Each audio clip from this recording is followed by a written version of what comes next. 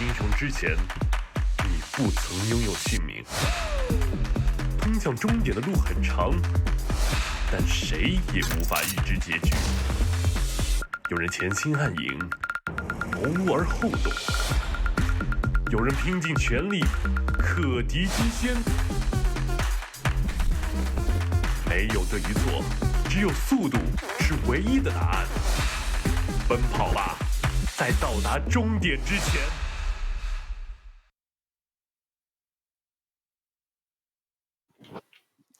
Hello, everybody, and welcome to the DPC. We're going to start tonight off with some Division 2 games. We got CDEC against YBB, and joining me today is going to be a cast filled with right angles and farming efficiency, because unfortunately the 4th of July means that BCOP and our Cryptic are too free to be here, so I have Drag and Drop, and I have Black. Welcome, Drag and Drop. I was going to start with you. How are you doing, my friend?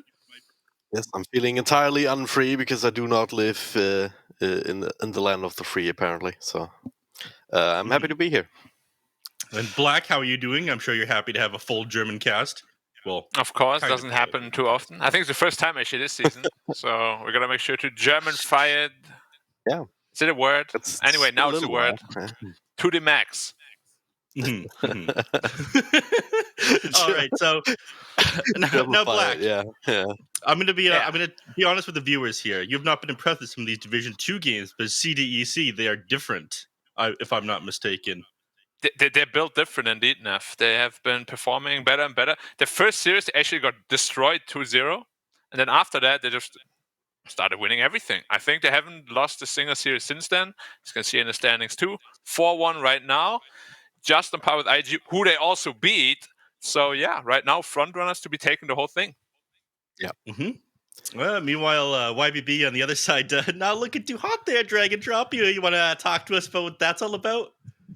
No, yeah. Like CDC, they forgot that they're the open qualified team. YBB, they did put in on the first win up against Team Fusion, which is a bit of an indictment on Team Fusion as well. But YBB, they've finally gotten together something. But overall, their results have not been great this season. 1-4 right now, so there's mathematically still a chance that they can avoid relegation. But they would have to win the remaining games, including this one, which is going to be rough. Yep, and mathematically speaking, it is not possible they get promoted at this point, having only 2 games left to play. The highest score they can end on would be the 3-4, and several teams already at 4 wins right now, which is unfortunate for them. But the important thing is not losing. Am I right, Black? Yeah, losing feels bad. Losing leads to disbanding. Losing leads to dropping out of the league with $0. Mm-hmm. 0. I think the last 2 places get $0, right? Is that right? Yeah, that's right. Very, very. It's a luxury, living the tier 2 Dota life. You drop out of the league, you have nothing to play for anymore. You also don't get any money. You're like, yeah, I'm gonna go on a vacation now. Is that really $0? You go on vacation? I don't think the teams are going to be happy. That's not the okay, I'll take your word for it. Yeah. I mean, you can go on a vacation because at least you have the time off, A lot of time off. But actually, as soon as you played in any... days off. As soon as you played in any of the leagues, right? Tier 2 or, Div 1 or Div 2, it doesn't matter. You can play in the qualifiers, right? Even if you are relegated or out of the Div 2? Is that possible? Yeah. Okay, so they have something to play for. Yep. Yeah. You can still play TI qualifiers if you lose in the last league, which is what happened last year, I do believe. Assuming that we're in the same format that we were last year, but it's sounding like we were. In fact, there's even more chance to make the TI because that last chance qualifier that we have now. Yeah. A few more teams at TI this time around. Yep. All right, we can look into all the heroes that these teams are playing. Obviously, Tiny and Dawnbreaker are the most popular inside the region. They continue to be such strong openers. Black, why don't you tell us why these heroes are so popular between all these teams? Well, Dawnbreaker in particular is super versatile, can pretty much occupy any role, but we see it mostly in the offlane in China. There's only really one quote-unquote hard counter, which is the next assassin, so if that's banned out, you're more than happy to just pick that up. And Tiny is just, it's becoming a little bit of a menace again. There was a patch like that, I don't remember when, like 2 years ago, where everybody just first picked POS for Tiny, where TOS was like mega broken. People into the mid tower. Yeah, exactly. And now it's like kind of coming back again. You have this POS4 here that just has like 1600 health at minute 10 armor. You can't kill him. He initiates for you. It makes the game really easy for your team to play, in all honesty. Mm-hmm. Yeah, I agree. I think it is too solid of an opener. That's why we see it banned out first a lot of the time, which is kind of crazy because there's a lot of heroes that people would argue are more broken at the moment, like Marcy, that people still haven't really figured out, but Tiny seems to be more popular than it. Yeah, Marcy is one of those that is still quite fun to watch, even though it does seem still a little bit broken with all the things she does. Wow, look at the fear support rating here. How is CDC so low? That is surprising. It is ridiculous. 1/5? Oh, no. Yeah. I wonder how this one is drawn, because I know that not all these are drawn like perfectly. The lane advantage rate, for example, is which team has the advantage 10 minutes into the game, rather than how people are doing inside the lane. So the viewer support rating might be something a little bit different. But we did mention that CDEC came through the open qualifiers. So maybe this is like pre-season. A lot of people were voting on which team they thought would be superior. Maybe pre-season, that's right, yeah. Because now it should be YBB, they've got... right? Yeah, I mean, YB, they've got 928, they've got D-Stones, they have a lot of players that are really good. People support Polison, even though... and Big Streamers too, don't forget. Like, I think it's actually a pretty big streamer in China.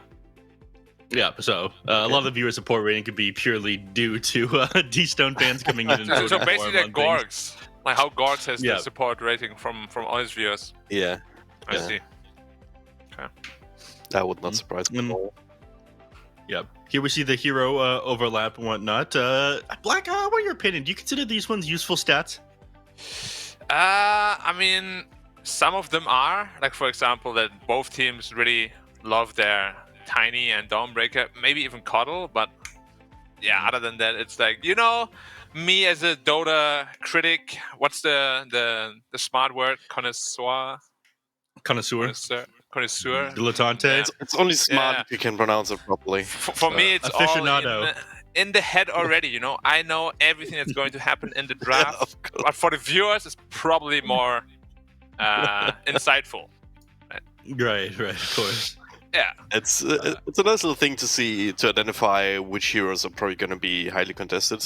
You were talking about the Tiny and Dawnbreaker, but then you still see the Mass there. 3 picks for YPB, 6 for CDC. You see the Coddle coming in, and it's quite interesting. Yeah. Can I ask you guys about the Viper? Like, why is Viper not really popular in China? NA and EU. Awful hero. It's been popular in the past. I know that Tusk and Viper were picked up a lot in the offlane, but I think it's just due to the fact that they play different things in position 3, and China, they seem to value the Dawnbreaker and the Tiny a lot more in the offlane than they do the Viper, and that's where a lot of people are running it at the moment. So I would say that's the reason why. YBB actually picked it up in the games that they won against Team Fusion the other day. The Viper? That was an a lot pick, yeah. They had it with Chronosphere in one game with the Faceless Void, just as a bit of extra damage, and then just normally without any big reason necessarily. It's just one of these heroes that's a bit underwhelming when it comes to scaling, right? You don't have that much reliable scaling with it. You're gonna win the lane. You can do a few things with a shot. It can help you push towers, but there's other heroes that do the same thing and more. You think of heroes like Death Prophet, for example. Yeah. Yeah. God, all these people have very similar breakdowns on their Which is surprising on because these graphs CDC is so here, much more yeah. successful. Yeah, they all seem to pretty much mimic each other with like the shape and size of these things, but they value a lot of the same heroes. But the main thing that I'm interested about the hero overlap that we saw is how these people are going to value different first bans and first picks. Like they'll maybe grab a Mars in the first phase and ban out the Tiny and the Dawnbreaker because they know the other team values it so much. That's my takeaway from these ones, anyways. Yeah. I mean, it's always like that interregional, right? At some point, like regional meta forms, and you just ban and pick based on that, based on the scrim information that you have, because all of these teams obviously have like a week, pretty much every week to just scrim and figure things out that way. Well, we will see what people pick up as we get into the draft here, and I do believe the draft is underway. It absolutely is, and we're several picks in. The people don't have to wait. They can have the beautiful insight of Black and Dragon Drop. Dragon Drop, look at the openings here from YBB. What do you think? Explain this to the people. Well, I know that Snare, if he's watching, he's probably very happy to see the Warlock being a completely first picked. So you have that, with the Faceless Void. So it's as solid as the lane gets. Warlock stabilizing it with the extra heals. You don't have to spend as much money on region. And with this one thing that carries 8 Neff, it's spending money on Salves and Tangos. So Void's going to be very happy with this. Dawnbreaker Death Prophet, though, you're talking about it. The Dawnbreaker in particular being super strong out of the offlane, sometimes as a support. Gives you the golden ability, the ability to turn around any sort of gank attempts with the extra heal, the extra +1 coming in. And Death Prophet as well. We've had Sinful Soul, I believe, in an interview the other day, and he was talking about how they think that hero is. It was yesterday. Team Fusion actually. They were saying how Death Prophet is kind of broken these days. Good job. They always win with it. By the way. Yeah, they always win with it, they said, but whenever the enemy team would pick it up against Fusion, they would also always lose. So do that what you will. YBB taking that one up is just quite strong too, right? Just the ability to team fight, take down towers, especially if you have some sort of extra heal to make sure that you don't get bursted down. Yeah. Excellent job correcting yourself. I would have had to take marks from you had you not corrected yourself. You are being marked on today's broadcast, by the way. Oh, God, Black. no. Hey, we see the Faceless Void here. You are a world-renowned carry player after all. How do you feel playing the Faceless Void into the Dawnbreaker? I actually think it's one of the best carry to Dawnbreaker matchups in the game. And not only is the lane like super easy because the Starbreaker is not enough stun to actually stop you from healing back to full, or like healing back all the damage that you took. But also it's one of the only carries that can actually, without building a basher, interrupt that Starbreaker shard interaction later on. I love that matchup. Every time I see Dawnbreaker in a pub, I just pick up Void, and it goes very well. Okay. All right. How would you say that Dawnbreaker versus Void is compared to, say, Monkey King versus Void? Because a lot of the players in China seem to think that Monkey King is one of the better counters of the Dawnbreaker. I think it's just Faceless Void gives you much better and easier team fight because of their Chronosphere, and you can just leave him alone in the lane, whereas Dawnbreaker can actually pressure a Monkey King quite a bit. Whereas Void, you just max your time walk, you can never really get pressured by the Dawnbreaker. Makes me also want to believe that this Dawnbreaker is probably going to be a 4, building into that Axe, and the Death Prophet is going to take the offlane instead. Yeah. Thank you for your insight, sir. You're welcome, Mr. Nefuazio. I don't know what that means. I'm just going to roll with it. Go ahead. Yeah, it's a new name now, Nefazio. So better go with it. But yeah, it's interesting to say to Black, because on paper, like, you would think that Dawnbreaker would be pretty good as a response to the Chronosphere, right? Just jumping in with the heals, and eventually once the Aghanim Scepter comes out, you better have some sort of a solution to the extra evasion that it gives. Yeah. It's just a problem as an offlane Dawnbreaker, you never really want to build into that Axe. Like, you want to build into scaling items. So that's exactly what makes me believe it's going to be a 4, because you can just rush that Axe, and then Void is going to have a little bit of a tougher time. Yeah, Ultimate comes out every time the Chronosphere comes out. It does make sense. Absolutely, drag and drop. Now, next phase of picks coming out here. What do you guys think that? How do you think YBB is going to continue to run this one out? Because I feel like at this point you need more disabled to deal with this faces void. Ooh. Okay, Oh, there it is. There we I'm hear going super ham. Just Doom him, lol. I mean, to be fair, Doom, honestly, with that shot, like he has some ridiculous amount of disable with the Infernal Blade. Actually, almost stuns you for 2 seconds if you're on the level threshold. The War Storm isn't too bad, right? It's not like your cookie cutter disable hero. Yeah. Yep. I did see a Doom the other day use Refresher Orb just to get a second Internal Blade off. Yeah, it's legit, actually. Infernal Like, it deals so much Blade. damage and stun if you're in the threshold. It's does, not bad at all. yeah. But it's also one of the best heroes against Void. Like, Void, I mean, obviously every hero hates getting doomed. But Void really likes to like do this jump in, jump out kind of shenanigans. If he ever gets caught, you're just dead. Yep. They're drinking bubble tea. Listen to YBB. Bubble tea? Looks like it. Yeah. I mean, yeah, bubble tea is super important. Like, it's your mind refresher. Before your games? Yeah, I should have picked some up before this broadcast. I made a rookie mistake. Some boba. Yeah, look at that. Oh, that's hype. He's also not stopping, you know. He's like, for like half a minute, he goes ham on it. Yeah. Inhale those bubbles. Okay, guys, important question. Do you chew them or you just swallow them? Because I know people that do both. I chew them 100%. Because if you just swallow them, you're a psychopath, in my opinion. Yeah, I agree. You're not like getting the full experience out if you just swallow them. Yeah, What's exactly. The point You're just absorbing sugar. Yeah. I don't judge kinks, so I'm not going to say anything to that about swallowing. Thank you, Drake. Thank you. Okay, Razor picked up now on CDEC. What are they going to pick alongside this one? I feel like Razor doesn't even counter anybody that hard in this game. Like, this is probably going to be run either in the mid lane or the off lane.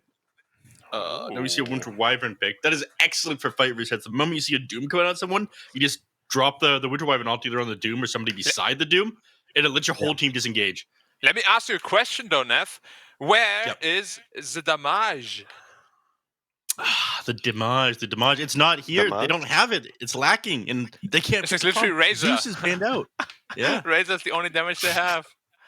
it's not even like a ton. Yeah, like, Yeah, you're well, right. I'm gonna be honest. Resets, but Hold on, Drag drop.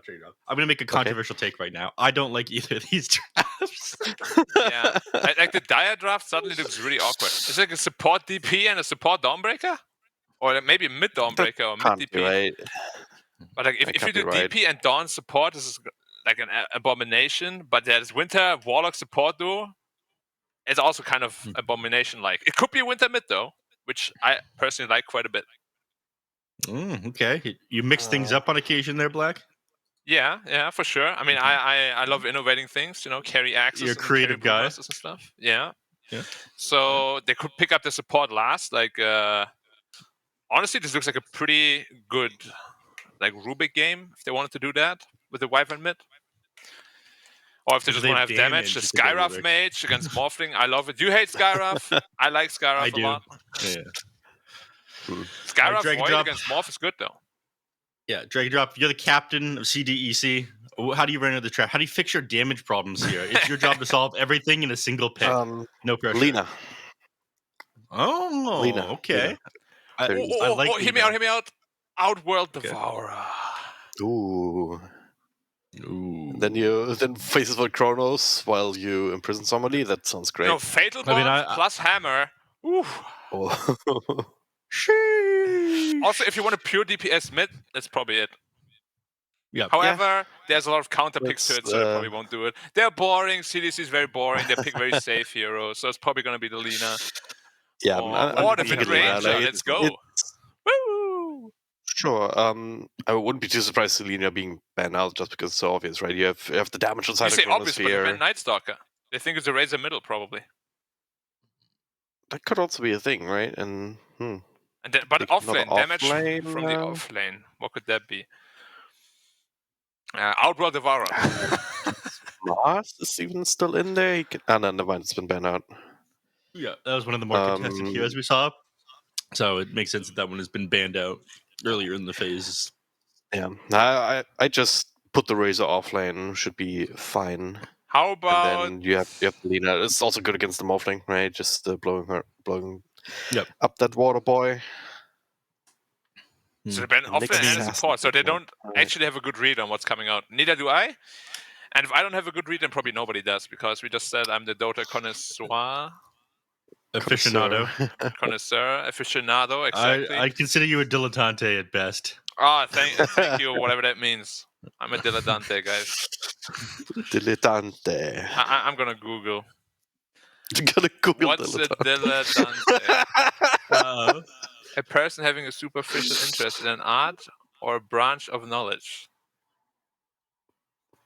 Thanks, dude. Oh, Can you play All right. damage? What is this draft? don't expect that one.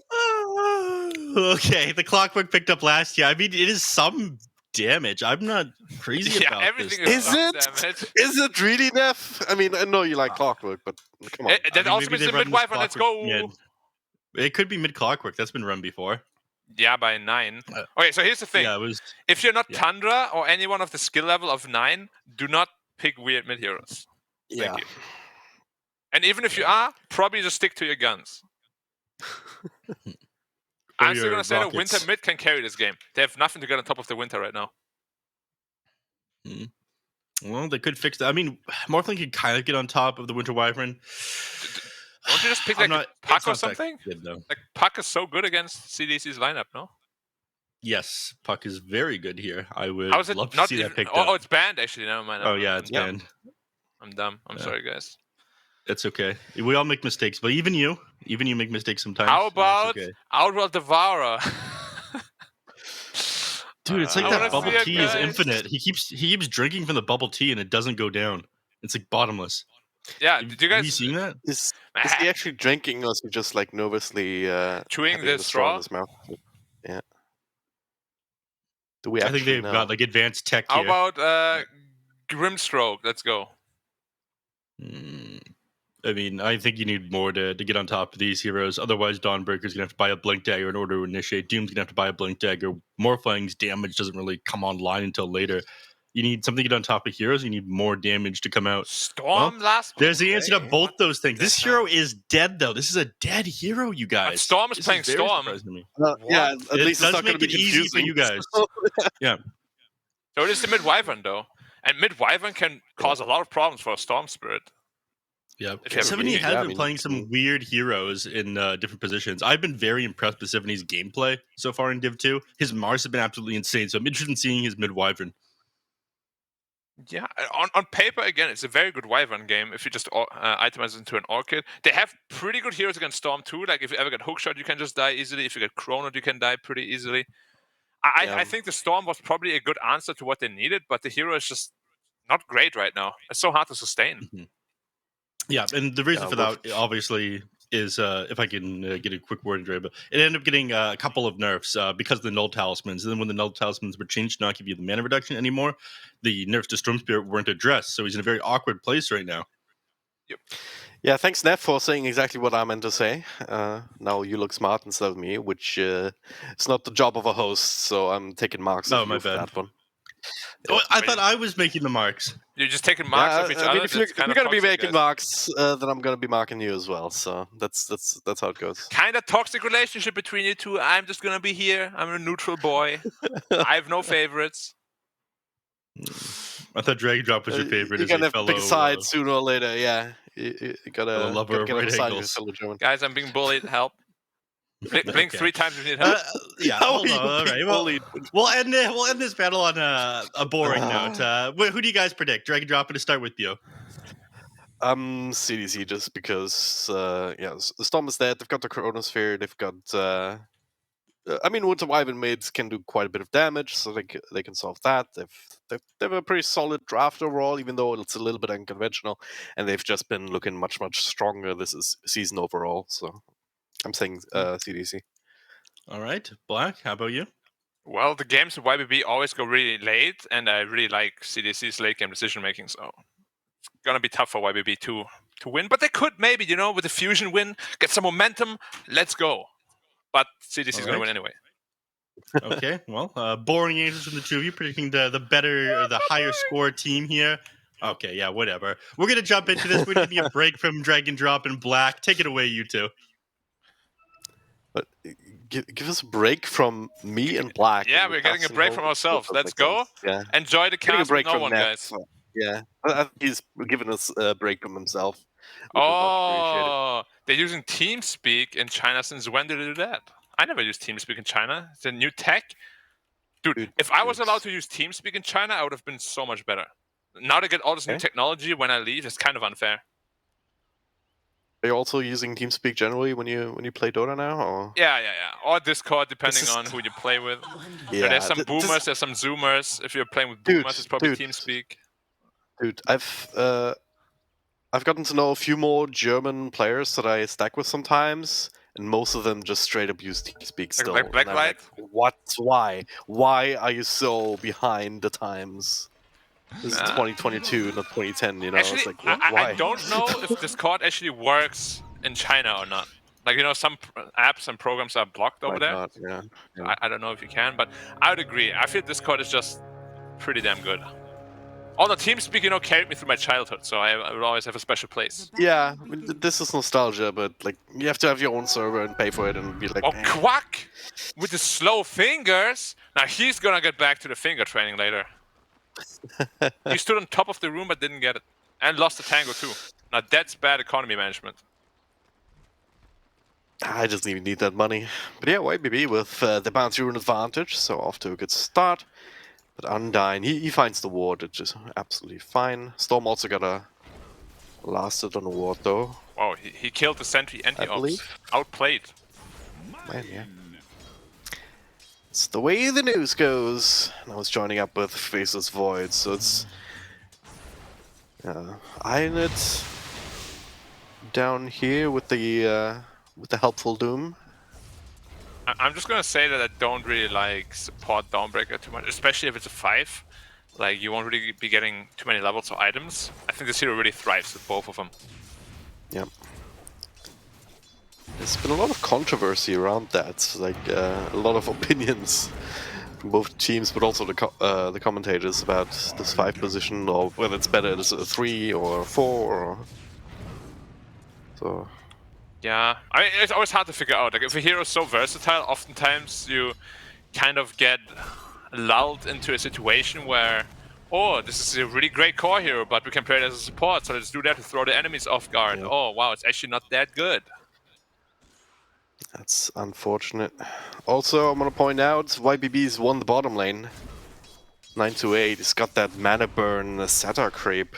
Oh, So yeah. you can just walk up and mana burn Undyne. Like, he's not gonna be able to spam nearly as many shadow words as he wants to. Yeah, they have done some damage control here at least, buying a magic stick, so they will have like one spell at the ready at all times at least. But yeah, like this mana burn creep, I can't believe it's actually not been really addressed. Like, it got nerfed a little bit, but not nearly enough. What did they do? Put the mana region aura down Yeah, by 0.5. like 0.5 or something? Yeah. Doesn't quite do it. Wow, Don't look, seem to the increase Void mana almost out of mana costs. now. Great. It's amazing. He's got a stick of his own. Like, if they wanted Full to do sticks this and Warlock at the with the moment. creep, maybe they like needed to up the level by 1, or put Devour max level at level 3, level 1, or something like that. Yeah, this is kind of silly. Well, just gonna have to be addressed by a couple of mangoes, perhaps, for Undyne, so they can sustain in this lane. Other than that, it's gonna get progressively worse for the Void. Is up top, Imitator. Actually going in very aggressively here, but losing a lot of health in the process. Let's talk about the top lane a little bit. Like, how's this Razor gonna match up versus the Morphling? Morph is historically considered one of the Razor counters, not just in lane, but in the game as well, because you can just morph into him and then static link whoever you want to. Of course, you get that increased range, plus all the damage that you get when you morph back into like your real form. So the matchup is super strong, the lane is very easy. We'll see what they do with this Razor. I feel like Razor has been overpicked in China just a little bit. But Ooh, mid lane 70. maybe they can prove me wrong. Very Yeah, well. this lane is super easy for Storm. Like, he just free farms here. Yeah, it certainly looks like a 21-3, so the 14-4 right now from 70. Yeah, there's really nothing you can do as a Wyvern. Like, you can't deny any creeps. You have like 57 base damage at level 4. It's kind of a joke. denying creeps with that hero, almost impossible. Storm having a much easier time on that. Or at least on getting the last hits, of course, with the extra overload damage too. So Already 1k gold lead for YBB. Yep. And we have seen it with CDC too, right? Like they won their first game, suddenly they started having this momentum that they never lost. Could be the same with YBB. Because honestly, a lot of the teams in Division 2, they lack a lot of self-confidence. A good win like that can definitely give that to you. yeah. Especially when it means that you still have a chance at not being thrown out, you know, just depending on how some of these other teams are playing, I believe. Like I was looking at the schedule before.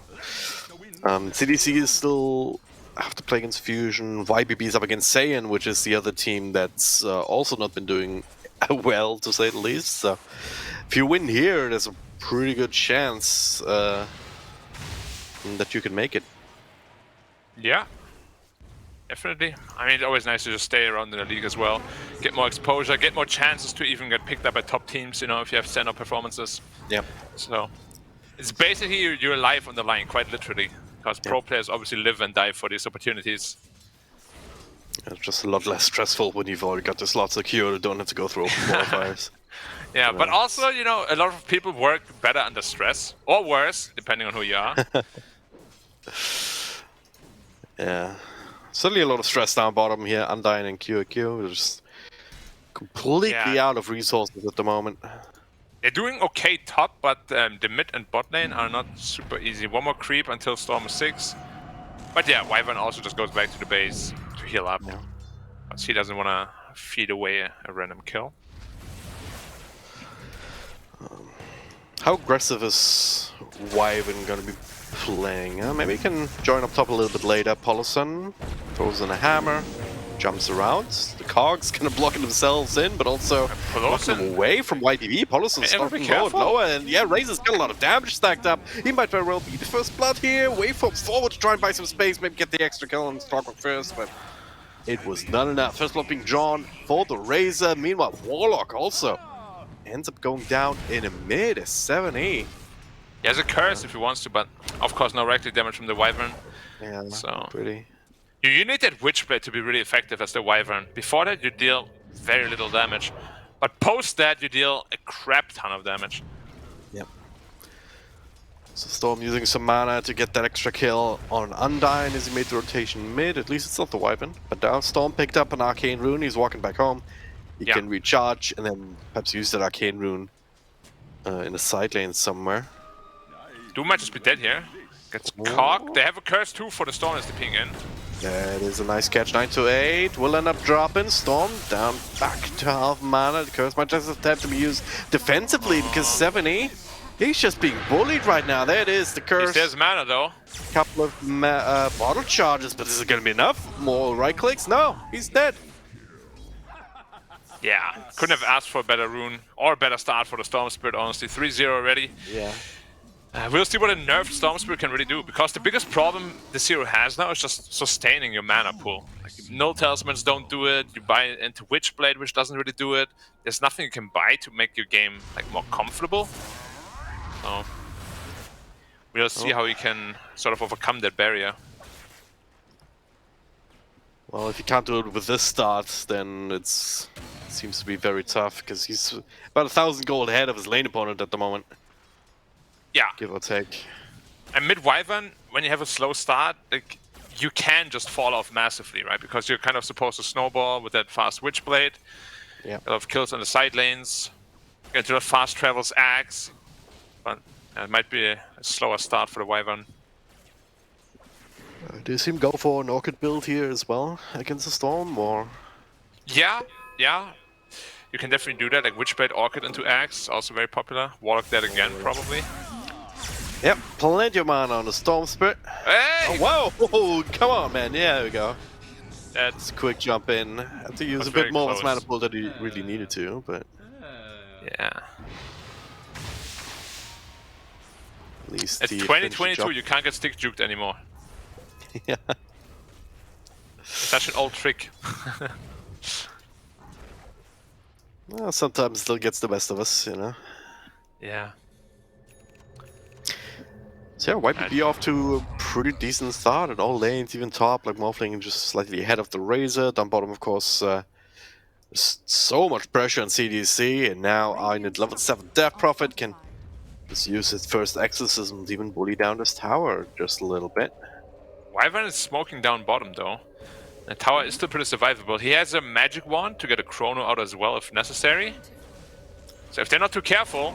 Yeah. Also this Observer Ward here from the die. Good chrono here. Ooh. Oh, I don't even need it. I thought he was going to chrono both of them, but... Yeah. Was like, nah. Screw that. It's kind of rough chronoing a Death Prophet with the exorcism going on for so long, because it was gonna come back and deal up any damage that you do. Goodbye Clockwork again. Oof, yeah. Really not respecting the Storm Spirit at all. Like, he's just fighting in front of the Storm Spirit, getting to half health. I was like, yeah, what can happen? Oh, I'm dead. Just wanted to get some levels in mid, you know? And they keep refilling his bottle too. That's his third or fourth refill, I believe. And I guess that's the way to sort of overcome the sustain issues we spoke about. Undyne right there, and that means he's very, very dead. They once need again. to stop feeding the storm. He's 6-0. Yeah. This can't be right. This is... I mean, Storm Another not 10 being minutes at popular. I mean, sometimes when heroes are not popular, you kind of forget to play against them, but it should be pretty ingrained that feeding a Storm like this is going to lead to bad things down the line. Yeah, it's like probably the worst hero in Dota to feed early on, to be honest. Yeah, we'll see. He goes for a Kaya first, which is sort of your hand of Midas on heroes like Storm. And yeah, like if they don't stop him soonish, it's gonna be a big problem. How do you stop him? Like, because the lockdown is sort of limited if it's not the big ultimates, right? Yeah. So the weakness of Storm is he doesn't kill heroes super fast, right? So he takes probably like 5-6 seconds to kill a Wyvern. If there's like a random Chronosphere or something to lock him down and you get a kill on him that way, could be pretty good. But he's already way too high level and way too farm. Like he should not be this level and farm level at this point. Yeah. If you're leveling with a clock, it's always a good sign for you, a very bad sign for the enemy. Pretty much. Well, Clock desperately trying to find his own level 6. Warlock, same thing for him, like he's sticking around together with Razor right now as he's farming stacks to grab a bit of experience and might bring him close. At least you have some sort of extra counterplay potential once the rock comes out. That might do the trick, you know, just feed up the Storm, make him overextend, and then just feed a killing spree to yeah, to your mid Wyvern or someone. I mean, at least Wyvern is very close to having the Witchblade completed. Yeah. About, what, 300 gold away from that, so her damage output is gonna ramp up. But we have yet to see a Doom as well. Q hanging around the mid, finds himself a DD rune. If he gets doomed, he might just die. Oh. Sure if they... Oh, he gets doomed right now. The long zip! And the Dawnbreaker just for good measure. Yeah, this is... exactly what you said might happen. Yeah. It's a problem if you're... if the enemy +4 Doom is approaching your Void in terms of farm. Morphling is free farming too. I mean, all of the lanes are free farming. Look at the 3 cores.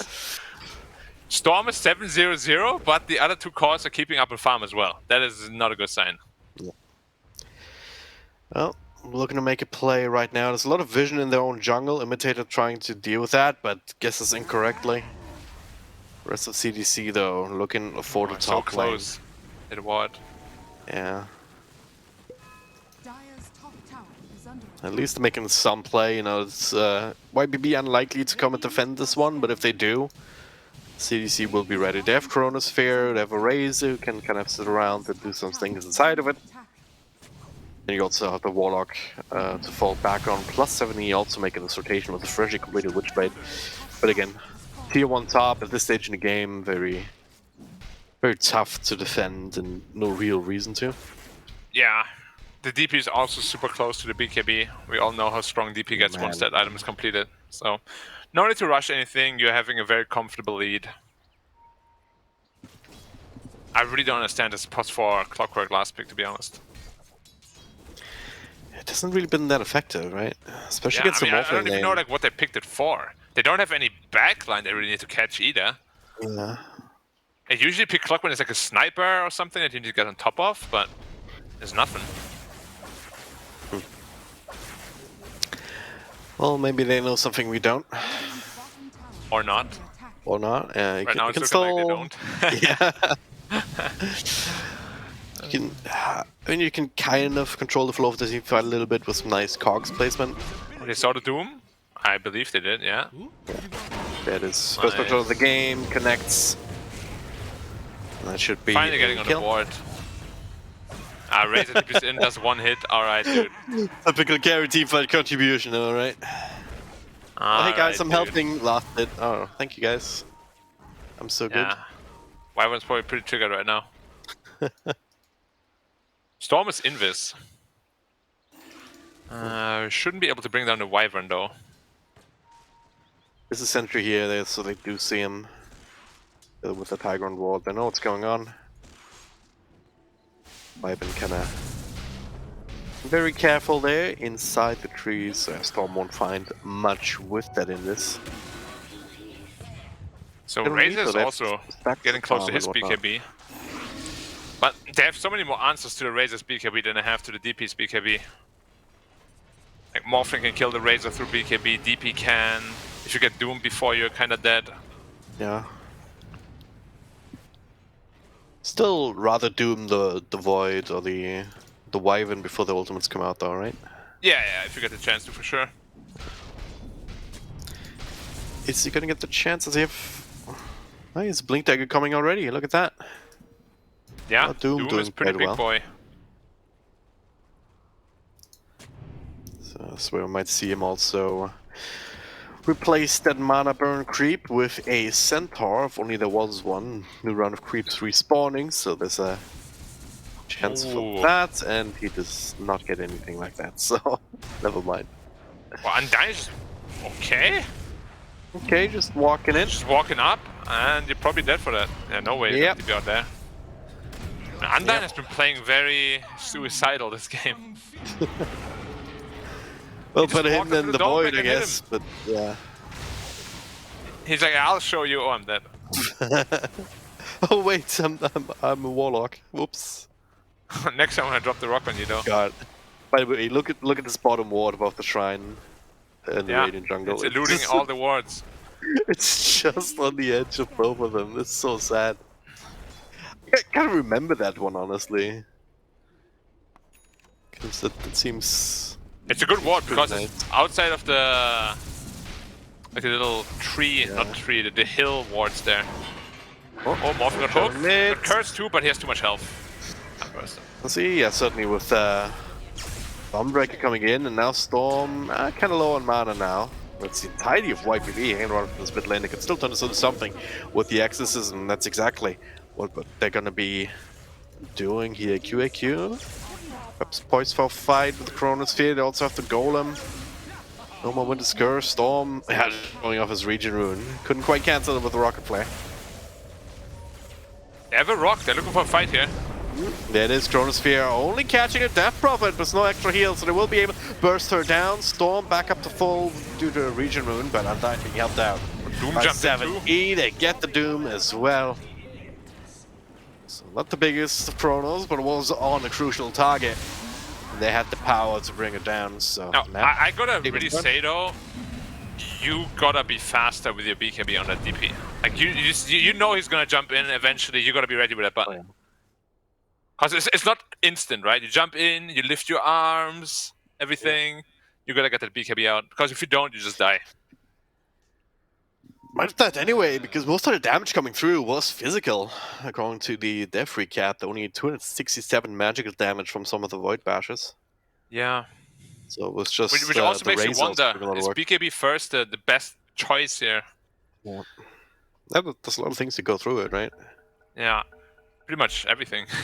Yeah. The entire lineup. Yeah, kind of. I mean, obviously not the time lock damage and the Maelstrom, Warlock which might again. be enough. Oh yeah, okay. That's free food. XCJ was playing Warlock the other day. He did not have a single death in one of those games. Yeah, Warlock is a very like feeling kind of hero. If you're feeling yourself, you get a super fast shot, high level, everything. Yeah, life is great. And then you play against a Storm and life just is the not that opposite great. of that. The Cape Man loses to the real Cape Man.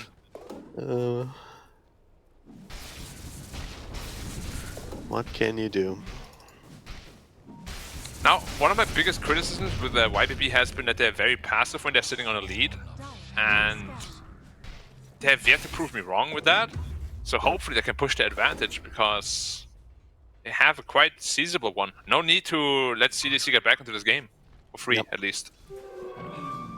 Paulson finds another ward, that's always nice. But yeah, I mean, a Chronosphere on cooldown, you might think that they would be looking for something. At the same time, there's the Winter's Curse again. There's also the Golem from Warlock that we've yet to see. So there's a few things that you have to address, that you have to concern yourself with. Yeah.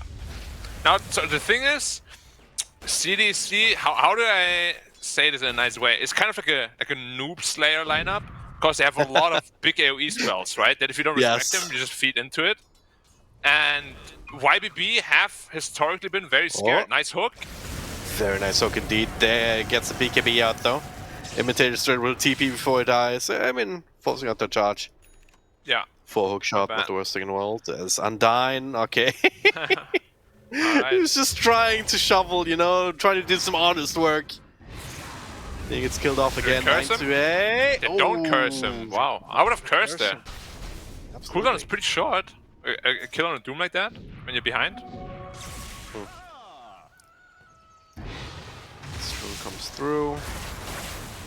Once again, Observer Ward out of range of a Sentry, but I think they saw them place it, so they should still be able to get rid of that one. A lot of focus here from the Dire on this mid lane, like there's one ward on each side. Yeah, it's a super important ward. Yeah, there is. Nice D-ward as well. Yep. But you know, Undyne, even though he's having a rough game, he's still doing his job pretty well. Getting a lot of D-wards going. They still have one on the other side, of course, as you said. That makes sense of why YBB would want to find an angle in here. This tier 1 mid's very low, but still standing. So, I mean, it still offers control for the Radiant. Storm just finished his Orchid, and Clock is pretty close to his own, so it's going to be a battle of who Orchids who. Because if you just jump into the backline, you Orchid the Wyvern and commit on him. If you get Orchid yourself, you're just dead. You have to be super, super careful with this sort of itemization. Yeah. Speaking of Wyvern, 7E going straight up for the Aghanim Scepter. And has that completed now, so... Which is going to make him pretty tanky too. Like around 2k health. Well, 1.8k health. Which isn't too bad at all, but Storm can still solo kill you, no problem. Yep. And permanent Actic Burn, which is not just a lot of damage, but also that free pathing, right? As long as you have mana, and you can 25% movement speed, which is kind of a Yeah, joke. yeah. I don't know why it does that. Why do you get faster suddenly? Why isn't he faster before when you fly? You literally fly. Yeah, it's like, okay, yeah, I was gonna say, because you're flying, but eh. It's so weird that they suddenly just add the movement speed bonus.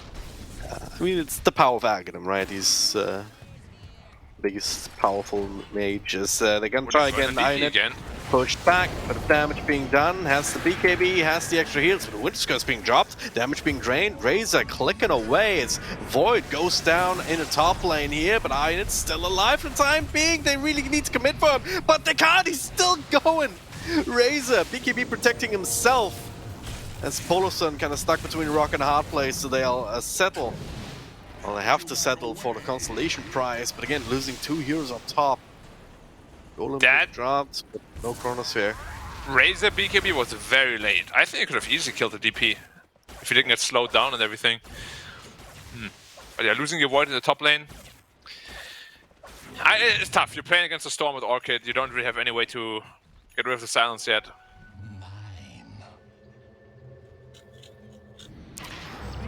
Alright. But you see, right? This game has been sitting at 5-6k gold advantage for like the last, I don't know, 10 minutes. Yeah. Which isn't good. Like, you definitely want to be growing that lead. It's stagnating a little bit for sure. And yeah, considering the kind of start up the Storm especially had. I mean, he's 10-0 right now still. It's absolutely impressive. 10-0-1. He's like part of 11 of their 13 kills. He just finished up the Orchid on the clock though, so that's the kill timing on the Storm, and they're looking for him. Yeah. It's not the easiest kill ever though. Still got a Kaya Sanj. 70 looking around. Gotta be careful though. Costs a lot of mana now you're flying. And now you don't have mana for curse and stuff anymore. Ooh. Take him with the Orchid. Ooh, there it is. Orchid comes in. Hookshot did not quite connect though. Do not catch him inside the cog. So this attempt And not now he working out. dies. Now there's the counter Orchid. Well, anything you can do, I can do better. So Storm as they do secure that kill. 9-8, trying to blink stomp in the back. Once again, he gets out. How? I really feel like you start having to commit some curses. I think it was Lotus up He there, was so, Lotus up, yeah. That was a bit awkward. Unit having that as the second big item. And you can just finish It's off just really this tier awkward one letting so many heroes TP out. Or now 9k lead suddenly, we just spoke about 3k. What the hell happened? Or 6k. 60, yeah. How did I get 3k gold lead in 1 minute? They only killed the clock, right? I think so, yeah. What the hell? Now it's suddenly 10k. Did somebody destroy an item by accident? I don't think so. I hope not.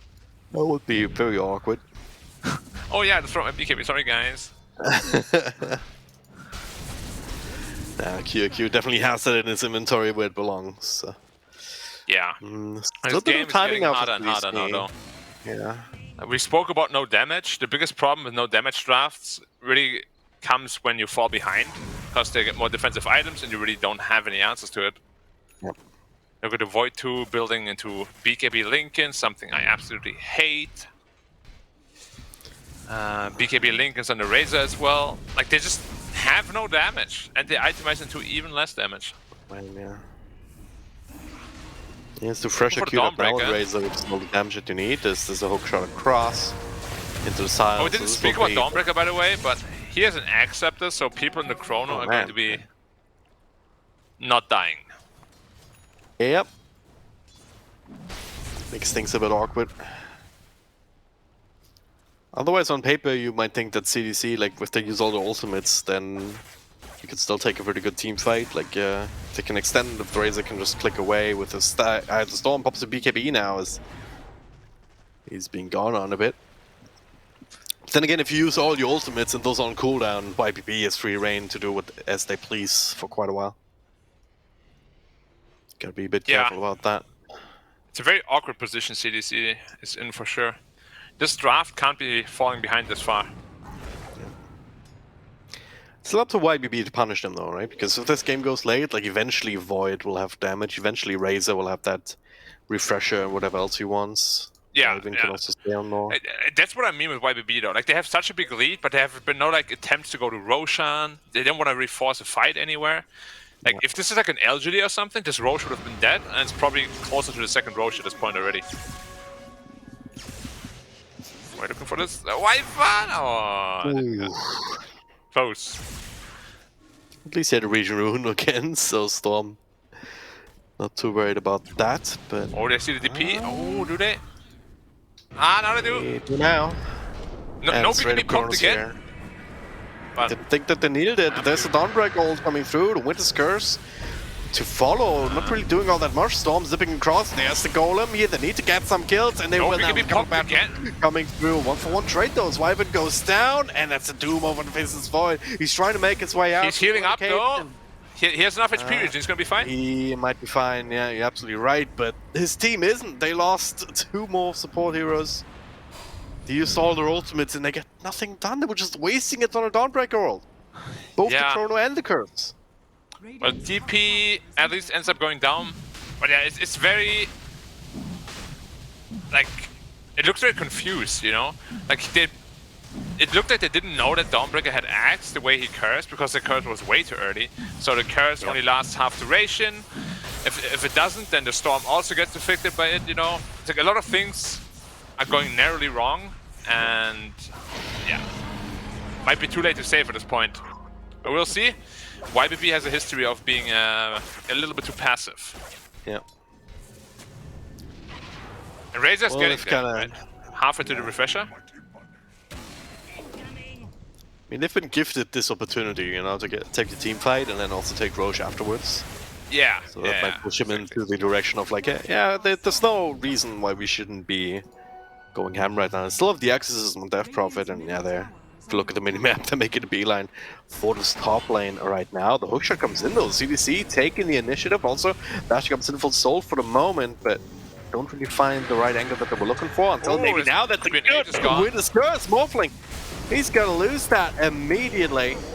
Now, with the Exorcism, this is where you have to leave. Surely, Razor pops his BKB, takes so much damage. Shows Simple Soul right back there with round number 2. Bolison going into the back to control him up. The blink triple stop on stop. 3 from 9 to 8 on top of the Dawnbreak. Oh, they're all gonna die here.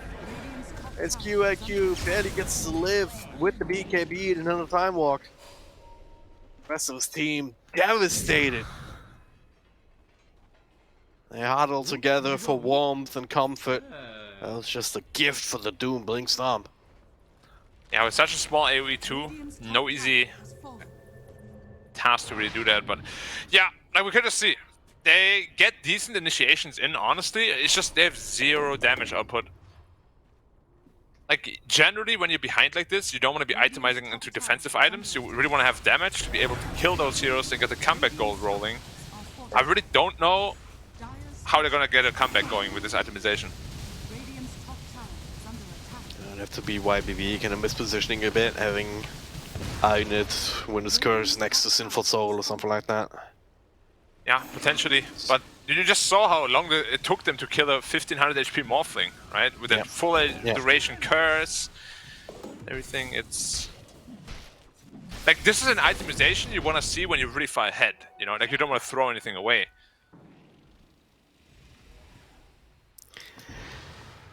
This is Why I not gonna quite get like much what Daya easier is for a doing. while. Yeah. Or the Storm Aeon Disc is so good. Like, it prevents any throw from potentially happening.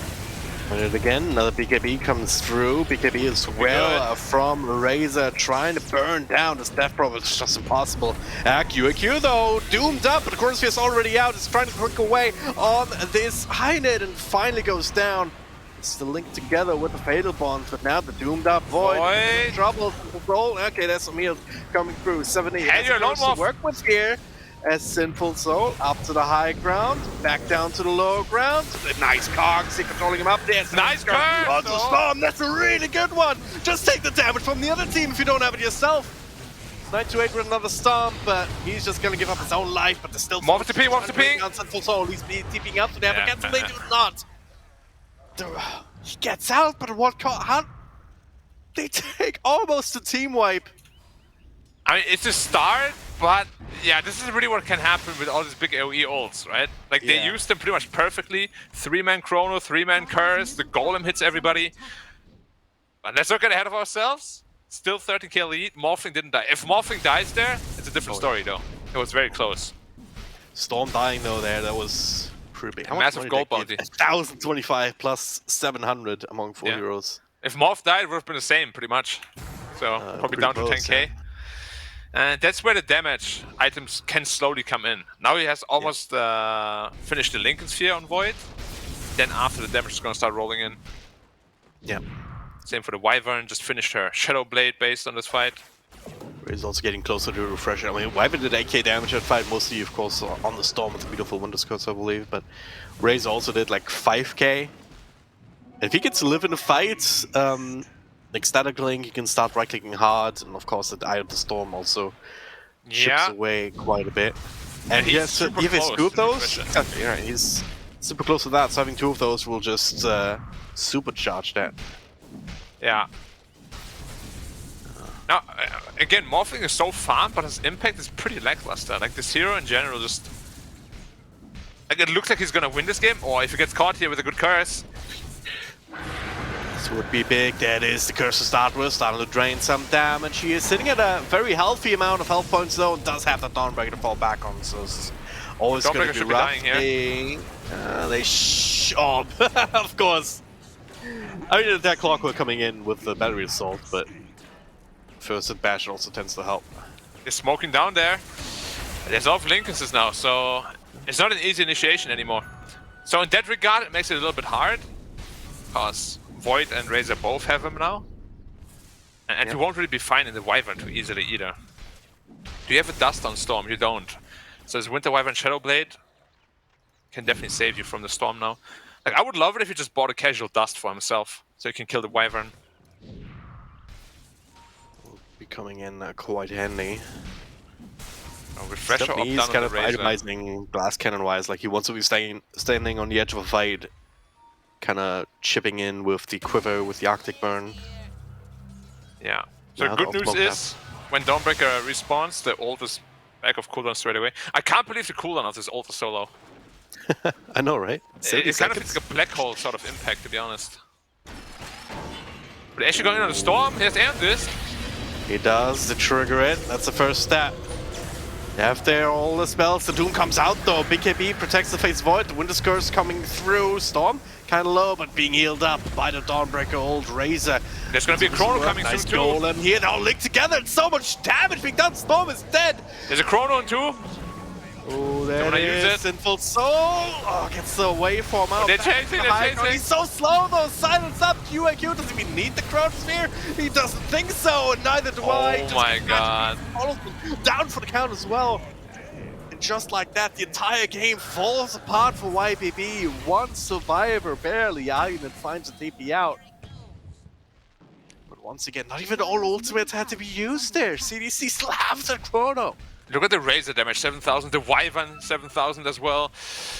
Ah, they're the real carries here. Void is just the Doom tanker. Absolutely, yeah. And now 7k lead, 6k lead, it's dwindling. And at this point, you gotta give a big advantage to CDC. Just because of the teamfight prowess. It's part of the refresher that we've been hyping up on this Razor for so long, but also the Fatal Bonds, three of them at least linked together. Fatal Bonds are ridiculous too. Yeah. How much is it per link? 24%? It's ridiculous. Starts it up as They're going to DP now too. shot forward. They can't just DP here. Hydra just always tanking those. Chronosphere being used.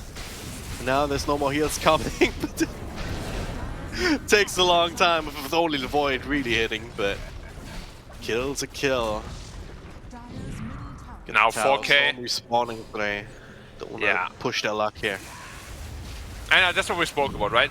You managed to make a comeback with all these defensive items because of your teamfight prowess, your execution, and now that's where the damage starts rolling in. Mjolnir almost done, Axe almost done on the Razor. Like, yeah, this is gonna get really brutal from now on. Axe Razor means next time they have the ultimates going near the fight, near the base, the towers are just gonna melt. Yeah, but this is exactly what we spoke about with YBB though. They always hesitate so much and don't push the advantage that they actually give enemies a chance to do this. Yeah. That has been my single most crucial sort of shortcoming of theirs. They're smoking up again, but you know, they have no Chrono. Other than that, everything is pretty much online again. It's a 5-man smoke. Yeah. There's an axe on Storm Spirit at least, so... Funny, hook shot across, you get this too, Storm, as well as the morphling here, the Winter's Curse will be reflected. Now, the Dawnbreaker ult, pretty good one, controlling all of them up, 17, a lot of trouble, gets burst down first. Storm, Simple Soul still alive, Undyne, 1 second left, and he can barely Doom get the expires. finish off Undyne. 5x coming through here, wanted to be taken and winning this fight, and with Storm and Simple Soul going down, there's no other way through it. Razor just burning through them, no questions asked. Like, yeah, just come and try and fight me. You can't. Yeah, the axe there too. Damage done in this fight alone. Yeah, with that axe scepter now, double eye to Storm targets. But they're actually GGing out just like that. Yeah. I can't believe they were 15k ahead just 3 minutes ago. Not even, it was 18, almost closer to 20k. And then they just lose 2-3 team fights in a row, and it's all gone. Incredible, absolutely incredible. Yeah, I mean, I'm surprised that CDC fell this far behind, honestly. But we said CDC is a really good team, so to be able to mount a comeback like this is also no small feat. Maybe they just put on some ankle weights. It's like, let's get behind a little bit so we can train under pressure. All right, guys, we're giving ourselves a handicap. We can't win until Undyne has 10 deaths. That's why you fed so much, but damn. Oh, that was quite a game. Neff, what do you think? Can you believe it? Life comes at you fast, but by the end, we saw why they ended up picking up Clockwork. I'm not sure if you caught him getting his level 20 talent in that final fight. He ends up jumping on top of the Storm Spirit and the Morphling, and they're both leashed up. It was great. Nothing they could do. They were just stuck there, couldn't do a damn thing. Storm Spirit probably beating himself up for going this Aeon disc instead of a BKB. Morphling Sinful Soul, he didn't have a BKB either, so they were just stuck there. And they ended up losing a couple fights before that, but you guys were concerned about it. The late game, even though you have the counters in the form of this Dawnbreaker Aghanim Scepter, the team fight was just like too strong from the side of CDEC. Well, what do you think the number one thing that went wrong that enabled them to do all this one, Black? Because like the final 3 team fights, outside of those, like it was just YBP all the way. Yeah, I mean, YBB was just, as we criticized them for often in the past, they're just too defensive. They didn't really force a Roshan, only after they won that team fight. After that, they didn't really get any outer towers destroyed. And that middle lane team fight, they got so incredibly hard outplayed. Like, all the AoE ults hit on 3 targets, very spread, while the Razor Link is going for full duration. Eye of the Storm is giving like minus 20 armor to the Storm, because he can't take any damage during the Winter's Curse. And I mean, it was just pure outplay from that part on, but it just comes on the back of YBB not pressuring enough, in my opinion. Well, it felt like it was a long time coming. At the 29-minute mark, you did mention that it didn't feel like CDEC had that much damage, but that's just where things were about to turn around. I looked at the fight recap. Both teams ended up doing like 11k damage, but they couldn't quite finish off any of the heroes on YBB, and I think that was the real turning point. After they got a little bit more XP from winning a 31-minute fight after that, where they got everyone except for the Morphling, that's where things really started to turn around. It was surprising that they won that fight too, because I'm pretty sure what happened there was the Faceless Void got doomed. The Razor tried to drop the Lincoln Sphere onto the Faceless Void mid-cast animation, but was just a little bit too slow. They won that fight anyways. It was crazy. Yeah, there were a few things happening, and I think Black is right in the sense that they were so afraid of kind of running into this, into all of these big ultimates, that they didn't do that by just playing passive. But then by the time these fights eventually broke out, CDC actually had just enough to throw in after these ultimates, or alongside these ultimates, to actually get the kills. And that might not have been the case if they just fought 5-10 minutes earlier, if they pressed the advantage. Like, even if you get 3-man chrono, Raze isn't quite ready at that point. Void has even less. You have a much easier chance of surviving that, especially if you get this early of an Aghanim Scepter on a Dawnbreaker. There's less reason to be afraid than you might have thunk with the kind of start that YBB had. But they didn't take advantage of that. They just let CDC come back, get all the items that they wanted, and then find a couple of really, really good team fights. Yeah, I've heard many times where you are like playing against a lot of AoE ults, right? You're playing against like Magnus, Enigma, and Faceless Void in one team. Yeah, it's very scary because any single one of the ultimates can like turn the game around. But in this game in particular, you have the best answers to that. You got heroes who can poke, go in and out. You can force some errors of CDC just because of how underfarmed they are. But like every time a team fight started, it was full commitment. They didn't try to poke at all. It was always the DP getting gone on, fight starts, that's it. Yeah. Even, like, this fight is a perfect example. Like, there's all the ultimates being used, but YPB only end up losing one person. But they did not force out that fight. There was an attempt from CDC that just went very, very wrong. And they reacted to it exactly. Yeah, and then they get this Aegis at least, which is good for them, but after that, everything just goes downhill. Again, they're just so afraid of really committing to anything. And I'm not entirely sure why. Like, this Stormbreaker ult is literally a jail out of 3 card. Like, Razor has no refresher, he has no damage. Jail out of Void 3? has no damage. A jail out of free. Jail out of Oh free. no! Out- That's the American version of it. We can dunk on them on the US a little bit. That's none of them are here Yeah. now. So. This is the German power coming through right now, Yeah. Like this fight also, Also, Razor, no refresher. They have no business losing this fight. How much gold did they have? 18k? And there's just no damage on CDC. How did they lose this fight? I still don't understand.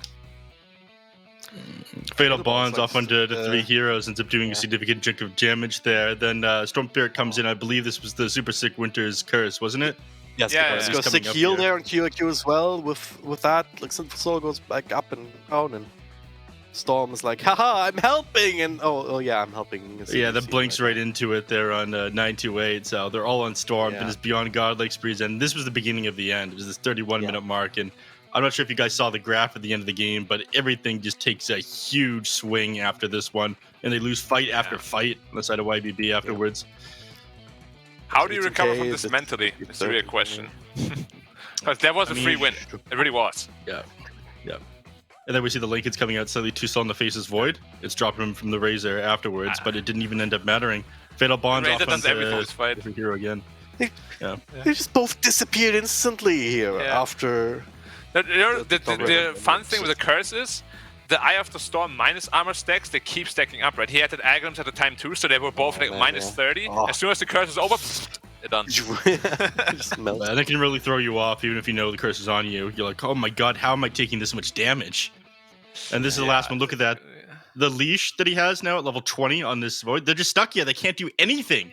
And then they're Yeah. cursed up afterwards. They just got completely destroyed in this team fight. And just like you mentioned, the Eye of the Storm stacking up on these people. Look how quick they drop afterwards. It's just like Yeah, a couple auto attacks in Storm. Yeah. He dies, losing, dying. This was the fight where Razor dealt like 13k damage or something. Yeah. As you can see, it's yeah, it's kind of ugly. Yep, good MVP choice. I agree. Yeah, absolutely. Is quite the Well, performance. these Also, things shout out to Imitator on clock. Like, I don't think he missed a single hook shot. I can't recall. I don't recall either. Okay, check this out though. 2.03 gold to damage ratio. Black. We quote this stat a lot here in the China region, but I don't think I very often see it this high. Yeah, seeing it over 2 in general is super rare. I'm just gonna do my own research real quick. He dealt 42,000 hero damage, which is kind of ridiculous. But 2,000. you know what's also surprising, or maybe not surprising? The Wyvern actually dealt almost closer to 3 per gold damage ratio, which is also pretty insane. Oh, yeah, Yeah, Wyvern, 44,000. Yeah, 15k net worth and 44,000 damage. Damn, look at that. Yeah, mid Wyvern is just so dirty, right? Once you get your axe after you hit everyone once, they lose half health. You're like, yeah, I'm a god. Breakdown. Yeah, 18,000 damage done with Arctic Burn alone. Holy hell. Yeah, that spell is. I mean, honestly, the Void had a miserable game. He was more of a Doom tank than anything. He dealt 10,000 damage. It's 0.5 damage ratio.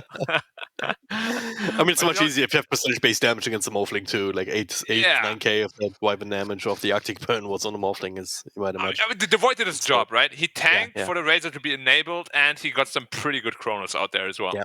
So, yeah. A unique Good way of team doing effort, I things, like it. though. A unique way of doing things, Black. Do you like how they decided to do this one? QIQ not really playing the position 1, even though he's on the Face's Void here. I think it was probably the best out they had in that situation, just because of how poor he was after the laning phase. Like, if you want to, of course, you want to avoid the scenario, but they realized that Razor is really the big damage here this time around, and the way he itemized also, right? BKB into Lincoln Sphere, just in, out, make me as tanky as possible while also still being an attractive target, because I still have that Chronosphere. Yeah. So, I mean, after a loss like that, you're winning the majority of the game, and then everything all of a sudden turns around on you. CDEC end up coming out on top. What is the mental state of them like here on YBB Drag and Drop? And how did they recover from this? Absolutely broken. There's no way to come back. They just have to wallow in self-pity for the next 2 years. No, for real though. Like, it's they can look back in their own stats perhaps and say, yeah, but in most of our games, we won at least one game in most of our series so far. So they should have the next one just based on that logic. But it must sting a little bit, having the game in their hands and then just letting it go like that. Can't imagine that to be easy. Now, Black, if you had to pinpoint one thing where everything went wrong for YBB, one thing you could go back in the past and change in that previous game, what would it be so they don't lose? Just one word that I've been saying since the beginning for YBB: aggression. Just be more aggressive, and things will naturally become a lot easier, honestly. If you're more aggressive as a Storm, they will throw out some cooldowns trying to kill you. Oh, it didn't work. Now Morphling has a free game. Just prod and poke. But if you don't do that, nothing is ever going to happen, and those teamfight ults will hit multiple heroes. It's just be aggressive. Seriously, just be aggressive. That's how you win Dota games. Just kill them, lol. When they played against Fusion, were they aggressive? Yes, I believe that they were. Yeah. See? A little bit. You gotta be aggressive. If you play aggressively in Dota, you also become aggressively in person. You're like, let's go. That empowers your teammates to go in further also. And then it's just like a snowball, and they're dead. Yeah, I remember you the last truly game bring against... us all to the next level of aggression, Black. Continue drag and drop. Maybe a good example of that is the last game against Team Fusion. Fusion had a Naga Siren, but they weren't really as afraid of the song turnaround because they had ways to account for that. Like they had the BKBs and they had the heroes that were quite far ahead. So when by the time the song came out, by the time they forced it out, they still had the BKBs and plenty of time left to finish the job and always killing God King now on the Naga. So yeah, they needed to have some of that energy, some of that ability to say, hey, yeah, we can play around these ultimates in this way, and then press our advantage that way. So it wasn't really much of that in this game one. Well, unfortunately, I hope you guys have a lot of energy because Drag and Drop, we are not going to give you a break. Instead, we're going to go straight to the next game because the draft is underway for game number 2. Yep. Incredible. No rest for the best, like I always say. Black, if you need some time though, we can cover for you for a little bit. No. I got a bladder of steel. It's all good. Man's built. I don't think that's healthy. Hey. We don't judge like that here. It's a judgmental free zone. All right. Absolutely. Yeah. Going back to first pick Tiny, of course. Every team is going to do that. I'm going back to Death Prophet Dawnbreaker. Honestly, do you really have to change anything if you're YBB in the draft? Probably not, because it worked out perfectly. Until it didn't.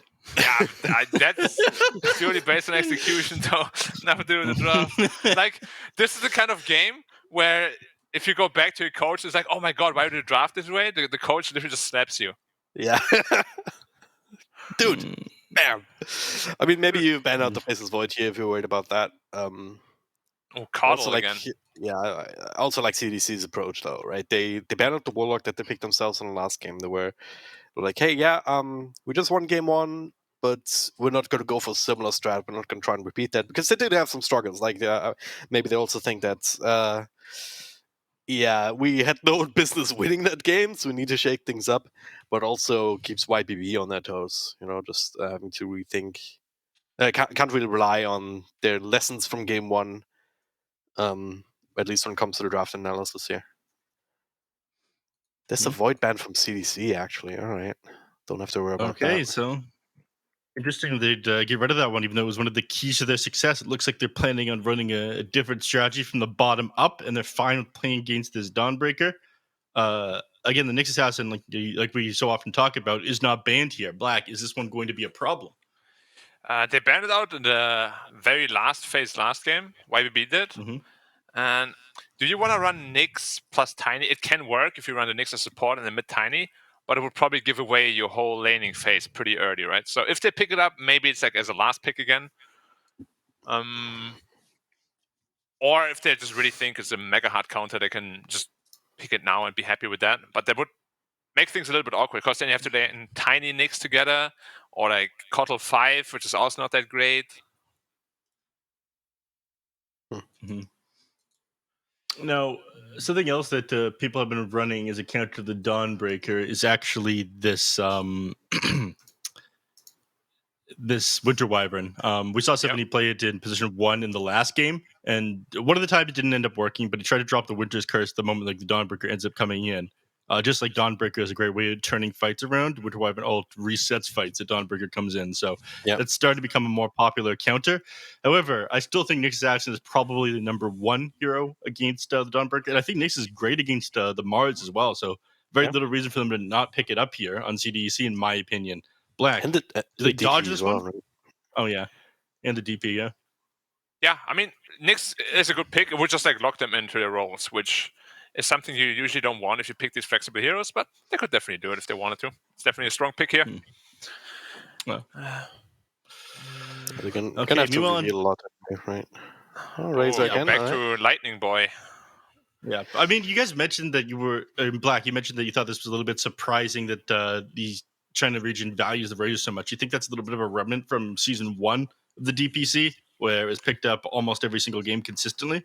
Yeah, potentially, because Razor also didn't really get touched or nerfed, right? And the refresher timing is still super strong. Your BKB timing is still really strong. It just feels like a lot of carries just free farm against you, which is why I don't like it all the time. Yep. And on the other side here, okay. We see a Treant Protector come in. Drag and Drop, I know you're a big fan of this hero. Yep. Big lumbering giant, but still helpful. That's me right there. Of course. Train Protector. Do you like it here? Yes and no, because the enemy. Please show your work. Okay. So the thing about Train Protector, right? The way he changes the game is that he forces the enemy to really commit for towers. Which is normally a thing that extends the game, kind of makes things a bit awkward, gives you more time and space to farm up your own heroes. But YBB, they very much the ability and willingness to do just that, to commit for towers. They have the Exorcism to bully them down and what go.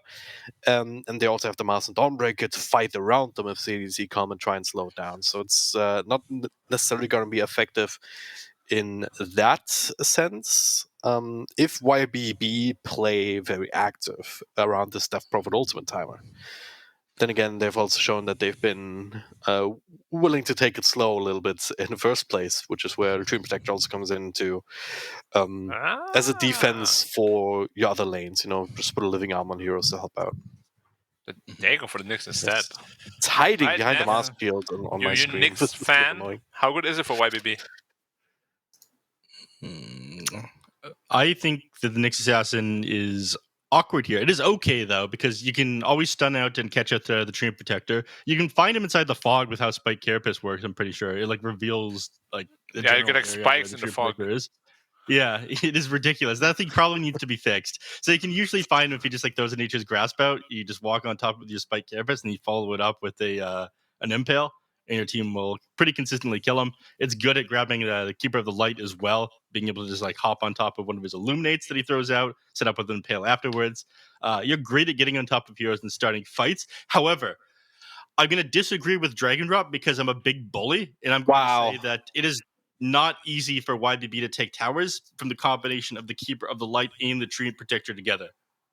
Nyx Assassin kind of answers that problem. Since they end up decreasing the damage that the Exorcism does to towers by 50%, you want to be able to pick off the Keeper of the Light and the Treant Protector in order to ever be able to push these buildings, and Nyx Assassin might be able to do that for you.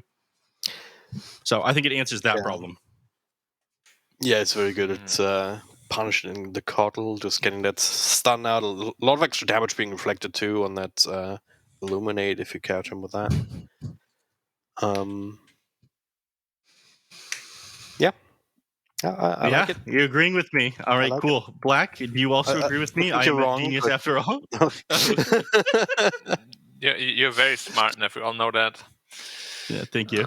Anybody that is very interested in anime, to be honest, is very smart. Man, true. This is you're spitting facts now, Black. I like that. Continue going on with your analysis. Get rid of anti-mage, unfortunately, because they fear your power and analysis. Yeah, of course. I mean, banning AM, like it doesn't seem like a free win here or anything, but they know that I'm casting the game and they know me and AM. We have a good relationship. Every time AM is in one of my games, it gets like plus 50 extra stats from the very beginning. Oh wow! Yeah, gotta get that out of there. And in all seriousness, though, like the CDC draft again, I feel is sort of also capitalizing on YBB's weaknesses as a team. That they are just never really going for the jugular, right? Like they don't like to go for these all-in tower pushes. They don't like to force team fights. Treant is very good at that. Treant is also very good at setting up Razor. Like DP BKBs wants to run around in the team fight. Overgrowth, Razor sticks on top of you, you die. Makes a lot of sense. I like this draft so far. Yep. And they ban out more elusive heroes on CDEC, both the Anti-Mage and the Weaver. I imagine they're afraid of both these in position 1, which is kind of interesting. It means whatever they plan on picking up last year on CDEC, it is not going to be a stun. They have something else in mind here. They do have a decent amount of reserve time left to think about this one. Do you have any predictions, Drag and Drop? I'm not so sure. Like banning Anti-Mage generally makes sense if you want to be looking at Medusa. I'm not sure if this is a great Medusa game even without that. Honestly, this Medusa Nyx matchup is... I was just going to say Spectre, yeah. I thought about Spectre, but I was like, why are you going to give Mars a free lane? But then I also remembered that they have Nyx Mars, which is like a terrible lane. Now, YBB needs a great mid hero. Honestly, for them, what about mid Wyvern for them? Let's go. It's banned, my dude. Oh, the banned is super early. Okay. Necro? PA. Okay. Into the Razor. That's a Brav. You got a break for 1,400 gold. Very cheap. So it's good. But you also play into Razor, Treant, and Coddle. Yeah. Huh. And it's a mid-Mars. Gonna need BKB, so maybe Manta as well, just to defend against all of that nonsense. I don't like it.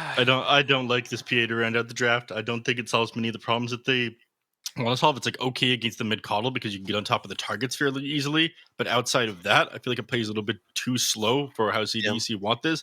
And everyone other than the Phantom Assassin is going to get just destroyed in the late game by the Spectre. So I personally am going to have to go with CDEC for game number 2 here.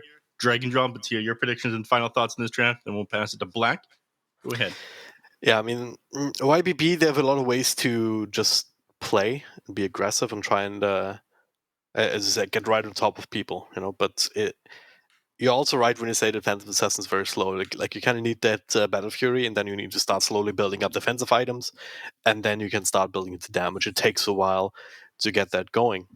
And almost longer than Spectre really needs these days to get online, because you can need a couple of intermediate items, and you go Ags, and then you just start joining team fights that your team is setting up for you, and start snowballing that way. So you have more of an impact earlier. I think CDC's draft a little bit better, but I do see a way for YBB if they play active enough that they can kind of throw enough wrenches into CDC's plans. Okay. Well, they picked an answer to Spectre at least, but this is going to give Razor a 100% free lane. And the Razor with BKB this game, there's no answers. So it should be a super strong Razor game again. We have seen what he does in game 1. And sure, maybe you have a Spectre answer for a mid-late game, but you don't have any Razor answer whatsoever. So I got to give CDC an advantage here. Well, I was going to say big advantage, but I don't want to dishearten YBB anymore because we all know they can hear me. And that's why the Anti-Mage was banned out, because everyone was able to hear you and whatnot this game. Of course. Yeah. Well, as much as I'm a fan of 928 and his Nyx Assassin, I'm not so sure about this one, but we will see. Drag and Drop, Black. Enjoy your last all-German cast together and enjoy the game. Good luck. Last? So you're saying it's going to be... All right, yeah. All right. Damn. Neff, okay, he's completely curses now. Like, we're all saying CDC. So naturally, YBB will be winning. They've got the buff of winning at least one game per series, so working in their favor. Yeah, I'm just really afraid, like, what the mindset is going to be like after the game 1. It can't be good. Unless they're just really able to take it as a learning experience, as it were, you know, just saying, all right, yeah, we kind of screwed up, but we had a solid base to work on. Ooh, 4 bounty runes for them, though. Where was Ooh. CDC? Where was anyone? Kind of bullied out of mid. No one was. Off Like 4 top mid. bounty runes is no joke. It's a big gold lead at the beginning. Yeah. Maybe it's CDC handicapping themselves again. It's like, all right, last game was 10 kills on our support that you get, and then this game you get all the bounties. It's a bit awkward. Well, why make it hard if you can make it easy instead?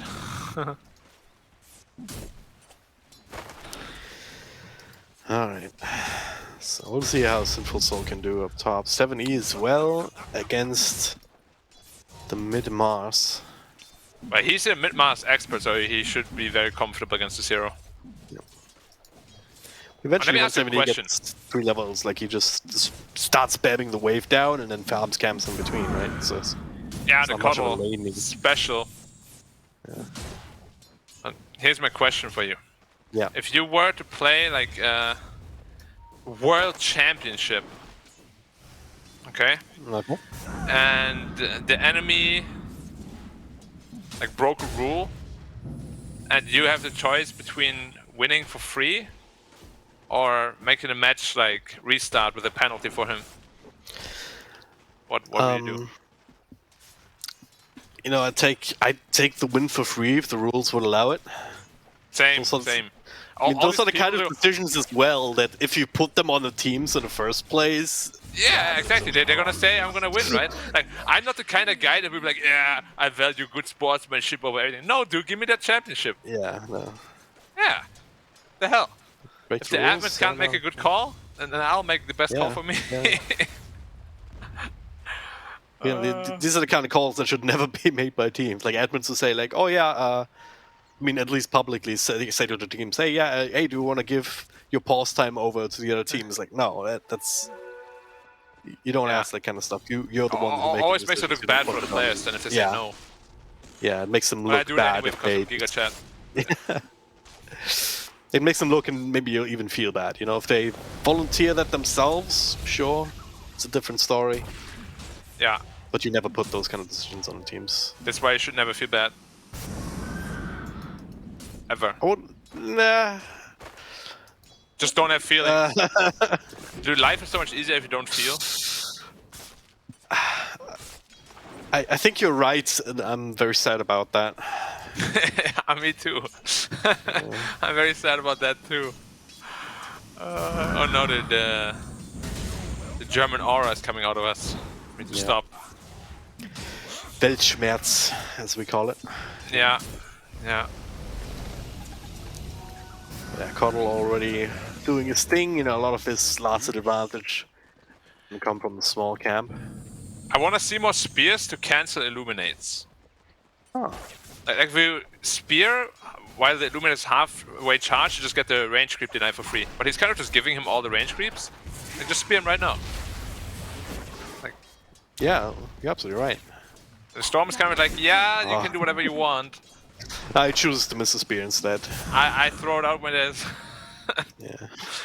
Oh, okay. 7E also forgot that he already farmed the small camp. He's like, oh, what? Whoops. They're gonna raise her. Oh, dropping very low, and he's draining damage at the Fairy Fire, but it's not enough. First blood being drawn. Yeah, Nice. out of position there while Imitator's pulling the wave. You gotta respect the PA slow that's coming out with the Orb of Corrosion still. And Raze is actually getting super pressured. Wow, I thought it was gonna be a free lane for him. Or it should have been at least. 10 and 5, 15 and 6, only for Sinful Soul at least. And QQ YBB, probably doing a lot better. like, how do they always have such a good start? I don't know. I hope this time around it can translate into a strong mid game as well. Dire's top tower is under attack. If you lose another game like this, like, I don't know how you recover from that mentally.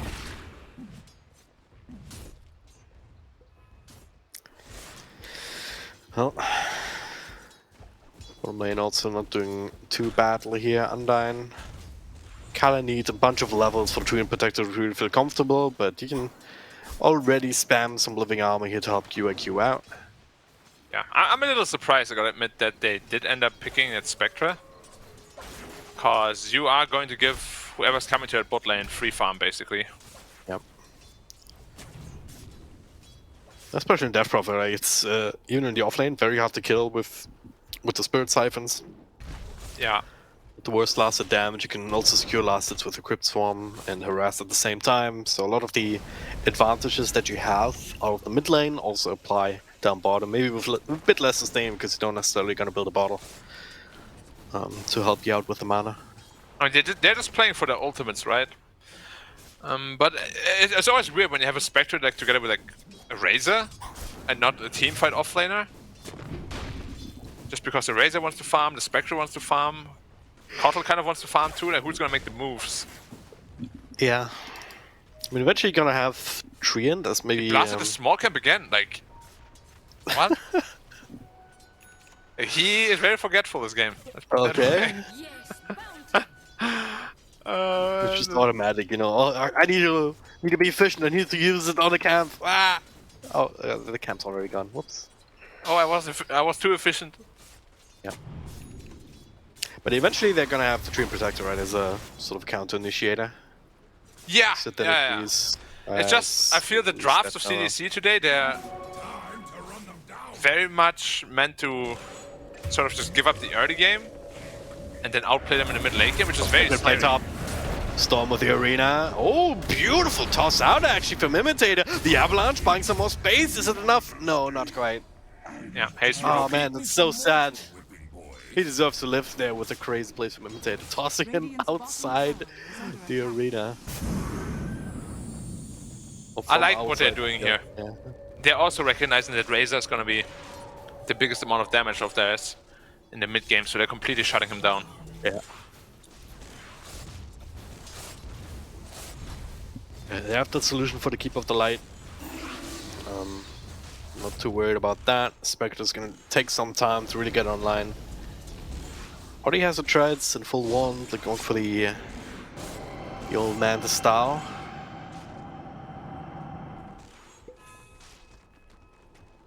Not having the worst time right now, but YBB overall in a pretty good spot on all three of their cores. And like the moment they got their ults down bottom on Init, as well as on Storm and mid, they made something happen with that, right? Get a kill. Yeah. Not necessarily getting a tower just yet, but No, I don't know if they have a coach or not, but he, like, if they do, he definitely identified the problem in the first game and would have talked to them about it, right? So Yeah. I like that they're being much more proactive this time around.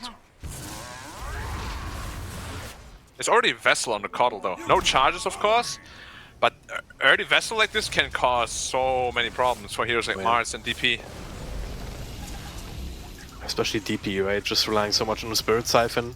Also in any game with the Dawnbreaker, just if you rely on that heal to turn around, so if once the charges come up, that will not necessarily be enough to keep you safe.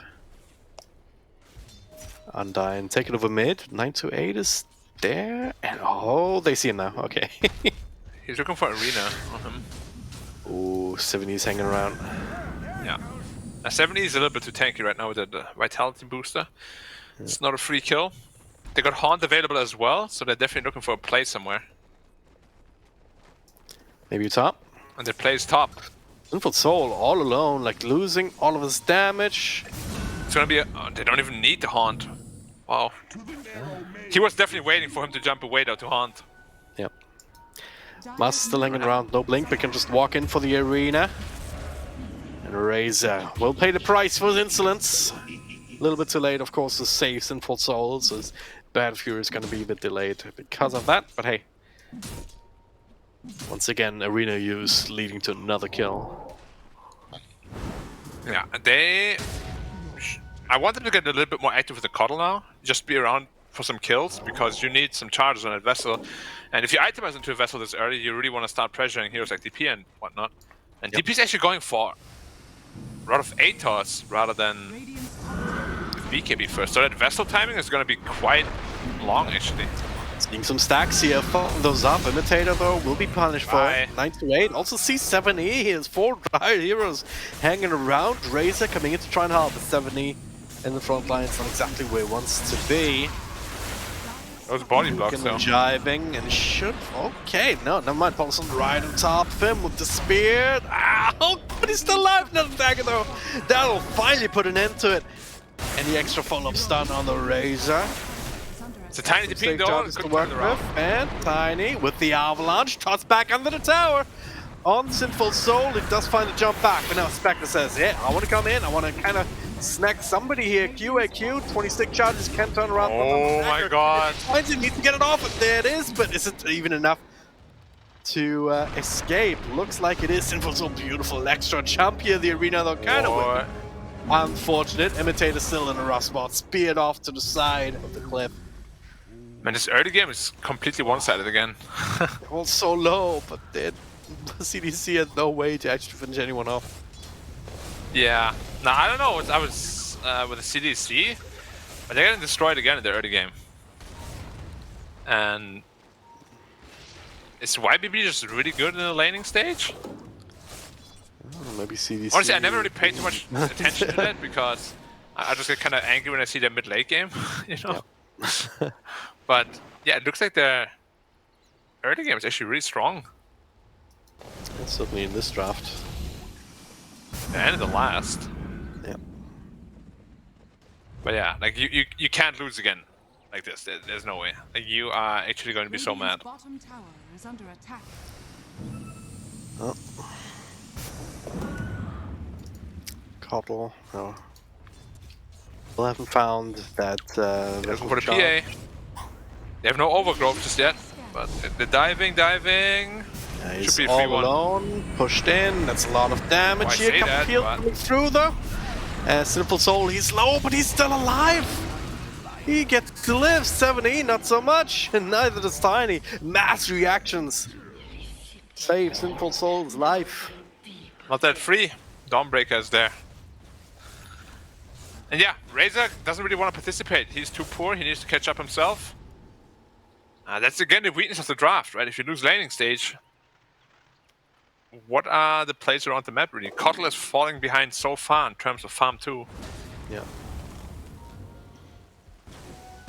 It's kind of double-edged sword. Like you want, as you said, you want to be kind of joining in on these pickoffs on these fights, build up some muscle charges, build some momentum that way. But if that doesn't work out, you're not getting ahead, and you're not farming either to make up for it. If he ends up dying like that all the time, so Dire's bottom tower is it's a under bit attack. rough for all the cores right now. At least Spectre, comparatively though, is sliding creeps quite well. Yeah. I don't think QAQ can be too unhappy with his own progress at the very least. You know, one big problem I've seen from 7E this game, he just popped Spirit Form off cooldown, and every time a fight starts, the Spirit Form is gone. Like, Okay. it's so important to have that free Illuminate charging while you can still be mobile. Yeah. They would have won at least 2 or 3 fights with that. I feel like he's being a little bit too free with that usage. What's the fancy word? Liberal. Liberal is a fancy word now, okay. Yeah. Thought it was a very normal word, but... He is discombobulated.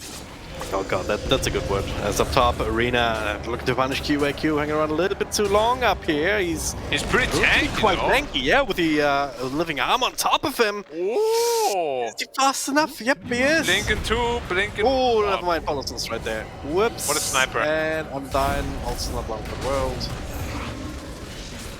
4 against 2. Radiant structures are fortified. Nyx Assassin is getting solar bound. This is by Carapace. Didn't actually get it off properly though. Solar Guardian comes out. 70, up in front, slowed down. This time he has some help. Avalanche. It bursts down. Paulson Now that's doubling the vessel kill charge score. coming in. They just doubled the kill score. CDC is just on fire. Radiant's top tower is under attack. No? Radiant's top Okay. tower is fortified. TC on fire! Wow! No, yeah, at least they have vessel charges now. There is opportunities for more kills, right? Yeah. It's gonna be a big source of the damage. Razor's still no intention of joining any fight, I don't think. He needs that BKB ASAP. How do you feel like if you're CDC though? Getting clapped like this in the early game again? As we see Nyx getting maybe taken out? probably. Yep. Very nice. Gets thrown back.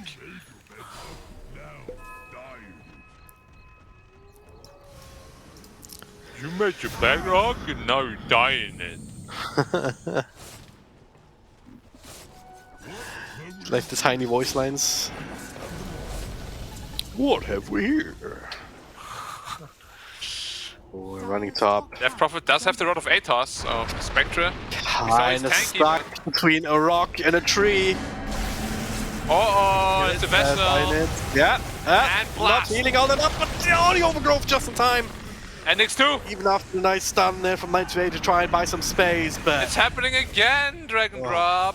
it's happening much earlier too. Like they're starting to get some things going their way. YBP this time not ready with the response, even though Storm was hanging around that area at a TP. He has the Blink Dagger online too. No Solar Guardian for Polos, and was still on cooldown. Yeah, I think they need another jail out of 3 card. Again, as we said, like even with Solar Guardian, that heal's also going to be mitigated. I mean, he even has a Holy Locket already, so good on And him. it's so farmed but- again on the heroes. Yeah, it's crazy. But Spirit Vessel is going a long way to offset even that.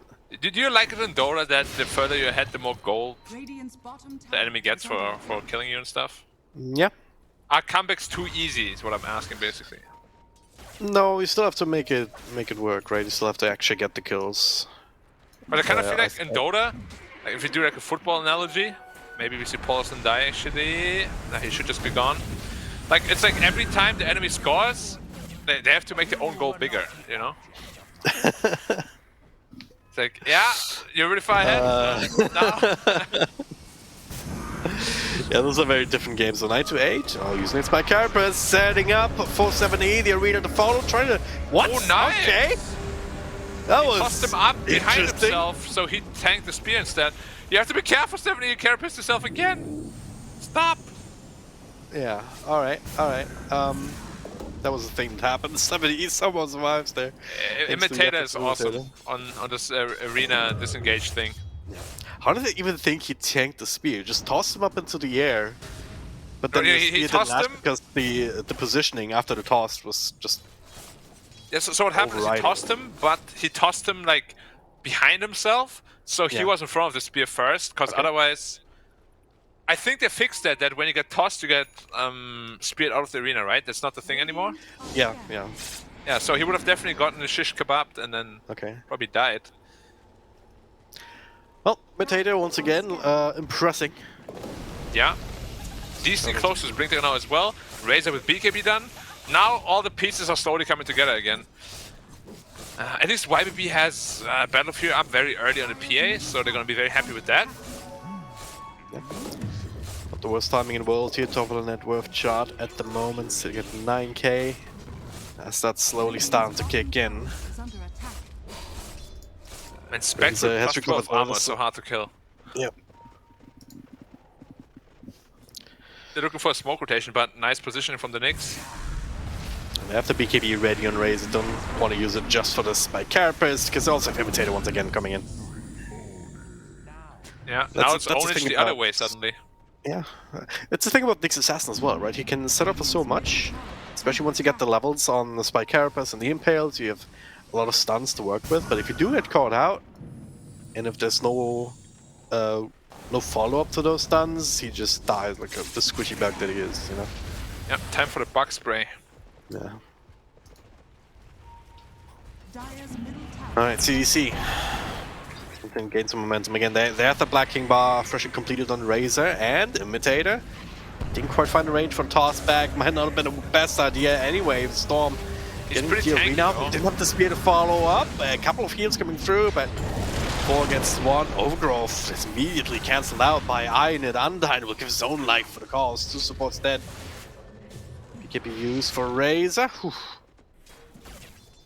There's a TP out, so this time a little bit too deep.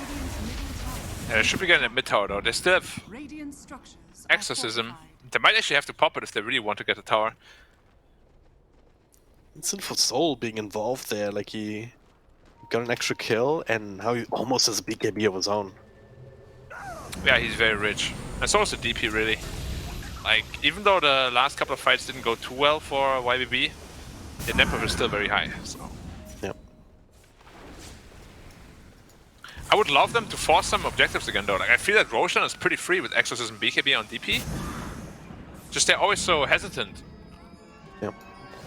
Like, get that BKB on the PA, get that Aegis, then you get the shot, and then Spectre is also super easily killable. But yeah, just be proactive, because it's always CDC that's aggressive, and then YBB is just reacting to it. Yep. Once again, spoke up towards the bottom lane. No overgrowth this time around, though, and they were looking for the PA on the lane, but she's not there. Hoping we can maybe bait out the Spectre down bottom. Like, there's no tier 1 towers, farming relatively aggressively here, away from potential support, so... But yeah, they're going down mid instead of the 7E. TP a little bit too late, so that'll be cancelled, wisely so. And it's Roche. Alright, no tower against Roche. Under attack. No Coddle to worry about. Yeah, I can see that working. I'll also Go finish and up the feed, my BKB. beautiful sisters. I'll also finish up the third BKB for Storm. It's not How too far beautiful away. are her sisters? 1 to 10. My sisters? No, the DP sisters. The DP sisters. I don't know. Is under No, attack. not kinda that look a beautiful, little- right? No. Yeah, she's like a little bit delusional, probably. I mean, even if they're not beautiful to other people, you know, they can be beautiful to her. That's right. That's right. You know, Did you watch just, Stranger Things, the new season? I did not, no. Oh, did you watch any of it? No. Okay. Are you going Not to watch my- any of it? No. Okay. Just for these things that I just skip. And I was no interest in it whatsoever. And you don't watch anime either? No. Jesus Christ, dude. You read a lot? A little bit, yeah. Yeah, that explains it. Also watch sci-fi. And, I feel like anime watchers like they cannot read. Like they need action to be interested in something. Like me, you know. just need pretty I- pictures, yeah. I can read like a book for 10 minutes, like okay. But I can watch like anime for like 10 hours, like oh yeah, like, Oh god. you know.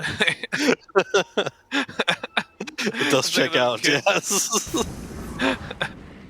As long as there's explosions and cool effects, I'm all in.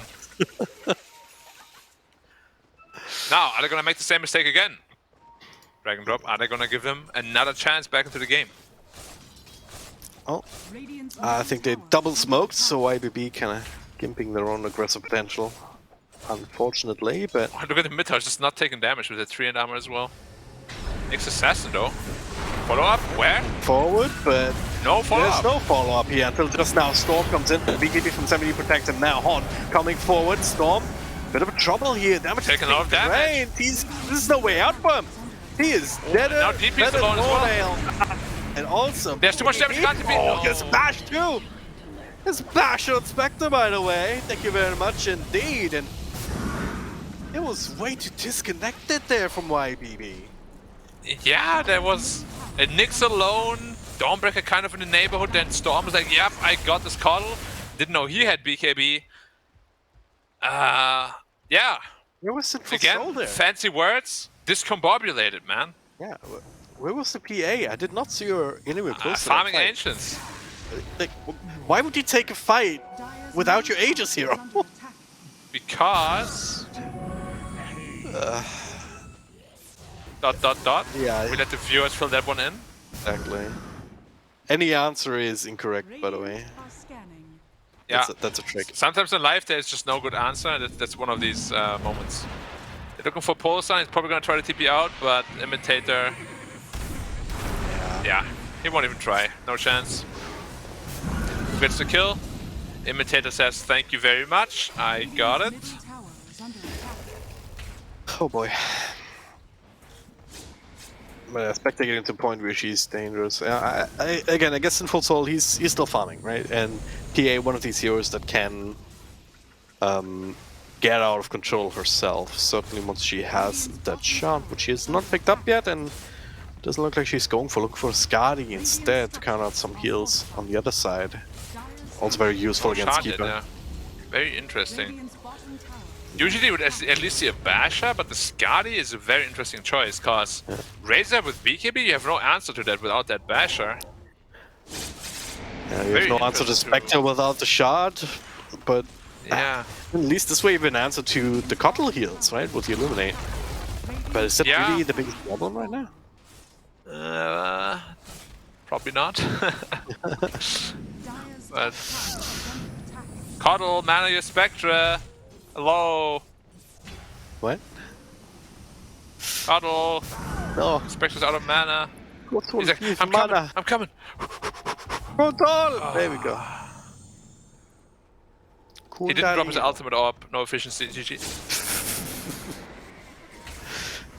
Well then, why do you keep using mana? If you like your mana so much, then why are you using it all the time? One more. Give me a refill. Hey, he's just running past. He's like, nope. Team? Radiant's middle tower is Team? under attack. Oh, refresher is soon to be done on Razor once more. Just needs one more component. Go. Storm accidentally popped his BKB. Indeed. No one saw that. Storm. Why you gotta Nah, call them out like that? Come on, man. We have to, you know, respect the integrity of the game. Storm did try to test his BKB once more because after the last fight he wasn't sure it still worked. I mean, he had it going. It still does. but still- It still works. It still it works. still works, yeah. It's best to make Yeah. sure. And now they're smoking up on CDEC. Thank you, Neff, for calling out that he used BKB. Now they know it. Yep. Talk about competitive integrity. Yes, they'll smoke up Yeah. and they might. Oh no, DP's right under the ward and... Yep. Yep, BKB is available for Einit, but again, there's so much physical damage just from the Razor. A couple of heals, I mean, it's taken some time. Yeah, but Razor's now the Overgrowth comes into play. Q&Q joining in, it's 2 heroes down. Storm is no into the BKB. third Storm. He's just straight up dead. BKB Wait, was he is BKB either! No, there was no BKB, just still taking Bash, so much bash, damage. bash. We need a little bit more. They got it! Didn't Double need it. kill! Dire's middle tower. Didn't even need the bash. He has a double after Storm. 108 gold. And again, man, YBB, the masters of the early game, the disasters of the mid game. Is under attack. Master and disaster. The problem with Dota is your early game really doesn't matter if you can't transition that into a strong mid game. It's a brutal game in that aspect. Like imagine football, you score 10 goals in the first half, and you're still in a great position, right? In Dota, it's not like that. Come on, man. You can't keep comparing Dota to football. Okay, It's so simple in comparison. What about squash so then? undynamic. I don't know what that is. The one where you hit the ball against the wall and then you have to like chase the ball. Yeah, I don't know the intricacies of that, so I don't want to judge. But hey, like, Dude, how about the one where you ride on the But, horse and you like- have to like... you gotta play well the whole game. Like, you can't just Exactly. Which means Top tower. it's very difficult. Yeah, Would you We're say not- it's more difficult than real sports? in some ways, yeah. Dire are scared. Same. Esports for I mean, life. it's, Let's go! Attack. That's the beautiful thing about Dota. Like, you also asked earlier about the comeback mechanism, right? And Yeah. I think if we didn't have them like that, it's the game would be a lot less interesting because The then we top would have teams the would be super situation. happy though. Yeah, obviously, like YBB no, comeback would maybe also be mechanism, happy if it was harder to do, but it would just mean that the early game would matter a lot more, but that would make the games less interesting.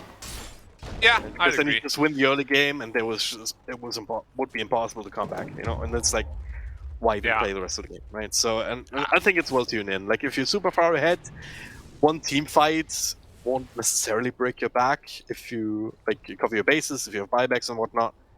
If you lose 2 team fights, it's back to even, and then if you lose 3, it's you really deserve it anyway, right? I am gonna say though that I think the numbers are a little bit too big. Like that storm kill last game, like 1700 gold it's a big number. It's like He was half a also core item. beyond godlike, so. Yeah, he was, of course. It's just like you get one kill on him, one mistake, even though he played perfectly the entire time. Suddenly the enemy has like a core item. You're like, Big of mistakes here, stun being gone on, but tiny bit of a counter initiation. Just Razor's Razor's right just there, unanswered. double ult. He's just burning them down. Simple Soul's going in. It's like, team, oh shit, I'm all Hey, you alone. can't go against Breaker Razor like coming that. through with some extra heals, but there's just no damage. Another jump back towards QAQ. Double kill. Get a third one, surely. Any moment, another jump back. the dagger. Oh, he was about to cast it. He was in animation, but can't get it. Can't believe he Fine. got out there, but yeah, there's just no response to the double Razor ult.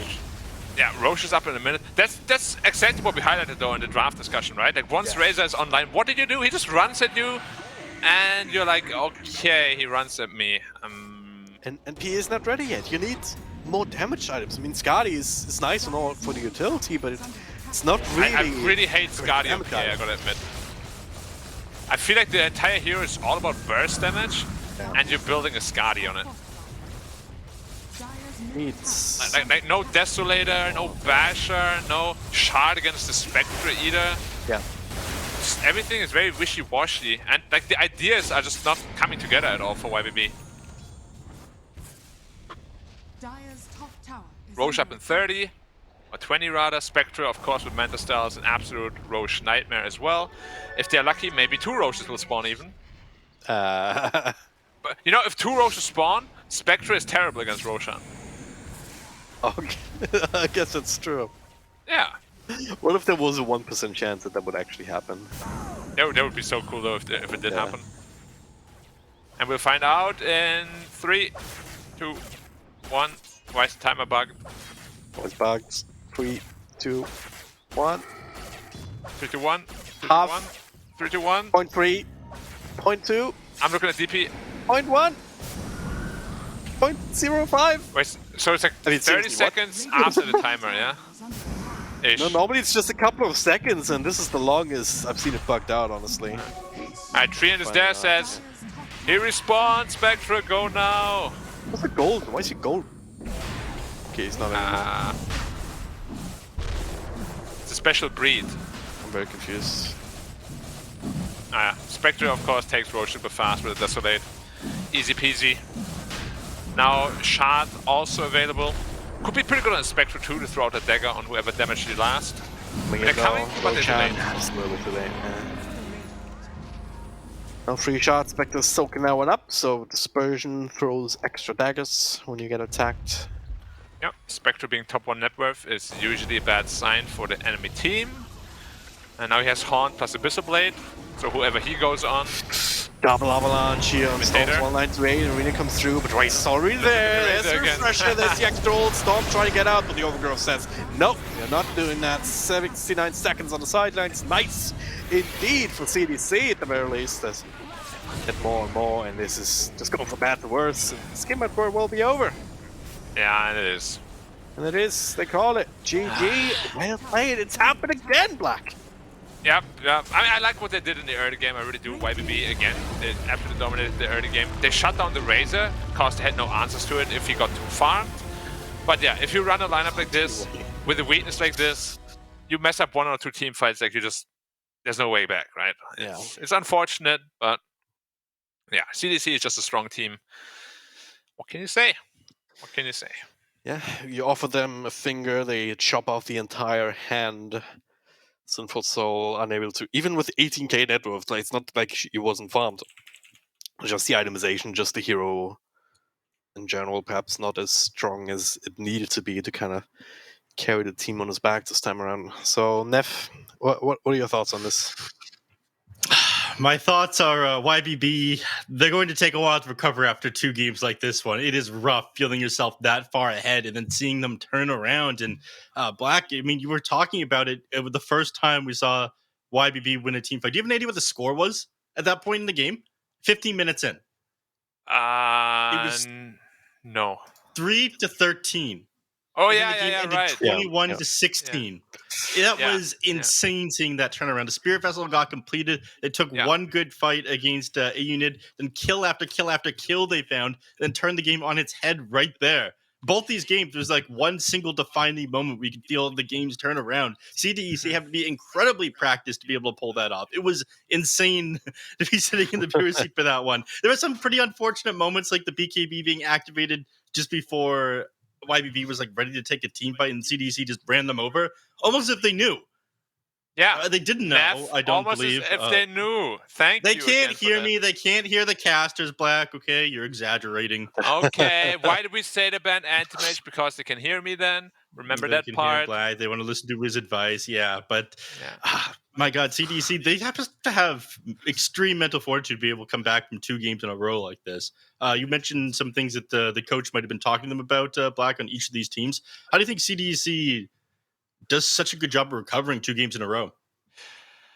I don't want to take anything away from them, but I do really feel like they played absolutely into the scenario where YBB is just not good at closing out at games or pushing the advantages. Like both drafts were completely built around that. They win one deciding team fight in both games. It just felt like suddenly it's just over because YBB just couldn't really close it out when they had to, And it sounds really disrespectful when I put it like that, but you just saw CDC play. They did exactly that. Sure, they lose the early game, but they didn't lose their composure at all. They're like, yeah, eventually it's going to happen. And when it's happening, we'll pounce on them and we'll destroy them. Yeah. Mm-hmm. It feels like YBB has maybe not a lack of a game plan, but one that's not sturdy enough. Just one that's that they're also a little bit slow in executing, so they don't hit these timings, and there's just too many problems that they cannot account for. When there's all of a sudden Raze who has a BKB after all, who has a refresher very early on, even though you've killed him a bunch of times before you're ready to, and then by the time you're ready to actually try and engage, you're also maybe not taking the best angle. There was one time when Nick's assassin kind of initiated, but then the rest of the team couldn't really follow up. There's just a lot of these things that add up to a very disastrous situation, and that they couldn't really dig themselves out of. Mm-hmm. Yeah, it felt like eventually these games were... Well, game number 2, it felt like we saw a point where it was too far gone. Game number 1, it happened so quickly. But for this to happen 2 games in a row feels kind of insane. We're going to look at some of the highlights. We can see just how far ahead YB was in the early game before CDEC managed to turn this around, because everything was turning up YBB. Yeah, being 8K gold ahead in the early game is no joke, right? Like, especially early on, gold means so much more than it does like in the mid-late game. And for them to be able to come back like that is... Like, they understand their heroes and the scenarios in which they thrive in very well in CDC. I mean, obviously they do, because otherwise you wouldn't be beating IG and teams of that caliber, right? Yeah. I gotta say, though, that I am just a little bit worried that if they play like this against IG or any of the Div 1 teams with like a lackluster early game like this, they will not recover like this. There's no way. So IG's a Div 1 team now. Potentially. Probably. Potentially. I still think it's IG and CDC, right? Right. Yeah. Of course. Yeah. Looking like it, yeah. I mean, then again, IG has also been a bit shaky, and they still have to play against Magma and Shenzhen, who can, like, if IG is on a bad day, they can probably take a series off of them. Who is their last opponent? CDC's? CDC is up against Fusion. Oh, that's a pretty important match as well, then. Yeah. Although Fusion lost how many games? 2 or 3 at this point? They've lost 2, Fusion I lost believe. 3. They're 3-3 right Hold now. on. Oh, they lost 3, so they can't get promoted anymore. Or not over CDC at least. Only over IG, if there's like a tiebreaker there maybe. But yeah, CDC, aren't they secured pretty much then? With 5 wins? I believe so. Magma could win. Magma could win. Would we put them at 4-2 against IG?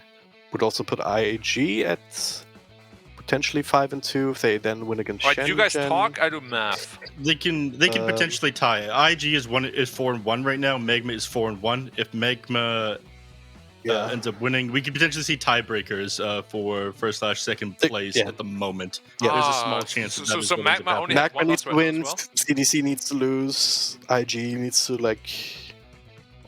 win against Shenzhen, lose against Magma. Yeah, there's some ways for 3-way ties. So it's between Magma, CDC, and IG then, yeah? And IG, that's correct. Alrighty. So the Fusion hype is dead. Yep. They should be safe. Like they've 3 wins. They should be safe from relegation now. So certainly with YBB's loss, Cyan also only 1 game left from them, I believe. So no way. Yeah, no way for either of these teams to dig themselves out. I think it's YBB and Cyan are. Yeah, they're playing against each other actually. So With a whooping. We can say goodbye to them $0. right now, I believe. Yeah. Yeah. No way for This them is to. a real tragedy. Yeah, unfortunately, that means that they are going to be out of the Division 2, I do believe. But they do still have the opportunity to play in TI qualifiers. Stranger things have happened in Dota. You know, there was a team that ended up winning all of the International that was in a very rough place one year. I'm not sure if you guys are familiar with that team. Actually, I am lying. There's this one, like if LBZS lose against Shenzhen, then they're also sitting at only 2 wins, so there might be a tiebreaker if that happens. Mhm. And that's the very last LBZS. match of the season. So. Wow. Well, Yeah, we can discuss, lose, you know, and there's a tiebreaker for elimination. we can discuss these relegated teams later. For now, we're going to discuss winners. In fact, we're going to discuss with one of the winners. Imitator is here with an interview. We can hop on over to that one. With, of course, Marshall doing our translation for us. Imitator, congratulations on the win and congratulations on your first place record so far here. My first question for you is, how did you manage to have the mental fortitude to recover in both of these games? 恭喜你们拿下了这场比赛的胜利，然后现在你们积分情况也是非常好。想问一下，就是在2场比赛里面，队伍是怎么样从这个思想上调整的，从前期去那个扭过来，然后打到后期打赢比赛的？你的麦拿下来了没有？听不到。Oh. Imitator 你的麦。Yeah. He's got some mic issues, but we get that one solved pretty quickly, I hope. Okay. Imitator 你可以调一下你的麦吗？听不到你说话。Do some lip reading. 你可以用一下你队友的那个电脑吗？ Our translator's good, but he's not, good enough to do quick lip reading translation, I don't think. Maybe he is. We're going to solve that one real quick. It gives He's gonna Black take more a time to teammate's come up with headset. questions for him. He's going to take a team's headset? Okay. Yeah. Black, why Maybe aren't you helping us translate some of these times? I mean, I'm good at Chinese, but not great. Definitely not Marshall level. So let's keep it on the Marshall is professional goated. side, you know. But Yeah. every time we do have these interviews, I am like, you might see me chuckle every now and then. It's because I understand most of the answers. I'm like, oh yeah, that makes sense. Mhm. And then he translates, and I'm like, languages do you I speak? knew it. Sorry, what? And then Marshall says something. How many languages do you speak? Black is like, what? How many languages do I speak? So English, German, pretty fluent. Okay. Looks like we he's starting got his again? teammate's headset. We're gonna grab him Alright, back nice. again. Yeah. So again, I'm not sure if I need to Hello. repeat my question for you, Marshall. 就能重新，Yeah, sure. 你能再回答一下刚才那个问题？我们重新开始一下。就因为就前面稍微劣点没关系吧，就别急，还要打周期等团队装备，就等装备好吧。So our communication in the team is it's okay if we falling behind in the early game. We just need to wait for the key item and wait for the mid game so we can win the team fights. All right. My second question, this one is very important. How is your teammate's headset compared to yours, and is it sweaty at all? 第二个问题想问一下，就是你这个队友的耳机跟你的耳机比起来，你觉得哪个更舒服一点？我肯定喜欢戴自己的耳机啊。I prefer my own headset. Fair enough. Drag and drop. I'll give you an opportunity to stop you from asking such silly questions. Go ahead. Imitator, yeah, congratulations. You've I'm very impressed with your play in these 2 games you've been owning today. So my first question, what did you have for breakfast this morning to be this good on clock and tiny? 今天你的发挥非常好，然后2场比赛的话，你都打出了很好的效果。想问一下，你早上吃了什么，让你今天的发挥这么漂亮？说并没有吃什么东西，喝了点饮料吧。I didn't eat anything, but I had some beverage. All right, just some energy drinks, I presume. So just giving him the game of power. All right, now for a more serious question. Just looking back, you guys came in through the open qualifiers. You started off the season losing the first series, and then you've just been winning since. Like at the start of the season, did you expect to be doing this well, or were you always thinking that's okay? Let's see where it goes. 就是开始的时候从海选打到这个 A 级联赛，然后第一场上来输了，但是现在的话状态非常好，一直赢到现在。就是开赛之前有没有想过会是这样的一个结果？没有吧，主要打的稍微在进步吧。Yeah, we didn't expect the result as good as this, but I think we are improving all along the way. Okay, pretty cool. And just last question from me. Looking ahead, the last game against Fusion, like another win would secure promotion without any potential tiebreakers. So, how are you guys going to prepare for that matchup? 最后一场比赛打 Fusion，如果赢了的话，就能确保自己的晋级名额。你们将会怎么样为下一场比赛做准备呢？就因为之前别人训练都没赢过别人，就这一场尽力打吧，打到自己的。So we scrimmed with Fusion recently and we couldn't win them again. We will try our best to for the last one. 我跟三龙说了，特别的小心这点，开局就说了，帮他忙。 Yeah, so in your game today, your drafting style was, especially in game one, quite a bit different from usual. Is that because of YBB's weaknesses in their draft, or did you just think it was the best approach to the game? Sorry, Black, can you repeat the question? 那个 Imitator， 你能让你队友稍微轻一点，声音轻一点吗？可以。 A little bit loud, huh? Okay, yeah, sure. So in game one especially, your draft was quite different from like the rest of the season, like pretty defensive and very reactive. Was that because of Team YBB's weakness, or was it because you thought it was just the best heroes for that situation? 第一场比赛就选出来的阵容有点那个非常规，然后今天的话可能是觉得对手实力比较弱，所以想尝试一下比较新鲜的阵容吗？没有啊，感觉都挺厉害的呀。然后那次阵容其实我们训练时候也比较玩过吧，所以感觉到还行，就拿出来了。So no, we actually think those are some strong hero picks, and we tried them in our scrims, and we felt they are really good. That's why we bring the lineup in the real matches. Okay, and then a question about 7E. Do you guys watch Tundra a lot? Because like he is playing a lot of heroes that 9 has been playing recently in the European DPC. 然后想问一下7E的英雄，就是问一下你们队是不是经常看汤抓的比赛？因为感觉7E的中单跟9神的中单非常像，然后英雄池也很像。你们是不是经常看一些欧洲区的比赛9神是他偶像呀，汤抓的比赛他天天都看。9 is 7E's favorite player. He watch all the Tundra game every day. Yeah, I can tell by the way he's playing. Okay. Then one question for you. Like, so Chinese players have some really awesome names. How did you come up with Imitator? 想问一下关于你，就是许多选手有比较帅的新 ID 嘛？你自己是怎么想到起 Imitator 这个 ID 的？就因为天天看别人录像呀，然后各种学别人呀，就模仿者吧，国内的模仿者。Yeah, so I'm also a guy that watch a lot of replays, learn from other people, trying to still try to like copy the tech from other people. That's why I'm the imitator. Okay, awesome. Thank you very much, man. Congratulations.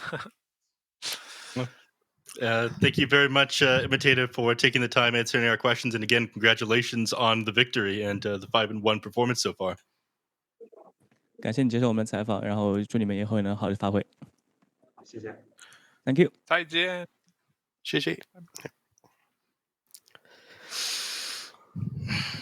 All right. I probably should have had the opportunity to ask him if he was a fan. Yeah. I probably should have asked him if he was a fan of Emiyashiro, given that he is an imitator. I know that you're going to be familiar with that one, Black. Maybe not Drag and Drop, though. Drag and Drop, probably not. Probably You know, not. I But, guess I'm gonna I leave just now. look at his face, man. Yeah. Bye. Oh, Rocket, You can't do Rocket that. Team You're supposed to stay for the Liquid entire there, game. yeah. Drag and You're drop not are getting paid Let's to get leave to start obligated talking to about them. anime. There's some breach of contract, so I'm free to leave whenever. Unfortunate. But it is super exciting to hear that they're actually watching a lot of Tundra's replays, and Knight I mean, being it's not his surprising favorite though. player. Like 7E is copying so many things of what 9 does. Like when I look at his item builds and his hero choices, even some of his map movements, like they're literally like step by step 9. It's yeah, it's fun. It's fun. I love watching 9 play as well. I love watching Thompson. Like their things are very fun to do. Yeah, it is interesting to see. I'm just waiting for some of these players to copy what people in the NA region are doing. No one seems to be following NA players, man. What's up with that, Black? You know the Today's bad. reputation of NA. Yeah, exactly, Dragon Drop. He also knows the reputation of NA. Oh, NA region, 8k NA, 5k EU, lul. Like, all that stuff, I need to replace this all German panel. God, No, this is getting I'm not tiring. saying I agree with it. I'm just saying that's the reputation you guys have. Like, if you want to change that, by all means, feel free to. I would love it if you did it. But for now, you guys are considered diamonds in the rough. Diamonds in the rough. Second place, major placees. That's how I'm going to look at it. Hey, it's not my fault. I am not the voice of the community. I'm just an anime spammer. Okay? Well, Dragon Drop, you seem like you want to get a word in before we close this out. I want to, but it would be too rude, so I'm gonna skip that for now. I see. Thank you very much for that, buddy. But that is going to be it for us for our first series. I do believe that we have 2 other series right around the corner coming up later tonight. And that is going to be VG against Aster.Aries and XG against Aster. And Black, you're actually going to be on that VG versus Aster.Aries series. A bit of a tongue twister there. I will be. Are you excited about that one at all? I give you the opportunity to talk a little bit about that. Aster.Aries has impressed the hell out of me. The mental fortitude to run into a double Roshan and then just continue to play out the game. It is a scary thing for VG to have to play against. Yeah, but mental fortitude, unfortunately, doesn't win you games. What I do like, is that they pick a lot of touch. I mean, it does, but at the same time, it's not all you need, Mental fortitude is good, but you need the skill to all back it up. Although Paparazzi did say that their mid laner E, he considers one of the strongest in the entire world. So maybe he can make some impact happen. But VG probably has to be the favorite. But if Aster.Aries picks Patch, of course I'll go for them because I'm a Patch enjoyer. Yeah, no one else is for me, honestly. If you pick Patch, you win. Yeah. Well, before you two start fighting, I expected a little bit more cohesion from between the two of you, but I know Dragon Drop hates Pudge with all of his heart and soul. I'm going to have to close this one out. So it's going to be about a 50-minute break before our next series of VG against Aster.Aries. So you guys left to stay tuned. Get yourself a drink, something to eat before this next series. But this one should be exciting, especially given how Aster.Aries ended up playing in their previous series. So with that said, we're going to hop off for about 50 minutes. Thank you, everyone, for tuning in, and we'll see you in about just under an hour. Bye-bye. Thank you, Brandon. 拥有姓名，通向终点的路很长，但谁也无法预知结局。有人前倾暗影，谋而后动；有人拼尽全力，克敌机先。没有对与错，只有速度是唯一的答案。奔跑吧，在到达终点之前。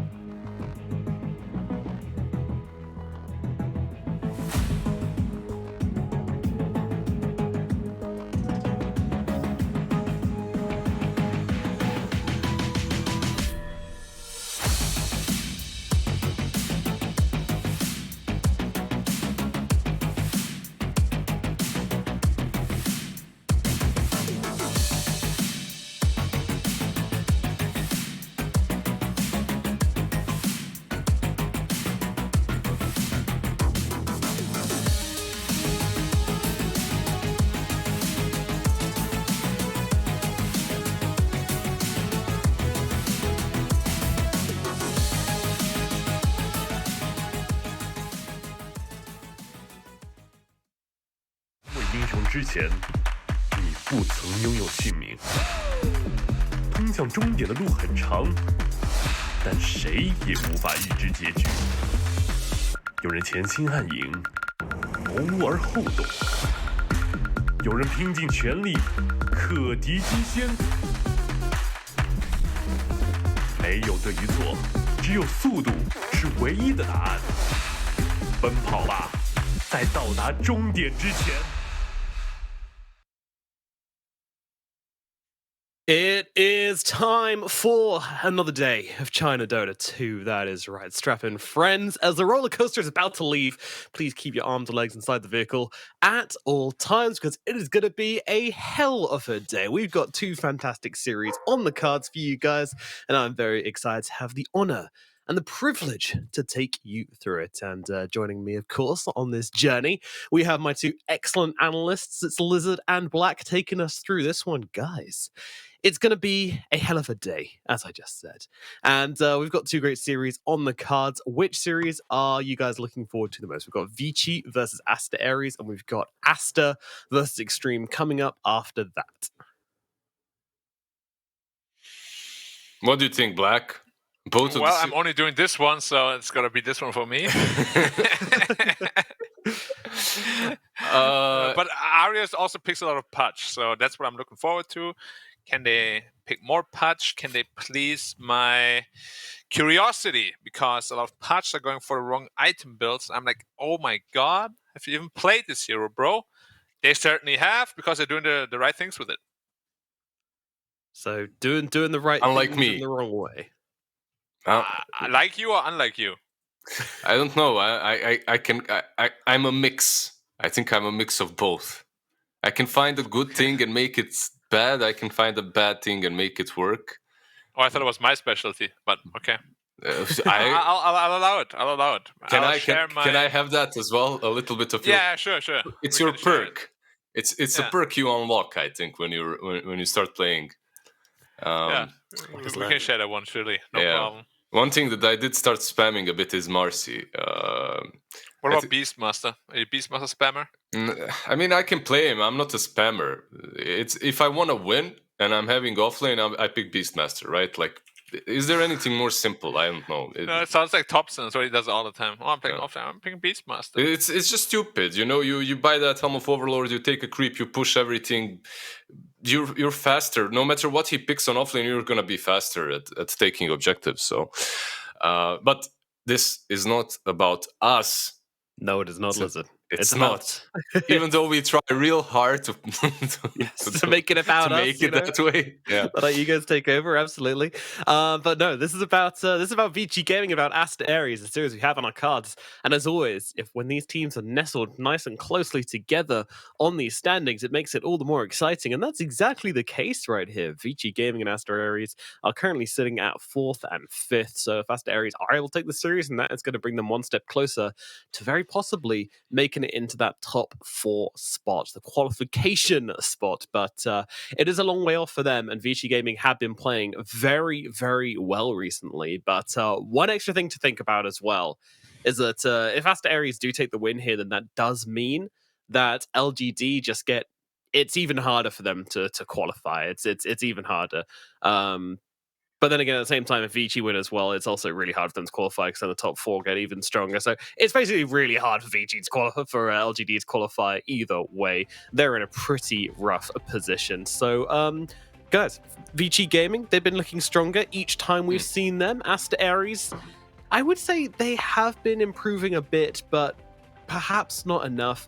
What is it about this team that have allowed them to actually get some wins here in Division 1, despite being coming through from Division 2 and being an academy team? I mean, they did run through on the Div 2 last time, right? Like last season. They lost 1 to Dandelion or something like that. Overall, they have some pretty strong players. They have I believe they have what it takes to take games off of big teams, off of Division 1 teams. The only question is, how well prepared do they come into the fray, and what kind of drafts do they get? Sorry to interrupt, but it looks like the player in the middle is like grabbing the other player's hand. You see that? Yeah. I sweet, didn't have it open. Yeah, I see it now. Like a launching pad. Yeah. Shouldn't they like the next team that does this should mix their profile pictures somehow? You know, like, they should mix them. So it's all a combo, one big combo. We haven't seen that before. True. Or maybe if you've got a team with like 5 letters in a team name, then you can each do one like the YMCA style. I'd be super down for that.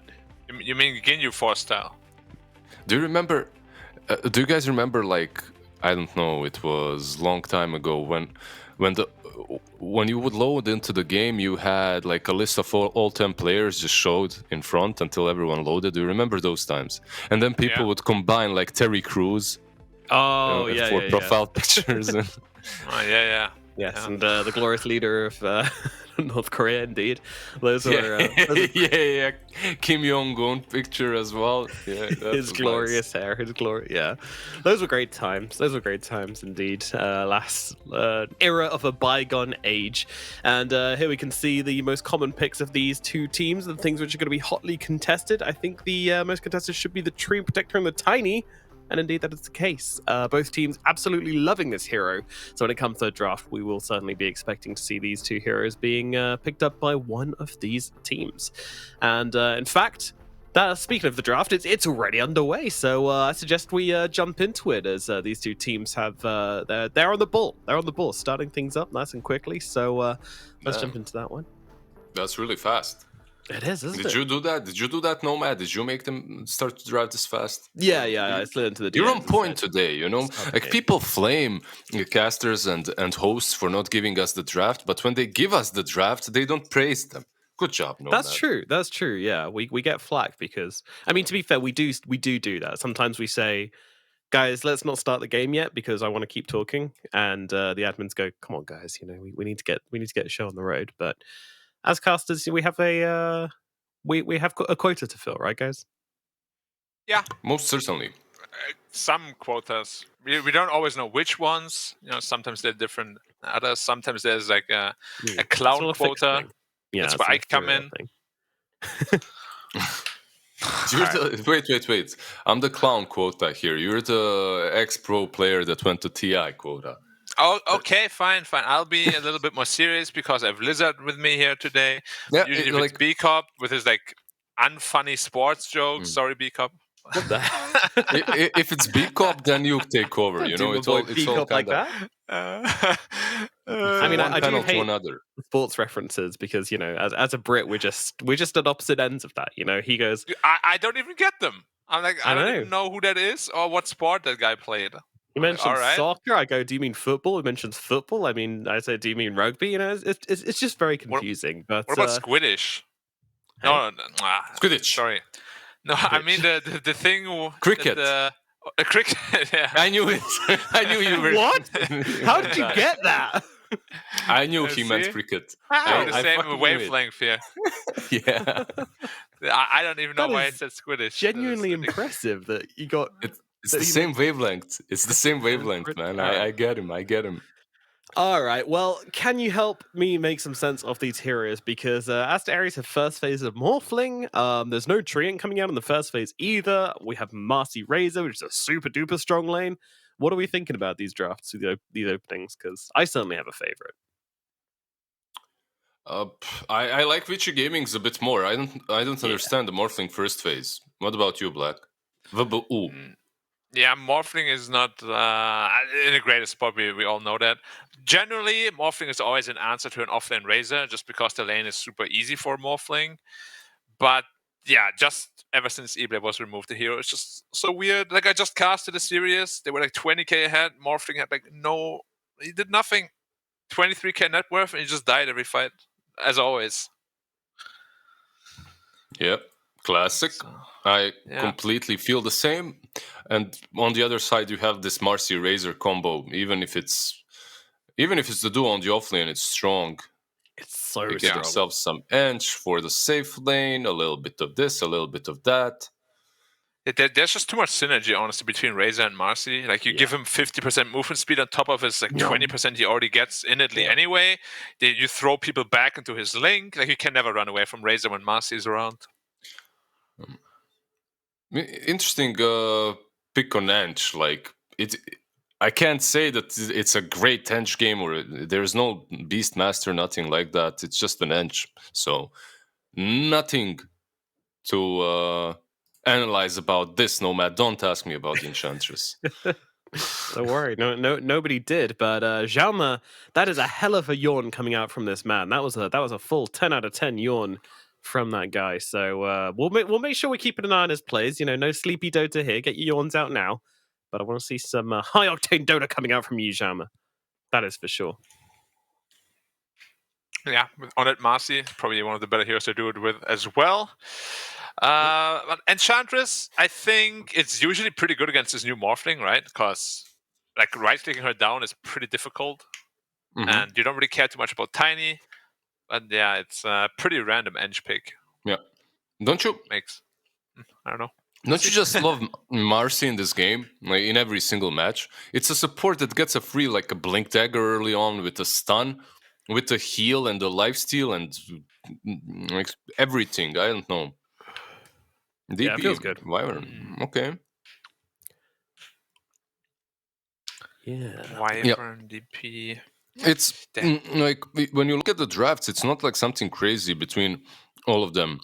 All right, like it's not like there's some counter picking going on here. I feel like the teams are just drafting what they want to.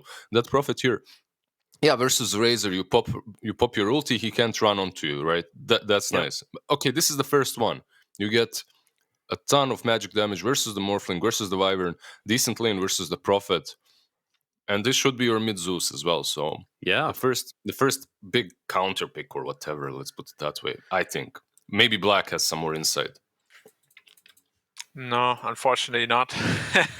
Insightless? Insightless. But do I like the Zeus super much? They have good ways to get on top of him, right? Like, even just a DP with BKB can run past most things. You have a Marcy to save, I guess, but if Tiny gets on top of you, you pretty much just die.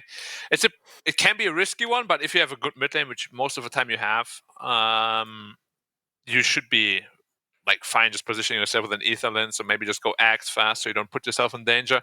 I like Zeus always. I think Zeus is super, super strong. Just offers so much burst damage. Yeah, and his escape is ridiculous. Like, it's so good now. He just bounces. Mario jump? Yeah, you use like one spell on him, you cast like one right click on him, and he just like flies across the map at 1,000 miles an hour and like slows you in the process. And like, you're just like, where did he go? What the hell? You know what a lot of players always forget when they play against Zeus? That his jump actually also slows your casting speed by 50%. So every animation takes double as long. Like, that is really important. And a lot of spells actually don't get cast because of it. That's a great point. And I've always enjoyed confused. that kind of thing. Like, imagine you do it on a Bruce split, he goes like, 3 of me!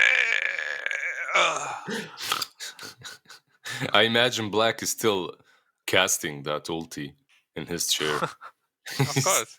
I lifted my hands, you know. Arms in the air. Hands up. Important question. Chat, give me some. What do you get here? Some Doom, something like that. What do they need? Yeah, unless they want to do Razor offlane and pick something like a Phantom Lancer. They're pretty light on the stuns. Yeah. Which of these? Probably something stunny would be nice. Which of these heroes would you most like to ride into battle, though? I mean, I think it's got to be probably the Wyvern and the Tiny, right? I think Tiny would be pretty cool. Imagine just riding a giant mountain into battle. Can I pick Enchantress? Yeah. Or Marcy, actually. Marcy is like. What about Morphling? You just fall through him. She's really strong. Yeah, but do you fall through Morph? Like, what would happen? He's just water, right? Him, right? Or drown. He's water, but it's very pressurized water, I guess. So it's a heavy maybe it would even cut you to shreds, you know? I'm not sure. King? Okay, so it is the Razor offlane. Tis indeed. Yep, so it's going to be Xiaoma and Razor, being played by Yang, of course, in the offlane duo. That's going to be a pretty scary one. And an Erica Monkey King carry. Mid Brewmaster? Am I seeing that right? What? All right. Aster.Aries getting spicy today. Mid brew into the XM Zeus. Is that? Hey, Nomad, you heard the man. You heard Paparazzi, man. He said E is the strongest, or one of the strongest mid laners in the world, or in China at least. Yeah, he did. He did absolutely say that. But surely this matchup can't work out well for Yi, right? It's mid lane, right? You just farm and then you get level 6 and you rotate. Like, I don't think you're gonna get pressured out of the lane, in all honesty, with all the bottle refilling going on and all the rune spawning.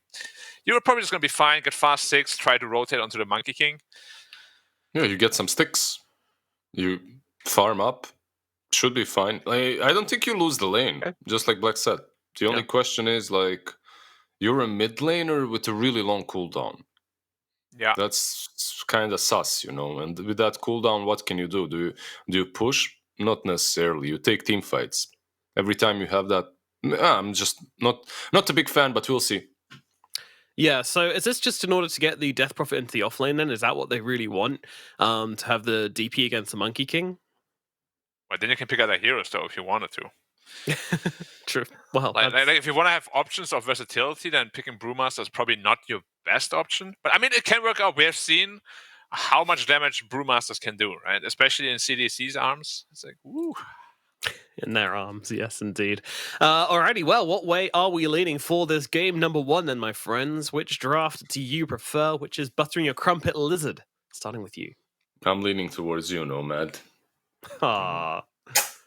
There, a kiss. Yeah, I'm for Vici Gaming. Let's go. Excellent. All right, Vici Gaming. Black, are you following your comrade here? Yeah, big Zeus fan. He's leaning towards you as well. Nice. That's the wrong way. Oh, he's leading away. A tragedy. An absolute I was leaning towards my cat. I have a hard time choosing. Wait, where do I go? Yeah. Is that a linen shirt, Black? It seems very comfy. It is very comfy. Yeah. It is incredibly comfy, especially because I have a hard, I told you guys about my cat door that I just got, right? Mm-hmm. And ever since I got that cat door, I have a Wait, harder is it the time. white one? The cat door. White one. Yeah. Cat door.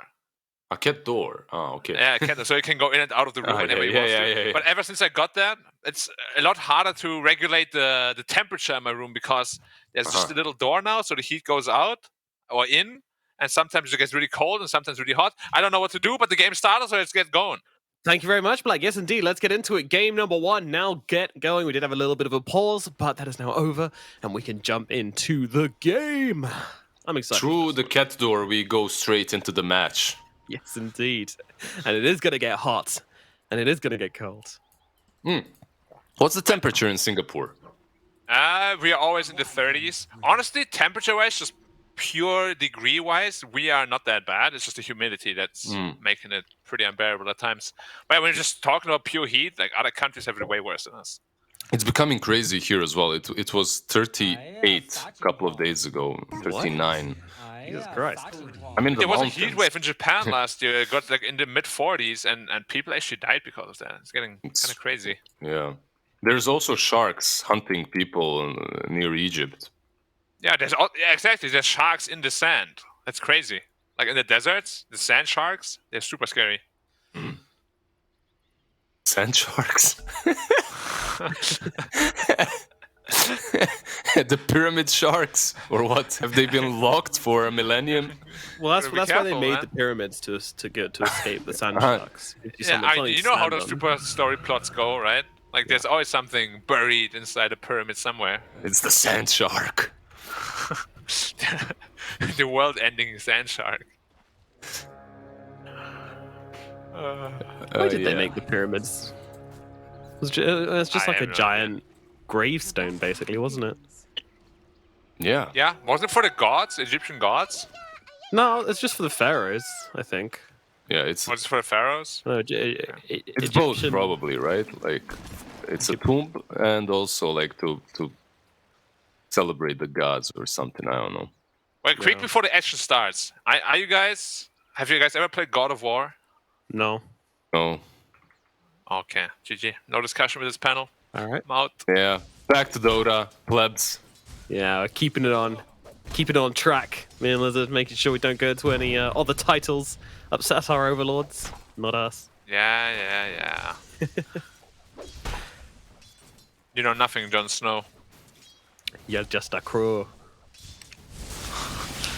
All right, so this Tiny here has been pretty damn effective, to be honest. This has been one of the highest impact picks of the region. Just generally being annoying. He doesn't even seem to need a blink dagger, you know, just running at heroes, tossing them back, and then when he does get the blink dagger, it just gets crazy. TK is going to be playing it once again here for Aster.Aries. Great track record on that hero for him so far. You know who's just as effective and doesn't need a blink dagger? It's Marcy. I'm not sure she's just as effective. I think She's even more effective. Yeah, I mean, in terms of like buffing up her teammates, she does that much better. But then, of course, in terms of actually catching people out, if she doesn't need a blink dagger to do it. But when Tiny has a blink dagger, I'd say he's much more effective at doing it. That's what I would say. I respectfully disagree.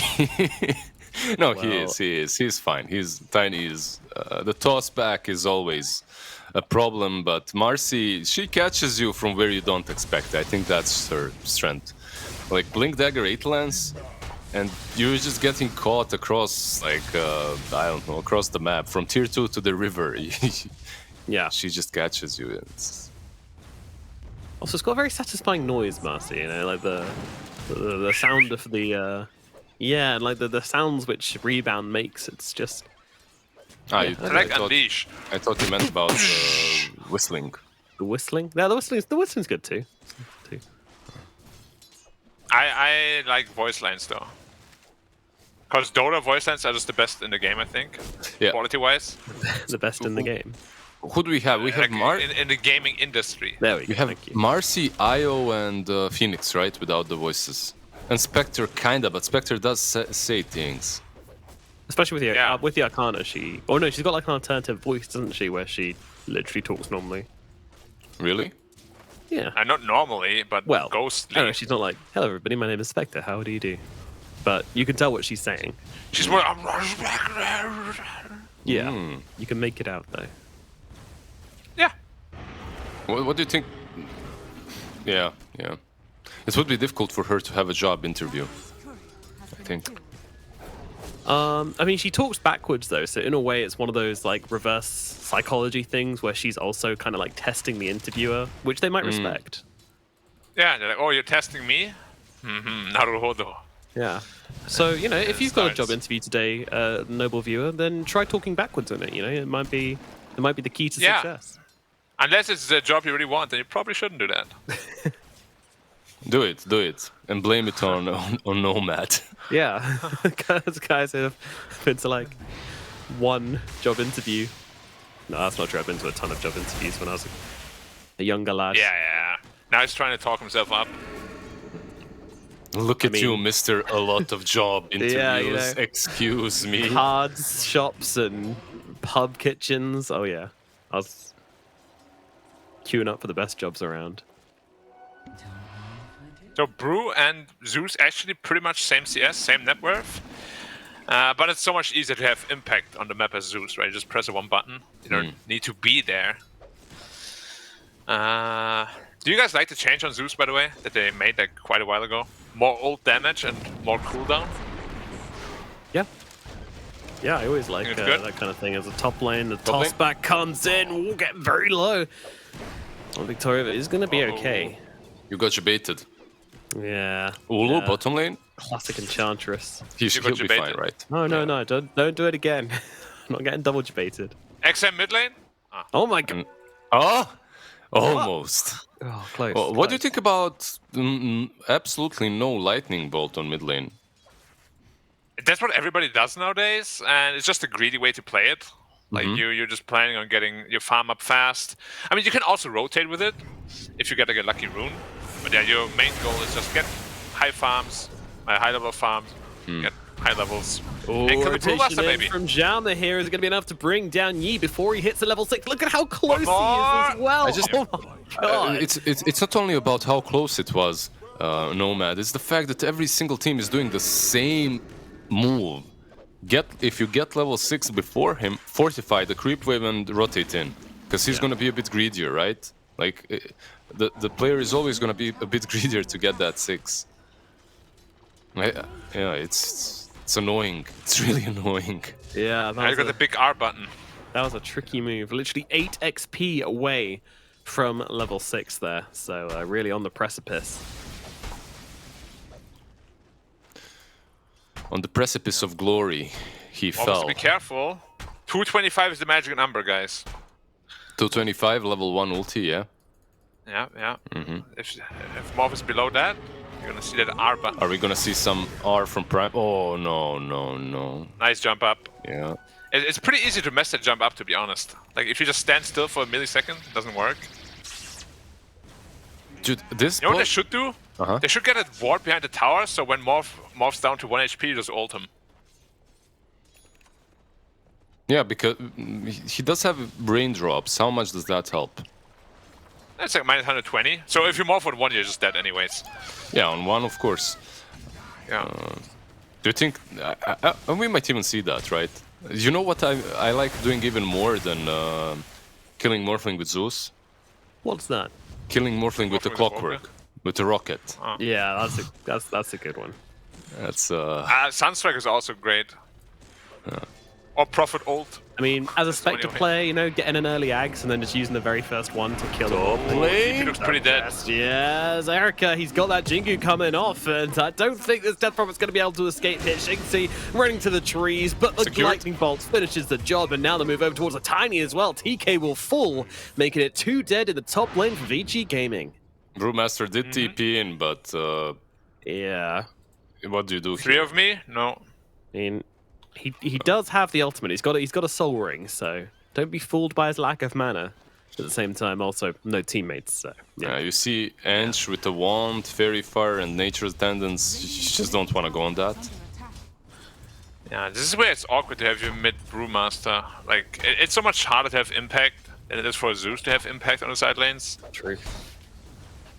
And it's like it's the double whammy of like also having a really long cooldown, and that also means you're much more afraid to use that ability, right? So you can't kind of, you know, you have to be sure you're going to get something for it, which makes it then harder to. Or the Centaur.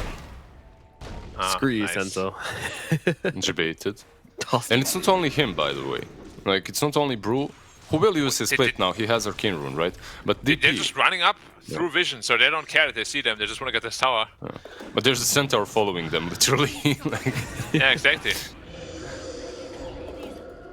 Now, here we go. First Exorcism of the game being used to take down top tier 1 tower. Meanwhile, towards the middle lane, the counter push, it's slowly coming in, but it's just no charge. It's not really going to get much done.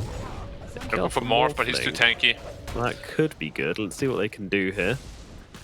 I don't know. Not that much. Yeah. He's, Dire's top they don't have the control to bring him down, so it's literally just going to be a top tower. They can't find any way to punish this on VG Gaming right now. They'll just let it fall and get on with life. Yeah. No Bruce, but yet still. He's going for Blink Dagger next, which seems to be coming back into the meta, which I quite like. Oh, they're looking for Enge. Chartress, yeah, moving into the danger so zone tanky, here, though. but she's going to TP herself away, and there is nothing they can do about that. Goodbye, little pony. Dire's middle tower Well, little is under deer. attack. Radiant's bottom tower is under attack. I wonder if popping Arcane Rune plus ult there would have been okay or not, because they could have pressured the mid tower a lot with it too. Yeah, Probably you gonna can- still do it, right? Like, once the rune is up. Just run Yeah, straight it's just the mid. thing, like, if Enge TP's out, you do split, kill her, and then pressure mid tower, like, you know there won't be any Enge. DK with the toss back onto the Marcy here. Jama thrown into a... well, they don't really care. They just don't have the lockdown. They don't have the damage. Who has more impact now? Nomad? Hmm? Yeah, yeah. It's definitely Marcy winning the impact wars at the moment, but you know, when that Blink Dagger comes out, or if at this stage, yeah. Jama really is just face tanking there. Might be biting off a bit more than he can chew here as the Beast Brewmaster comes through, thinking he's using that split, but cancelling it once again, and the Marcy gets away Still with no it. split. I'm really thinking he's falling into that trap of, oh my god, my cooldown is so long I can never use it. Yeah. Like, he could have already used like 2 splits at this point. Yeah. And that Arcane Rune went by. Gone with the I think wind. it got dispelled by Enge, actually. Was it? Yeah, I mean, he deserved that too. Like, you don't kill me with it, I'll just dispel it, bro. That's what you get for that. Bottom lane, they're moving into Ulu, but that's not going to be a kill which can actually happen. Although I say that, Here comes the impact. They have the Centaur as well. Strength Morph is coming. Is it going to be enough to keep Ulu alive? Looks like it is. Now the split comes through. Xiaoma going to get a rock thrown at his face and gets taken out by the Death Prophet as she comes in as well. Exism also being committed for this one. 3 heroes caught out in the bottom lane. Can they scoop them all up? It looks like they might be able to. Victoria trying to run away. Not going to escape here. It's a double kill for Xingxi on the Death Prophet here as they finally use its ultimates and to a great avail. It's a party as well, and look at that. They're gonna take the tower, 99%. Zeus ulti did nothing. Did you see Panda split, by the way? He killed the Ench, instantly cycloned the Razor. Nicely done by him. Yeah, he definitely has his micro buttons down. And yeah, Zeus ult actually came down because he tried to snipe the Morphling, who he thought would morph to 1 HP. But he didn't. So that was also wasted. It was an attempt, I see. Yeah, because like, that's the only thing I see at least, because all the other heroes were full health. Can you please check what Morphling just purchased? Soul Ring. Yeah. Interesting. And we see Soul Ring more and more on these carry heroes that buy Morbid Mask and have good innate HP region. Yeah, I watch a lot of MMR games, and it's definitely been like the flavor of the month for the carry heroes at the moment. As Wyvern, unfortunately, just getting beaten down on the wrong side of the map. And for Morphling, this is my first. Like, I have to admit that I it's kind of like Slark and... Is there more heroes even? I guess Pudge, Slark, but he was always the one. Pudge maybe, yeah. Spectre, yeah. But it makes sense on Morph because like you do want to spam that waveform, right? But most of the time you just don't have the mana to do it. So with the Soul Ring, it aligns quite nicely with the cooldowns and the waves coming in. Okay, why doesn't Ocean Heart always give Morphling a region? It's a good question. River water is different from ocean water, it's less salty. So he's an ocean-y kind of a guy. Yeah. I see. I mean, do we know that for a fact, that he's made out of ocean? Okay. Maybe... Oh, we don't. We're just guessing. I mean, but he yeah, talks that a lot would about the tides and stuff. I'm pretty sure... Yeah, it's because he likes Tide Hunter. Oh, okay. That makes sense. Who doesn't? He's a nice guy. Looking through recent pub games of Morphling, by the way, and I can't see a single Soul Ring, so this is pretty next level for Ulu. This isn't a common thing, but... Yeah. I like it, though. Like, it's the same reason why you buy it on Slack. It just accelerates your farm down the line. Yeah. Can I ask one more question? Tiny... Always, my friend. Tiny has a possessed mask. Morphling has a trusty shovel. You think they should swap it, perhaps? I mean, even with the Morbid Mask, I'd rather have Ocean Heart than Trusty Shovel, I feel like. But it's trusty. Yeah, it's very trusty. It's the lucky trusty shovel, I see. Yeah. He also still has an Ironwood branch he never used. But he's not selling it because... it's lucky. Sell it. No. Like, branch is a different thing. You never sell that branch. Mid lane? Can you destroy it, though? XM could be in some trouble. They've got the double damage. Brewmaster coming on in here. He does use the heavenly jump to try and get away. Now Erica throwing down the Wukong's command. They're trying to bring down XM, but he gets off the ultimate in time. I don't think he's going to fall. Finally drops to the Brewlings. And now in comes that ultimate from Red Panda from the high ground. That's going to take out Xiaoma. Yi getting kind of low on his Brewlings here. Has to be a little bit careful, but Erica unable to really get much done here as they turn it around. Brewmaster comes back into regular form. Their TK coming through along with Ulu here, trying to bring down the Enchantress next. They will be able to do exactly that. A very interesting looking link here as it arches across the map. And it is Ulu who gets the double kill, stealing that Razor form and taking him down with it. Beautifully done from Aster.Aries. I have to admit, I am impressed by the way they played that teamfight. Everything more or less was on point. Cold Embrace on the DPC. They tried. And now Monkey King is dead for his troubles. Yeah. Oh, he missed the stomp, actually. Turning and fighting into this. TK's actually be the one who falls here. They do get the tower, but they're also going to be able to get themselves an exit kill onto TK for Vici. So he missed a Cinder Brew and clap on him. I feel like there should have been a monkey kill. Or probably tossed over it just barely. But yeah, small misplay like this, and now suddenly Monkey King is pretty damn happy in this game again. Yep. A teamfight that went completely in their favor rebounded a little bit there, but I still feel like Aries are fine if they continue fighting like that. The problem is they won't be able to fight like that. Razor almost has that BKB completed. And then... That's where your boy Morphling comes into play, right? Like, I like that he's going into a fast BKB, because if you just link the Razor, he can just never fight you. You out-damage him super much, and you outrange him suddenly. It's a very strong counter. So he will be dealing with the Razor, and then hopefully his teammates deal with the Monkey King somehow. And what do you think of this Echo Saber build on the Monkey King? He's going back to basics, you know, not being greedy and going for the Battle Fury or anything like that? Are you a fan, Lizard? I personally don't like it super much this game, because I feel like he will have a lot of space to farm, but now nobody can really. He went full fighting mode. I guess you do have Zeus, so as long as you frontline, you won't be lacking any damage. Yeah, but even Zeus is going like full fighting mode, and you will already have the Razor who will frontline for the Zeus pretty early on. Yeah, that's I feel like you could have gotten away with more greed, because you can outscale the Morphling for sure. Yeah, I agree completely. I can't say I don't, but we'll see. Maybe it works out for them in these next fights. The only question is, like, even when you go for this early item build on VG Gaming, right? On Monkey, on Razor. On Razor it's kind of standard, but whatever. Do you win the fights? Because I'm not sure you do. You're playing versus DP ult, Panda ult. Yeah. It will depend on whether they can protect the Zeus, right? If they can, like, he'll deal all the damage that you need, but if the Brewmaster can find a jump on him again, like he did last fight, he will just die again. And then it begs the question, you know, if they can only win fights when the ultimates are down, then... Enchantress? Would Echo Saber He's so tanky. Come on, Sprite. Curse him. Wow. She's still gonna... the Tiny will kill her in the end, I guess. 2 seconds until that toss is available. Ava, toss, Tiki grabs a kill. Aster.Aries will hit the Base showers. created. Now BKB up on Razor. This Axe timing on Zeus is also going to be very, very strong against Brewmaster. Like, if you jump in next to the Zeus, he gets heavily jump off. He did it last fight, actually. You saw how slow the split was, right? Yeah. Like, if he gets a Nimbus on top of that, and then a Lightning Bolt... Maybe you kill him. Yeah, super weird, like, Brewmaster panic moments, you know? Like, oh no!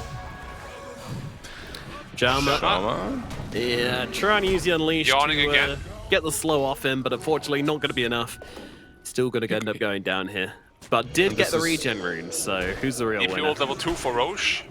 It's an easy one. She also has a BKB, by the way. So yeah. Manta's also done a morph. Like, pieces are coming together. Like, VG had, like, what, a 4k lead? That's gone. Erika has his BKB now. They want to fight the Roche, but it's a little bit too late. I mean, they can still fight afterwards, right? There's no curse. 14 seconds.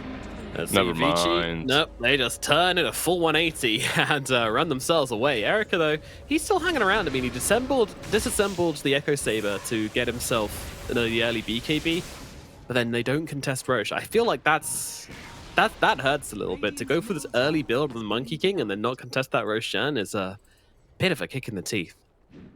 Yeah. And this is where the itemization like this can really hurt your team and your game. Because now he won't be able to farm fast at all. Problematic. Is it a problematic situation, Nomad? Oh, Selma again. Once more. Greedy. So greedy. Fight me. It might be... Maybe... Easy. Never doubted it. What about Yang, though? XM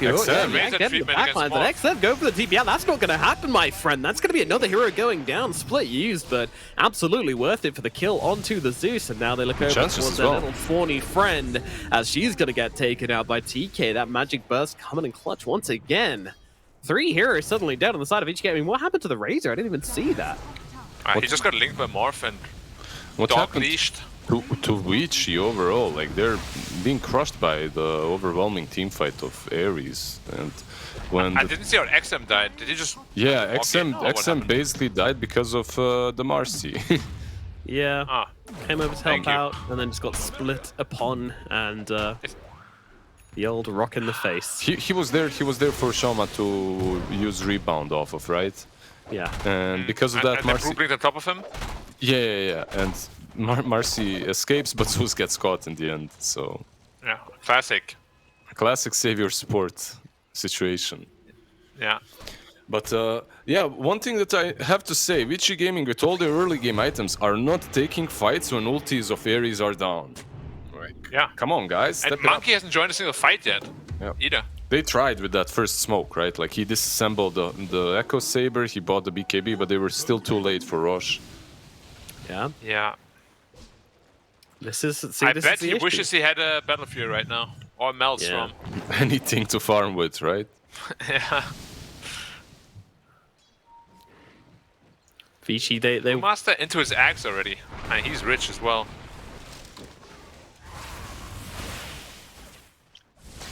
Yeah, that one's coming out. It's very tough now as Razor. Like this Morphling is just a complete counter pick. You can see the Razor is going instantly Lincoln Sphere just to be able to prevent that leash on him.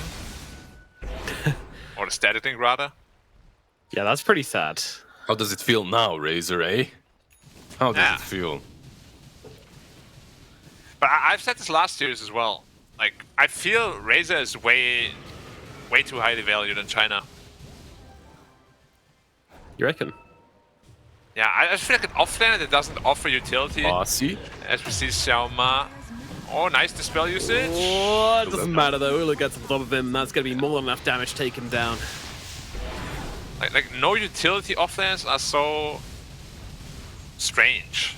I liked Razor when he was 1 all the time, right? Like you go BKB yeah, refresher. 1 or 2 is so good. Yeah, and yeah, you can scale well, plus you're strong in the lane. But when you're offlane, nah. It's not that you're a weak hero, it's just that you're taking that position away from someone that would do more in it, right? Yeah, and you're giving carries most of the time free farm because you pick it really early and then just pick a good carry against it, like Morphling. Or Anti-Mage, or Terror Blade, or anything really. There's so many good heroes against Razor in the lane. Yep. Yang certainly feeling a little bit impotent this game around. Just... I mean, imagine if they had just had like some team fighter as well, you know, give them a way to take the fights with this Monkey King and Zeus. But this Razor can't even frontline. He just gets linked and then he has to run away with his whip between his legs. And he still dies. His whip between his legs. Yeah, that's it. But how do you run with the whip between your legs? Well, that's why he hasn't been getting away very much. This is very difficult. At least the high ground is strong, so they shouldn't be able to breach it anytime soon. And Monkey is still farming, but again, Monkey is farming with no real farming items. I feel like he could be easily 2-3k net ahead of the Morphling at this point. You know why they're losing, actually? Marcy stole Bullwhip away from Razor. Oh, now she returned it. My joke is done. Never mind. It was bad anyway. But yeah, I tried. You tried. That's all that matters. That's all that we want from you, Lizard. As long as you try your best, no one can ask for more. That's what my mom told me as well. Actually, she didn't. Slavs don't have that. Like, we don't have that mentality as long as you try. No. I feel like that saying in general is just so BS. My mom never said that. Same, yeah. man. Does anyone's parents actually say that? I think Americans, I think NA boys, they have these participation rewards and whatnot. Oh, Smoke's broken. TK just immediately jumping onto the Monkey BKB up. Wukong's coming out here, giving them that armor to survive against Ulu. Now they turn around. They want to try and take down the Death Prophet, but the Cold Embrace comes through, and now the Winter's Curse on top of the Monkey King as well, meaning he cannot get off his damage, and the BKB is completely wasted. Now they'll turn around. They'll shred him down. See you later, Erica. Red Panda does die to the nuke from Exam. One more spin needed. The Enchantress, going to be the next hero to be brought down here. Nice 4-staff up to the high ground, but not going to be enough to save her life. Another hero dead on the side of VG Gaming. They look towards Yama, but he's away to the high ground. Could have been worse, but losing the Monkey King does feel really, really bad for VG Gaming, and Aster.Aries will see what they can do with the space they've just made for themselves. Yeah. Wyvern is wrecking them a little bit. Toss back. Oh, beautiful toss back there from TK. The impact from the Tiny, eclipsing the Marcy, as expected. You can flame me, Nomad. Come on, talk about the impact. I'm waiting. I just did. Another one. Razor, toss back. Woo! Oh, Let's go, baby. It don't stop coming and it don't stop coming. Yang trying to hit the ground running, but he's going to get taken out by Ulu. And yeah, it's looking like a sorry state of affairs for VG Gaming here. They will get their Monkey King back, but can he do anything to stop the aggression of Aster.Aries? Looking for another one. No, I'm gonna go back. Overall, the impact that these two supports on Aries are having is insane. The Tiny obviously doing tiny things, but Wyvern probably winning them these fights. Cold Embrace on DP that already popped the ulti inside of the fight basically means that you can't stay in the Wukong's command, but you need to. And then as Cold Embrace ends, he uses instantly Winter's Curse for that DP to not be locked down by a monkey or anyone around. It's, yeah, just well played by him. I like this way better than when they do their weird +5 Brewmaster. And on the other side, you have Ench and Marcy. Like, these two heroes, like, they don't do anything in teamfights. They absolutely do nothing in teamfights. Marcy, I guess she has a basic dispel and that's it. Some lifesteal from the sidekick. But they're, like, on that hexagon, I think the only thing that they have maxed out is laning and pickoffs, right, from Marcy. Everything else is, yeah, kinda not there. I'd say they have very good damage as well, but yeah, actually getting that damage off, you know, you need those teamfight spells. You need that lockdown. You need something to control up these Yang is going for a Hex, second item on Razor. Oh god, that's worrying. And it's not great. Yeah. Maybe the Scuddy changes things a little bit, right? Like, it's a very high impact item for the Monkey King versus But Morph. if he gets there. If he gets there even, yeah. He has a tanning now on Morphing already. He is incredibly hard to bring down. TK is looking for it. Oh, he's getting pushed closer actually. Wild Wing Ripper. And you have 2 splits available as well, so I'm gonna be careful with that. Do you think they should make a new upgrade of Force Staff, which you can Vector target? Vector targeted No. Force Staff? Hell yeah. So it's basically what you're doing to this game right now, Nomad, is you're adding those DLCs, you know, like Yeah, microtransactions. microtransactions. Yeah, pay 300 gold to give a Vector, pay plus 100 gold to add 20 damage, so they can't blink or something. Yeah, That's what I want. In fact, it's one of those cool things they added to the game like 5 years ago and have just been kind of slowly playing around with since, seeing what they can do. what I want is visual effects once Aghanims is bought. That would be pretty cool. Do you remember the Lash in Dota 1? Black. Oh, no, XM. He is getting caught out here as he walks down to the high ground, just absolutely torn apart by the smoke of Aster.Aries. Do you remember the spikes? Spikes? Yeah. Yeah, Spikes. He'd get the spikes with tags. Or different attack animations when you buy Crawling Blade. Yeah. Tidehunter just spinning. Yeah. It should be like Risk of Rain, where every item you buy appears on your person somehow. I want to see boots on someone like, I don't know, Puck. Io? Io, yeah. Io could have just... He starts walking, you know, he gets like these 2 little booties. And... 2 little, long spindly What about legs. Winter Wyvern? Like on the tail. You know what we need, actually? We need an M&M collaboration with Io. Like sponsorship. Yeah, if Dota ever starts selling out, that's the first one I want to see. Add some little boots there. Cutie. Perfect. Cutie indeed. Easy Roche, don't even need Exo for it.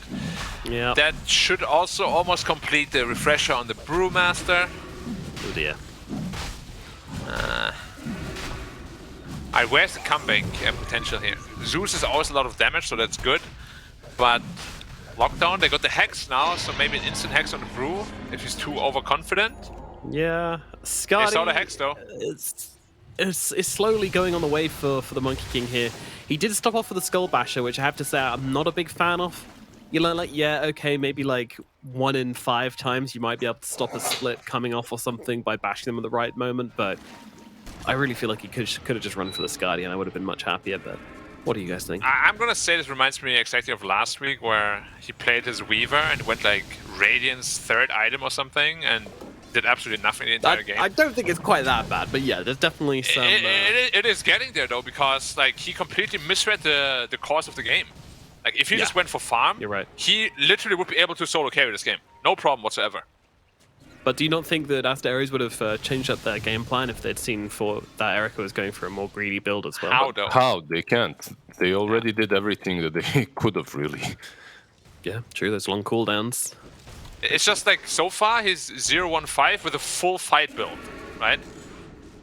That literally leaves 8-9k net worth on the table. Like, it really does. He's trying to cut waves now to get like, to his Skadi, but they're not going on the high ground. They got 4 splits. He might not even get the Skadi at the end of the game. Let's see. Tower being blasted down. He didn't even intercept this wave even, so lets another one through. I'll have to deal with that. He was afraid a bit with the first one.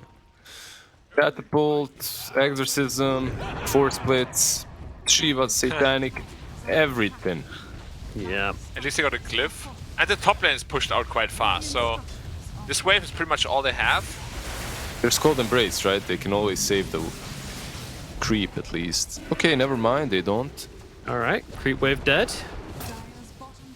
The push could be diffused here by Vici, but the split's actually coming out already from Yi here. He's just running up the high ground. Fortification, backdoor protection, where are you?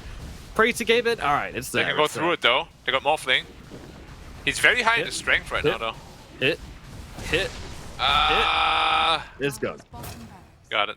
Got him. Extra protection is weak, man. It's so weak. Yeah. It feels like there's been a power creep in the game somewhat, and the backdoor protection and Roshan just hasn't kept up at all. Yeah, I saw a throne explode literally in 3 seconds yesterday at minute 28. Wow. It's damaging. So there was a Beastmaster on the team and a Visage, so that's probably why, but still. In 3 seconds? 4.5k HP? So are we saying there's some sort of damage inflation in this game? Yeah, for sure. Oh. No, Black. Don't do it. Don't let him get into it as the fight breaks down here. Tiny actually got on the front lines a little bit here. Will be kept alive a little bit longer, but does still fall to XM. The magic damage takes him out. Meanwhile, Yi, his Earth's Panda, is going to die, but of course, it's Brewmaster with an axe. There's always one just running away in the backline somewhere. Yeah. Yeah, the first kind of really botched initiation from Aster.Aries we've seen, though. Black, he interrupted you. You were about to say something about damage inflation. I love inflation. Well, boy, you must be really must be very happy right now, yeah. Yeah, I'm so happy. Everything's getting more expensive.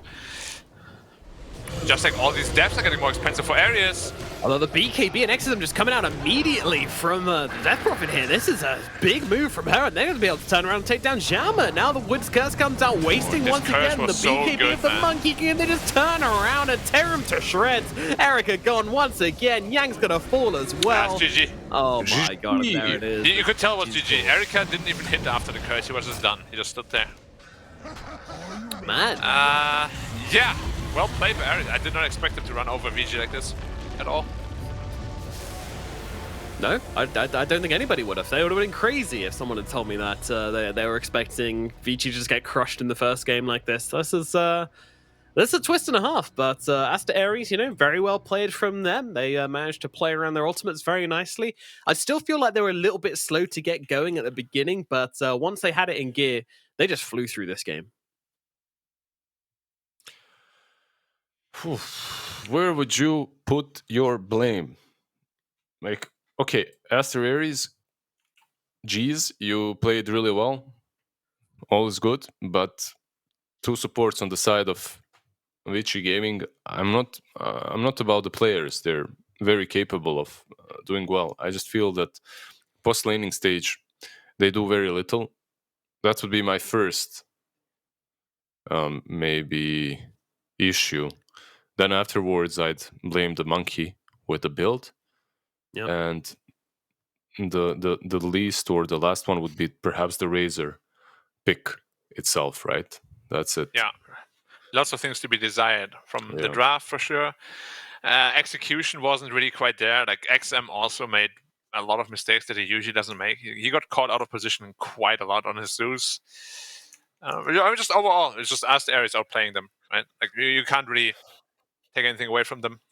Pure outclass in this game, which is strange to say. Yeah. They're gonna outclass VG to this degree. Do you feel like VG But they still have a got baited chance, little right? bit? At the top 4? Aster.Aries does, I mean?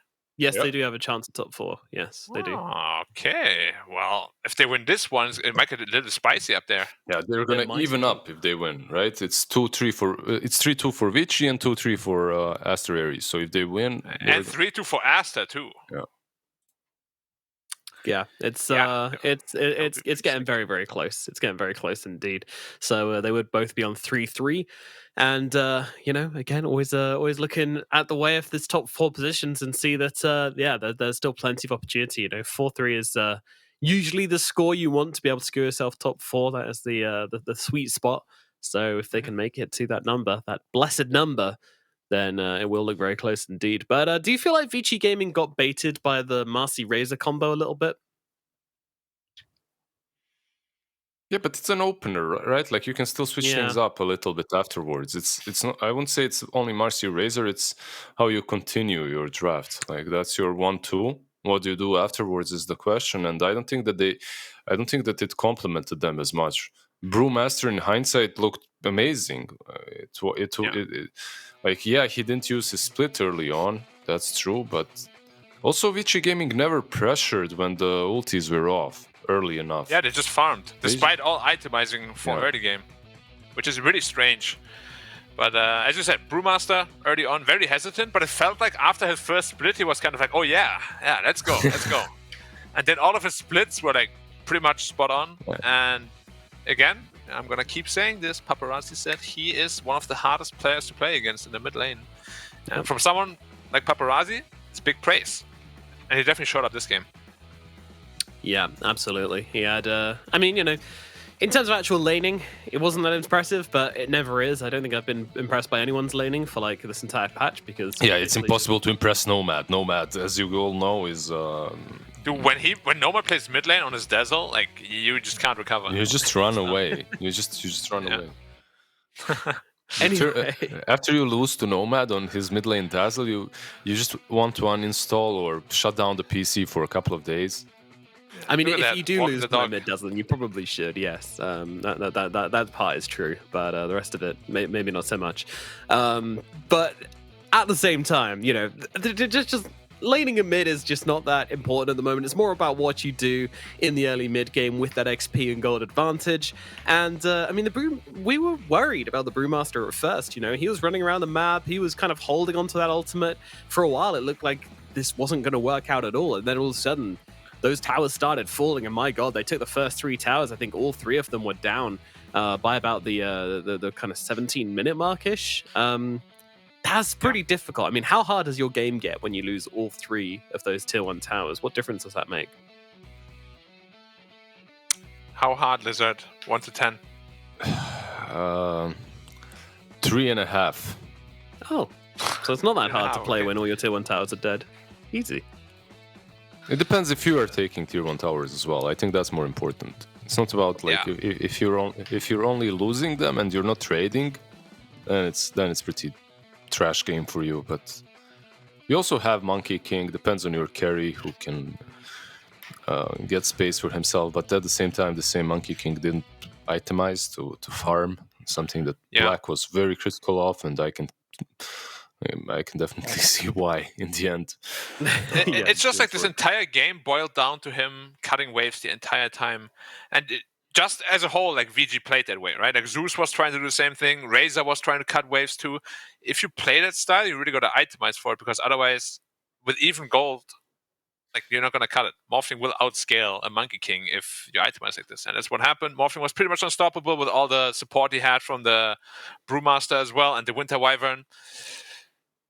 It's It's a rough one for VG, but they like to do this kind of thing every now and then. So don't write them off just yet. It's just something that happens for them every now and then. Yeah. Yep, they do a bit of trolling. They there were a lot of yawns coming out in the post. I mean, what time is it? It's still like what? Like It's like 12 p.m., 3:50. right? Oh, 3:50. Okay. Yeah. okay. Which is way past gamer wake-up hours. Usually, gamers wake up around noon, so 3 hours should be enough time to get settled in. No more excuses now. No more excuses, indeed. Yeah, it's and I don't know what those yawns were about. Jaume just who knows? But who would our MVP be for this first game? Morphling going 7-0 and 6, always tempting, but Yi on that unconventional mid lane brew, or even maybe TK on the tiny, getting the pretty epic tossbacks here and there. What do we think? Maybe Red Panda on the Wyvern? Like, I'd give it his to curses were Panda, clutch. yeah. I think Honestly, the entire team was really good. DP, of course, not very flashy, but he's 7-2-11. Like, he gave so much space for his team to fight. He just ran in first, trusted his Wyvern, gave so much information. It's really hard to choose one, but I think I would give it to Red Panda. It's a thumbs up from as long as it's not tiny. As long as it's not tiny, anyone can have it. Just so Nomad isn't too happy. I feel like about Tiny's the always sensitivity. get it. Yeah. Tiny's always get it. It's like, wow, he tossed the guy back. Yeah, that's what the hero does. It's not flashy anymore. It's literally what the hero does. And there's nothing you can do about it because you're perma-stunned from Avalanche now. Woo, balance! I mean, there's definitely a skill in tossbacks, right? Like it's not the easiest thing to do.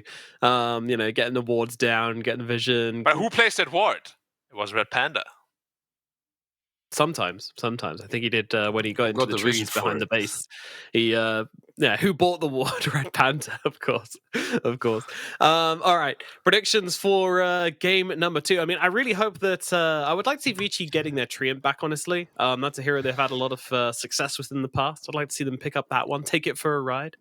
Yeah, it was banned out in the last game, but not in the first phase. It was banned out like later on, so maybe they can take it for themselves.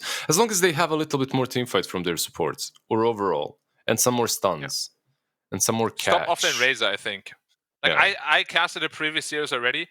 The Razor won both games, but in the first one they were like 20k behind, and the second one they were 10k behind, just because the laning stage and the early team fights are almost impossible to win. So yeah, Offlane Razor is a trap. It works, but it has to be like you need like a void or something that can actually stun as your carry. Let's hope that Vici Gaming can fall into their slot in the lobby of this game number 2. Black. Subtle, right? Please go to your own channel. The best thing about these lobbies is Lizard, go to your slot or get kicked. Yeah, the admins just hold a gun up to you and say, "Get in the slot or get out." The thing is, there's a lot more respect for me there because I was in China for many, many years, So they're like, right, okay, we'll give you a pass. Okay. But you, Lizard, get out of here. Yeah, you Lizard, we don't care about you. Yeah. Truth be told, you don't know our ways. Truth be told, I didn't use my nickname. Whenever they say that, it's when I'm some random nickname. They don't. When I'm recognized, when I'm Lizzy Busy, yeah. When I'm recognized, they just kick me. They don't even write. Yeah, that's weird actually. They asked me like this was back in like season 2. They asked me to change my name because I had it something silly, and they were like, "Oh, can you change your name to make you recognizable?" And I was like, "Yeah." Why would you ever do that to yourself? That's my question. Right? Well, like they asked me to. Professional players for me were always weird back in the day when they would change their nicknames all the times. Like, dude, you're literally killing your brand. One thing that you're known for. It's like Black changed his nickname to Pink suddenly or Green. It's not the same. Heresy. It's heresy. Ridiculous. I mean, there's only one. Talking about strong brands as well, looking through the profile pictures in the lobbies, gotta say, Red Panda definitely keeping it on the mark.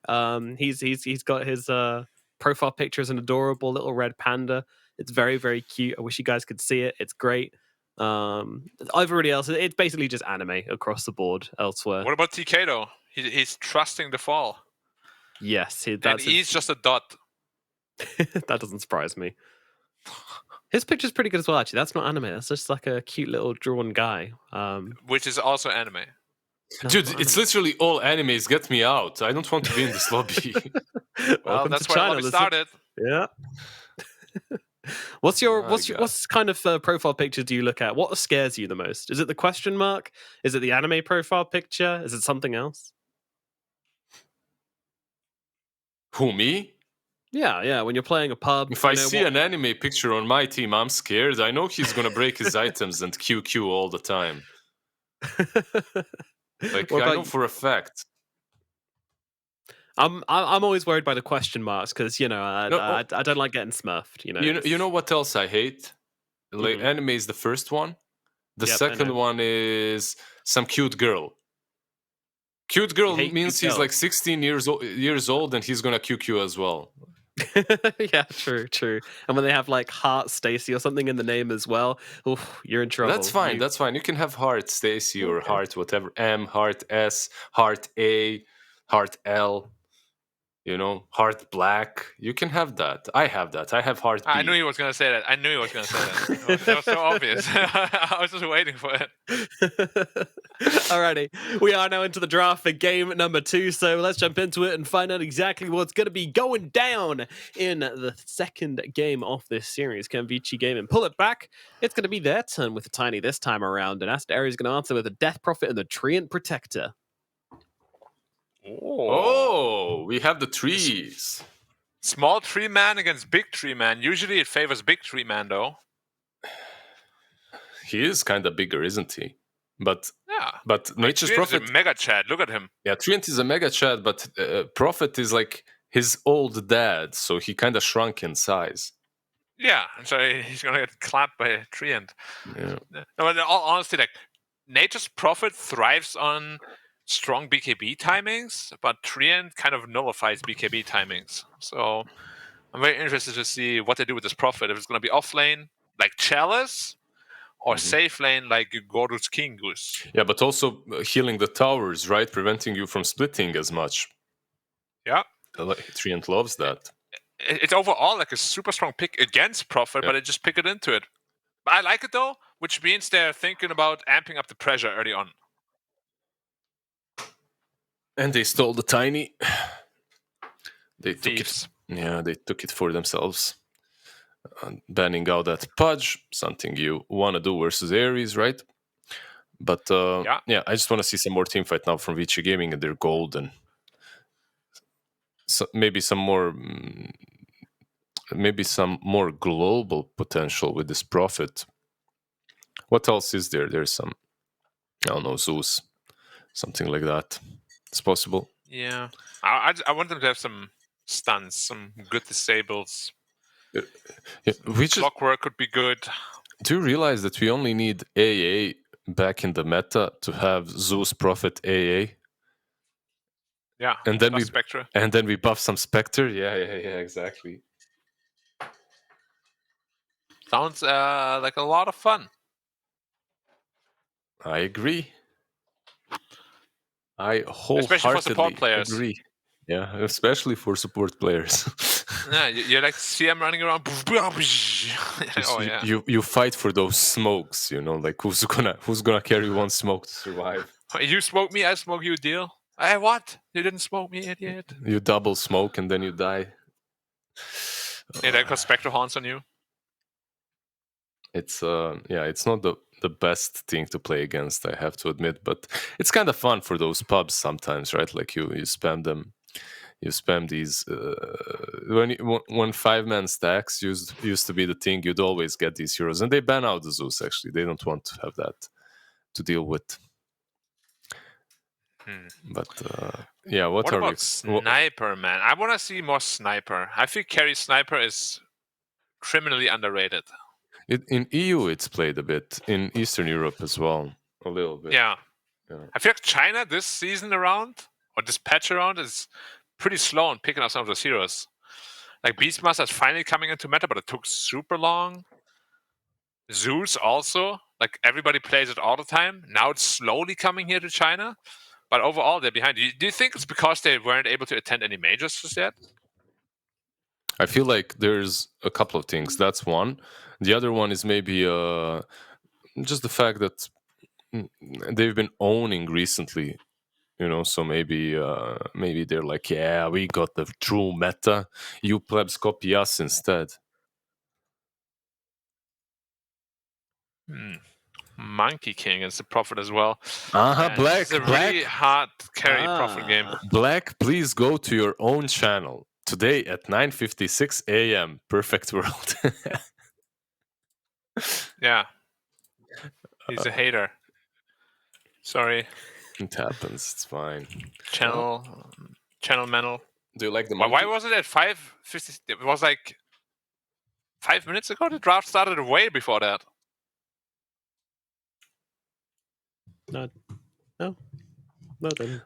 Do you like the monkey? Monkey see, Yeah. monkey do. Monkey owns Prophet. Like, this should not be a carry Prophet anymore. It looks like a terrible core Prophet game. You put him on offlane with Tiny? Maybe. It's just so weird. Like, if you give him any sort of farm priority, he shouldn't really be able to do a whole lot. Like, Treant owns him, Monkey owns him. Even DP doesn't have the worst matchup against him. So what do? We relegate him to position 5 then, Black? Maybe something like that, honestly. I Like, I mean, wouldn't it's mind at this point. doable, right? It's doable on 5. You can play him. Yeah. But it doesn't sound great. No, that's a Warlock. Which is the offlane Prophet in face. Alrighty. Warlock. Not a lot of damage in that chrono so far. Fatal Bonds plus Prophet ult. That sounds good. Everyone explodes. Yeah, that's 100-0 right there. Yeah, but that's not heroes. your chrono. That's like whenever, Oh, that's a big juicy yawn. Yeah. Aster.Aries. Who was that? Was it Selma again? No, it was Aries now. So oh my they're god, gonna lose. So they're we gonna got a lose. 1-1. That was a bit. Oh, it's gonna make me yawn as well. Oh no. Oh, I got that as well.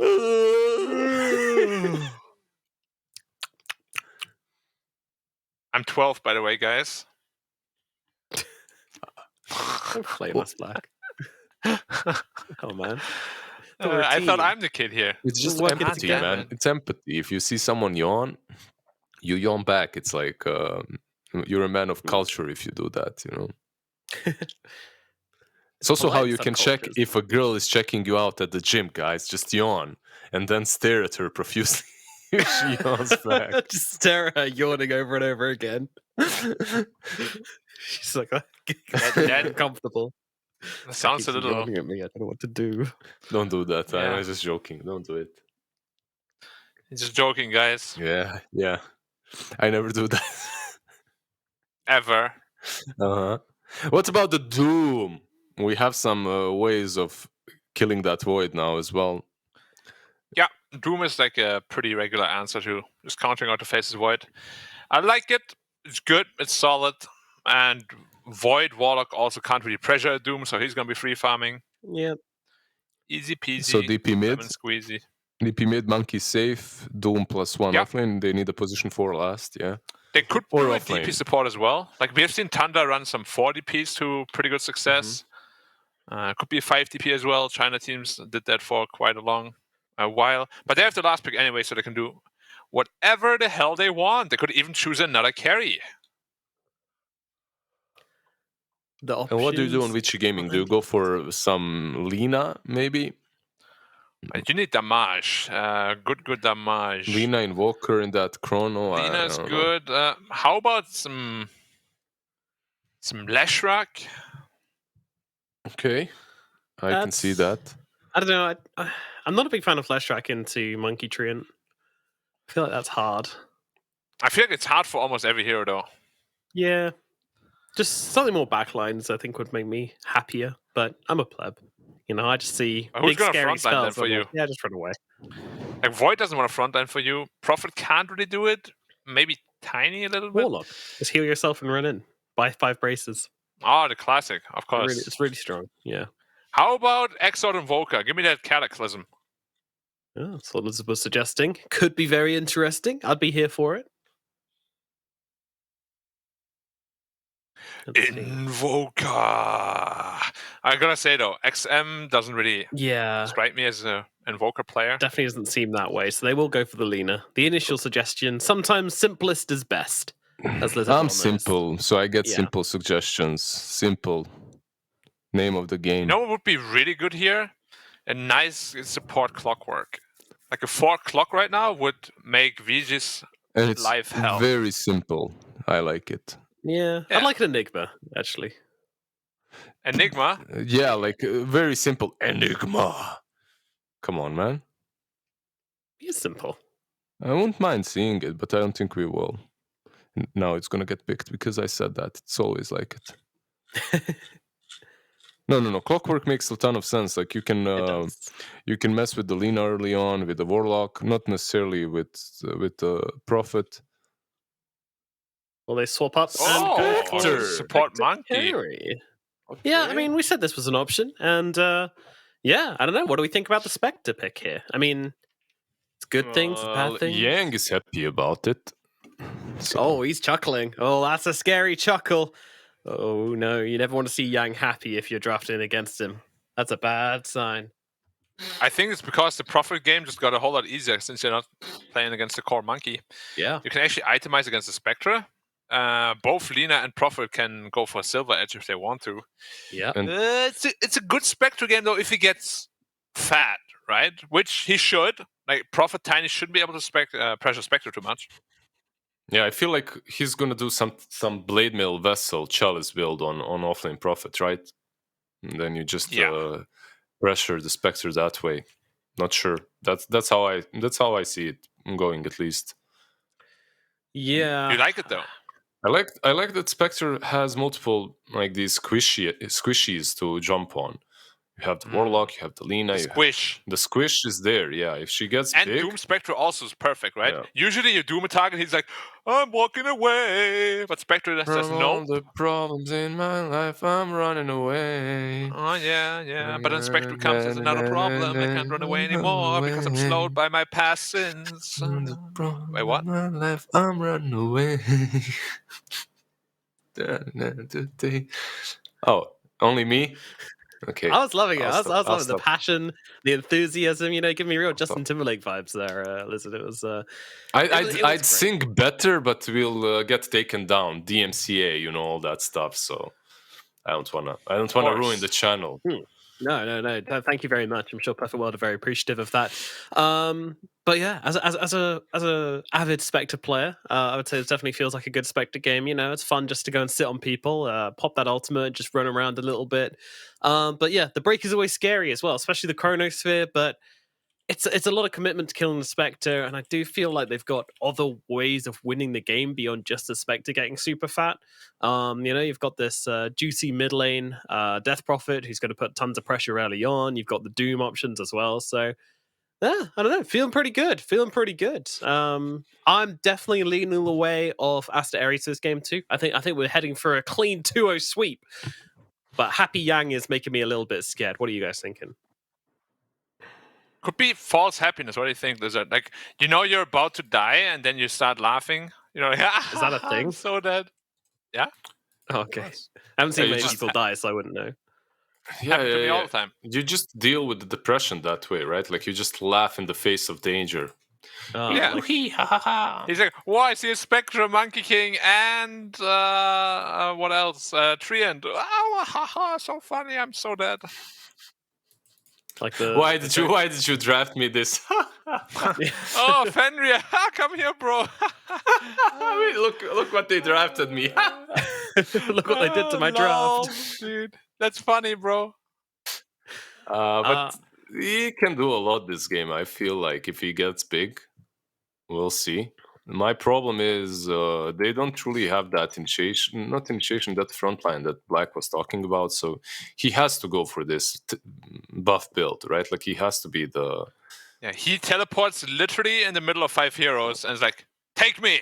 Yeah, with the blade then mail or something, just power whatever. treads, and just, yeah. Yep. I think it's the only way to play for him as well, especially playing into so many counters, right? Become the sponge. Become the damage sponge. It's always a good way to play the game. You know, if you're unsure about what to do, just go in. Just use your body. You know, it's fine. Everything can be a resource if you want it to be in Dota. It's wise words. You know, if your lane's looking hard, carry players getting pummeled, just run at them. You know, see what happens. If you die, all right, well, leave the lane. We know it's not worth it. If you don't die, then congratulations, you won your lane just by clicking. Especially Ogre Magi players. I don't know what it's about Ogre Magi players. They just like to sit behind you and cast Ignite. Like, and steal your experience. yeah, just go hit them, bro. Like, you're massive, you know? You're basically... You're not playing with the right Ogre Magi players, man. I'm really not. You really aren't, because there is nothing more fun than running up to someone's face and clobbering them as Ogre. Yeah. It just awakes some primal instinct that I have, you know? It's because of the sound, though. Like, there's like this like wind sound. Yeah. Wow, that sounds brutal. It awakens the other half of caveman in me. I just turn into full caveman mode. You know what? Yeah. Like, I'll tell you this. Like, different regions have different ways of playing, obviously. And back in the day, I remember, like, Russians, Slavs, that is, like all the CIS countries, all the Eastern Europe, would always play these stupid heroes better. Like, your Undying, your Spirit Breaker, your Ogre. Like, they have this mindset. They're like, let's go. You know, like, there's no messing around. You just go in and you don't think. You just hit. And it works. Until MVP Phoenix came around and they just pick Spirit Breaker every game and Bounty Hunter. Yeah. Just and you're like, what are you guys doing? It's impossible. Oh, we won anyway. Yeah. I mean, it's always a good logic, you know. Just that. Yeah, full divide Dota. A click down a lane and see what happens. I'm always into that kind of mentality. I mean, what are the other regions like? What are the Southeast Asian players accelerate at Black? Well, I mean, nowadays it's a pretty big mix. Like, everyone just does what's best for the meta, right? But back then they were definitely the super throwy kind. Like, they're mega individually skilled, but they just have no idea how to close out a game, so they would just run in by themselves and die. Then you have China, who just runs around as 5 the entire game, and then the carry farms. Yeah. Tidehunter offlane, mid Magnus, safe lane anti-mage, something like that. Did Europeans ever have like a style? I'm trying to like think of it and NA.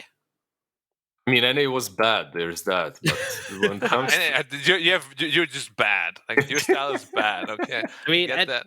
I think NA had like the highest influx of like carry mid people trying to carry for the mid lane. That's what I definitely think of when I think of NA. Like, mid SFs and whatnot. Yeah, and like the Lena's just kind of putting the whole team on their shoulders and going, all right, in we go. Leshrac as well, super common in that region. But the game is now unpaused. That's right, seamless. I know you guys didn't even realize, but the game was paused for this entire time. We weren't just talking over the first 10 minutes of the game, but it is now unpaused, ready to go. So let's jump into it and find out exactly what's going to happen in game number 2 of Aster.Aries versus Vici Gaming. Game number 2. Can you make that announcement again? No, I can only hit that note once a week. Then I have to rest my voice again. I was sitting with my friend the other day. We were drinking a little bit for his birthday, and he hit the Keck W note pitch perfect. Like, the whole pub lost their shit. Like, everyone was like, "Come on, do it again." That was great. Never of course, second time around. He couldn't. He did manage to repeat it once more, and that's it. Like, once more, and everyone was like, "Way!" Where? No, I can't. There's no way. That was just screeching. I didn't even hear anything. It was too high for Discord to pick up. There's a bit of fighting down at bottom. 3 Triple runes bounty rune. Aries. Triple bounty rune and a tree devoured before the lane even starts. That's free gold. That is a huge, staggering net worth advantage to start off this game. My God. Yeah. But Panda wants to go here. He wants to, you know. Oh, Prophet might be dead. Oh my God, he's just running away. He's not dead, in fact. Debated. I mean, they have no Orb of Venom. What Treant doesn't buy Orb of Venom anymore? Red Panda, you're really behind. He started with a Ring of Protection. This is some tree that's all into protecting. Living Armor, Ring of Protection. Treant Protector myself. Treant Protector, like, he's cosplaying. But it does make sense, right? Like, Treant Protector with the Ring of Protection. Like, yeah. Checks out. Because of law friendliness, he gets +3 armor instead of 2. Imagine if they did that. They released a hero where items are more effective on them compared to everyone else. They should release elements again. No. Yeah. Imagine you play Morphling against Zeus and Razor last game. You're done. Yeah. Or like Morphling versus Ember Spirit. You know, you just waveform through him and put out his Flame Guard. She's like, ah, shit. Are we turning into Pokemons here? What's happening? Of course. Please. It's a shake-up we need. Someone needs to make that a game mode, actually. It probably is already. Yeah, it probably is. There's so much in the arcade. Jesus Christ. Yeah. Like, but then is every it the rule? arcade gets broken again. Is that the rule 25? Yep. If you can think of it, there's a game mode of it. Yeah. Execute Order 66. I remember playing every time you right-click, a random spell gets cast. That's a good game mode. All those random ones. Is it balanced that Treant gets 40% more Tango region in trees? No, it isn't. Especially now with all the nerfs to region. Feels good. It is just very weird how some heroes just have random stuff for free, like Silencer as well. Here you go, have 2 in-game every time you kill someone. Oh, okay, thanks. Well, that's not random, that's pretty, like, not random. What's not random? What's the word for something not being random? Consistent, I guess? That's very consistent. Thank you, Nomad. You're welcome. Doing my job as the Englishman of the broadcast. It's kind of random that you compliment Nomad, though. True. That's a random thing to I do. would argue it's very consistent. I'm complimenting you and Nomad all the time. Yeah, me, yes. Because of reasons. But Nomad? There are reasons for Nomad too. Yeah, of course. Black's not being very wholesome today. We try our best. Can't always be. Do we? I mean, I'd hope so. Maybe Red Panda trying his best. You know who's not maybe trying his best? It's XM on the mid lane, because he's not really crushing this DP. I expected more. But, again, paparazzi's... How often am I say that? What did paparazzi say about... He said Yi? E is one of the hardest mid laners to play against. Wow, what a great nugget of information. Thank you, Black. You're welcome. I'd like to hear that again. Winning Steve, if that's DP okay. versus Lina, so... Yeah, You can repeat interestingly, it as many times as you need. the Lina did actually go for the... bot lane, he's dead, I think. Oh, they've got the LSA down, Jama closing the gap as well. The Avalanche is there, toss back available as well. Yi thrown on top of XM, gonna go for the double Spirit Siphon. Is that gonna be enough to keep him alive? Very well, might be. Very fire available as well. Yeah, you're absolutely right. He's actually fine. It's not fair, it's not balanced. Treant armor is a cheat. It's not fair, it's fairy fire. Ha. That's a long hit. Well, Yango, he's in trouble, but he can just TP out anytime he wants to. Can he though? Can he? Get punched. Jesus. Why does your back... You know what should happen in Dota? Like, your... Like, bones and stuff, you know, get damaged as you get hit by like a tree and like that, and you get run slower. Like it's your spine like that. As well, Eric turning it around, gets a bash onto TK. I think Eric is just gonna fall here though. He's trying to regen up, but it's not gonna be enough. Doom gets first blood. Yeah, it's gonna go to the Doom. It's was El really- Problemo. He was really hoping for the bash to work, but it never did. That was... Now, I'm just gonna say, he was level 4 for quite a while. He just didn't skill any spell. If there was a level 2 bash, there's 4% more chance per hit. Wow. So the game punished him for trying to be too greedy with his item spell build. I see. Maybe. Perhaps. Gave and give it. Potentially. Gave and take it away. Getting one bash with a level 1 bash already is pretty lucky though, so. Yeah, and he did get it, so. Exactly. Now, I'm a little worried. Spectre is free farming against the Prophet. Prophet is not farming very well. Doom just got first blood. It means his Midas is going to be super fast. E. Okay. DP ult. You're just dead on Lina or what? Yeah, looks like an XM trying to get away. The ghost. one more hit. Yes, they will. Turns around, gets the kill of the DK, but does die regardless. Still fighting up, but doesn't have any more Spirit Siphon charges. He's got one. He's fine. He's fine. He's got another charge available. Turns it around. Yeah, trying to get away. This guy's a beast. Ultra? Never mind. He's fine. He's gonna die. The region. No way. No way, man, this guy. And he's gonna heal up, obviously, from the spirits. Well, guys, in case you didn't know, What paparazzi. paparazzi? What did paparazzi say? Oh, and a bottle refill as well. Oh, look at Xiaoma this. runs in like that. Xiaoma, what are you doing? What are you doing? It's another log on the actually fire. You see though? You see though? He is. Wait. The log rolls dangerously close to the fire, but does not ignite, thankfully. And Spectre has been farming the entire time. This is kind of a disaster for Richie Gaming, giving away triple to the Dead Prophet. Also, But he was there all by himself, right? I guess Monkey was there. Monkey was there with him, yeah. Oh, now get the D-Ward 2 juicy. And there's also Treant armor, obviously, right? From distance. Yeah. Yeah. Level 2 also. Yeah. Without that, he dies there for sure. But it's all these small items that he's having in his inventory all the time. Like the wand, the fairy fire, he had the raindrop that whole engagement. Everything coming into play. And next time around, they'll have a Haunt as well to rely on. Top lane, Doom comes out onto the Faceless Void. Red Panda coming out of the trees as well. TK moving in. Everyone suddenly on top of this Void. And he can do nothing but stand still and wait for the sweet release of death. Brutal. Suddenly it's a lifeless Void. Nailed it. Absolutely nailed it. Nomad, come on, man. That was good. That was good. Uh-huh. That was great. A swing and a hit. He doesn't swing very often, but when he does... And sometimes he hits. They still got a Haunt available too. But his threats are just now flying out. Probably wants to wait with using the Haunt until that's ready.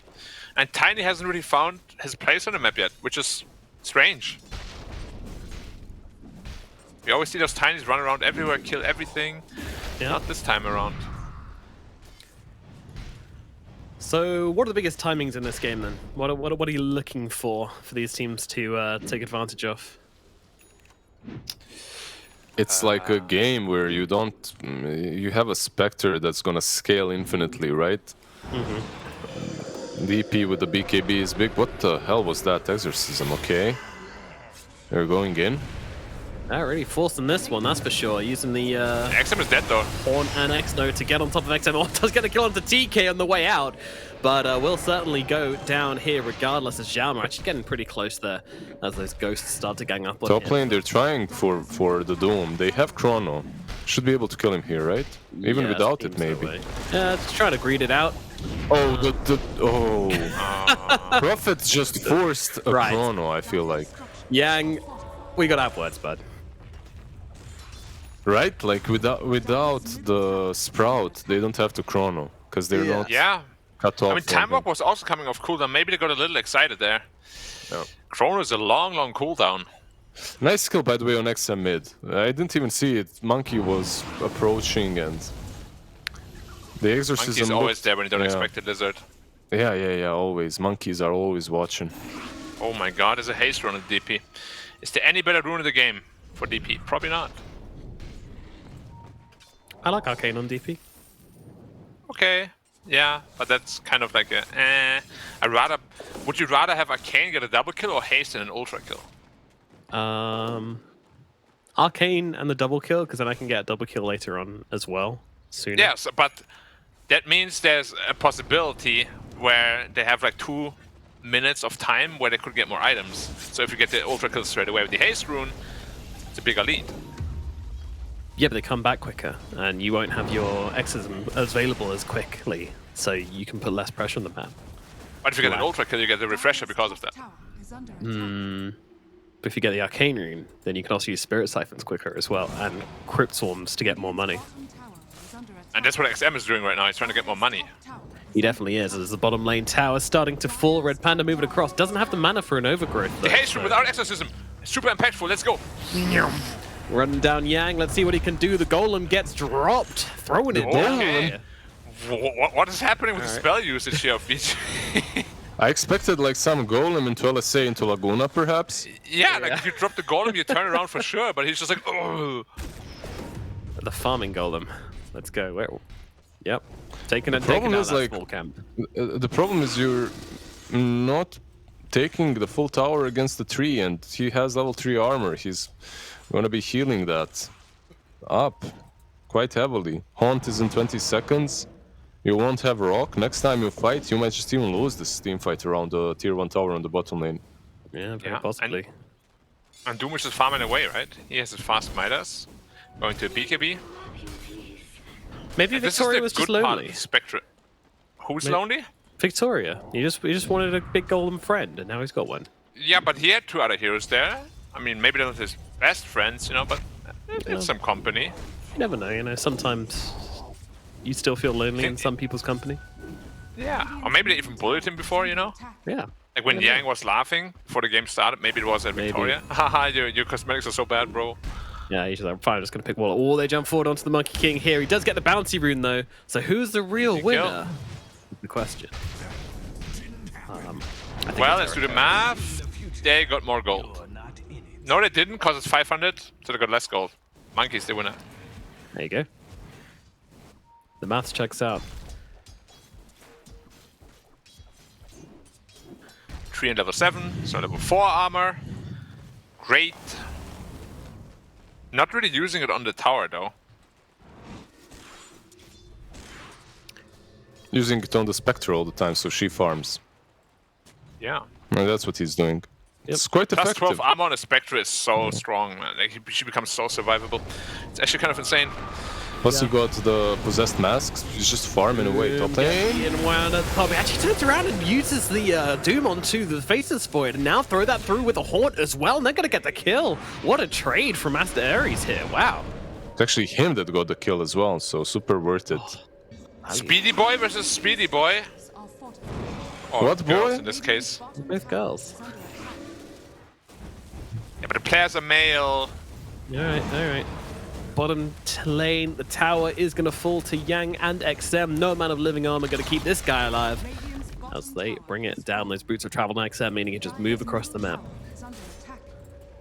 One thing I would say about the Spectre build is that if you have like this kind of free healing from the Treant Protector, I really feel like you should go for the Soul Ring. It just increases your farming speed a lot. Yeah, instead of 1 Wraith Band, I'd agree. Yeah. I don't generally like double Wraith Band plus Magic Wand. It's like too many small items. Yeah. Yeah, I would like the Soul Ring as well. Usually you get something, right, for mana on her. Yeah. It makes sense though, because like Spectre doesn't really have a soul anymore, you know? So you need to get so the you ring. need the Soul Ring, yeah. No. Well, what does Soul Ring actually do? What's the law behind the item? Does it draws on your soul to give you mana, right? But if you have no soul, it doesn't draw anything away. You The can ring use that it. It feeds doesn't on the damage. soul of those who wear it. Yeah. Yeah, that's it true. means you literally just lose health. I like how Yang is always like walking. He's like, yeah, maybe if I do the sprout now, he don't want. He did it. And he went for the Maelstrom. He's going for a right-click profit against this lineup. That's brave, especially with the start he's had. I guess he's getting Atos instantly after with the shard, right? And that's probably Yeah, gonna be but next. you're free food against Spectre. And Doom. Yeah. And DP. And Monkey. And Treant. Treant. Yeah. Probably There's a not. happy ending to the story, don't worry, guys. Yang TPing in with his team, looking to put pressure on the middle tier 1 tower here. VG Gaming. Warlock with 3. Oh, wow, let's go. look at Warlock.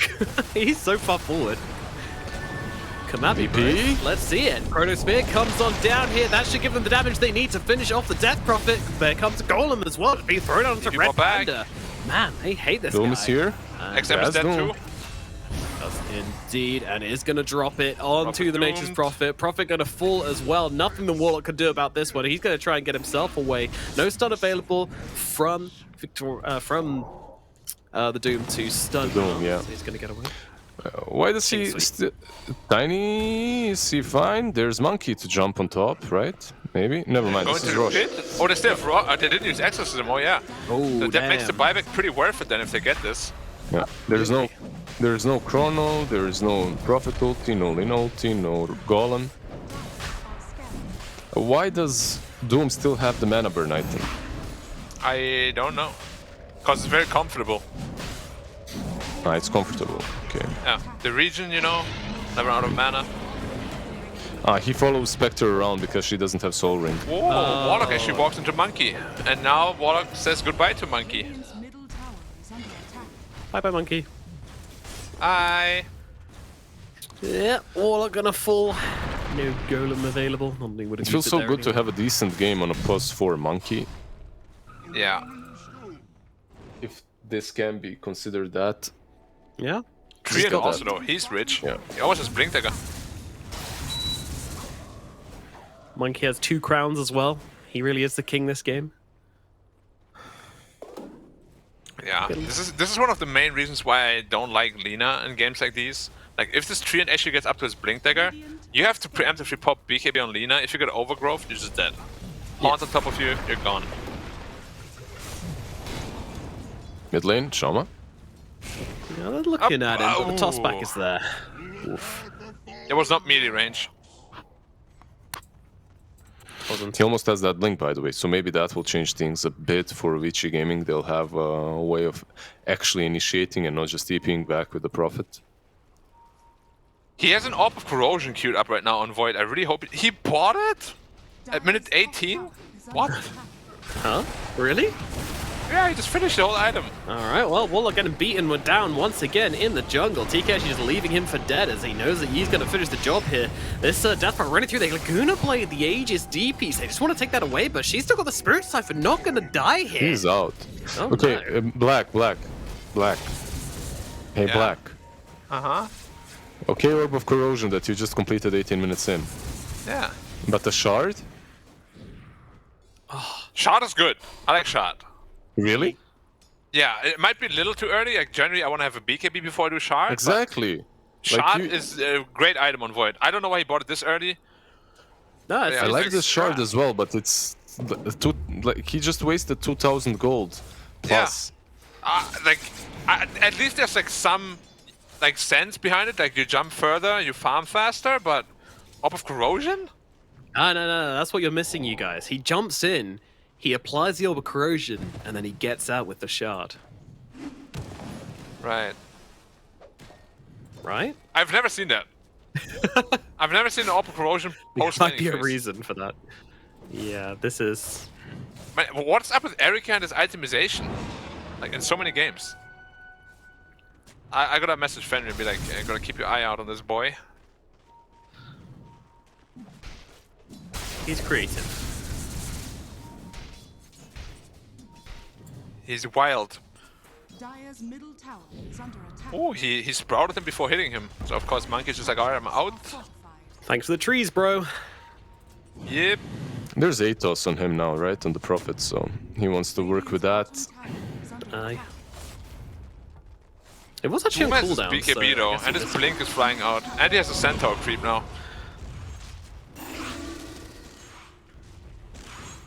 They want this. They want this fight on mid. Monkey is behind. Tower The knife from XM. Beautifully done. Do you just go top lane? Tier 2? If you're Aries, Whoever gets what's... doomed is just dead. There's nothing you can do. Spectral Horn on top, you're done. They smoked up behind the DP. They actually want to fight around the triangle. I don't blame Yeah. them. Top lane is pushed out quite heavily. Oh, And they see the void. TK on the Tiny cliff, step. jumping down onto the Tiny. He's not going to be getting out of this one, I'm afraid. That is going to be Jaume taking a fall. As Aster.Aries clean up yet another kill here. And They're doing a really good job at out pushing lanes on the side of Vici Gaming. Like, there is nothing Aries can do with this Aegis. Oh, he daggered the Prophet though. If Doom can get in range for... He's got Gleipnir, right? But he's not TPing. He was afraid of the Doom. He scouted him out. But I guess he's fine anyways. Yeah. Doom a little bit too slow without Scorched Earth. I mean, if he'd started TPing, I think he would have died, right? TK bottom lane. Oh, Yang looking TP. for Yeah, TK. yeah. Man, Boing. Monkey King is so stupid. Like, why is he allowed He to do really this? is. It's cool though, right? Should we get another hero that can do the same and then they can No, play we already around have the Hoodwink trees? who can walk through trees. And Done tree for end. that. Yeah, and tree end. I No, no, hate no, tree walkers, man. It's okay, tree walkers. He's a tree jumper. Let's get another tree jumper, like a... I don't know. What could we get, Nomad? A Haunt, perhaps? Panda. On the Big void. countries. Erica's in some trouble here. Chronosphere comes down, looking to turn it around, do a bit of damage, but he just He's doesn't entangled. have it. And now they're just going to turn around and absolutely boil his potatoes. I'll be looking for more here as the Warlock tries to get himself away. The Crypt Swarm is just going to tag him Infernal up. Blade into the head. Oh! It looks so violent when Doom does it. I love it. Oh yeah, it's a big spell. It's very satisfying.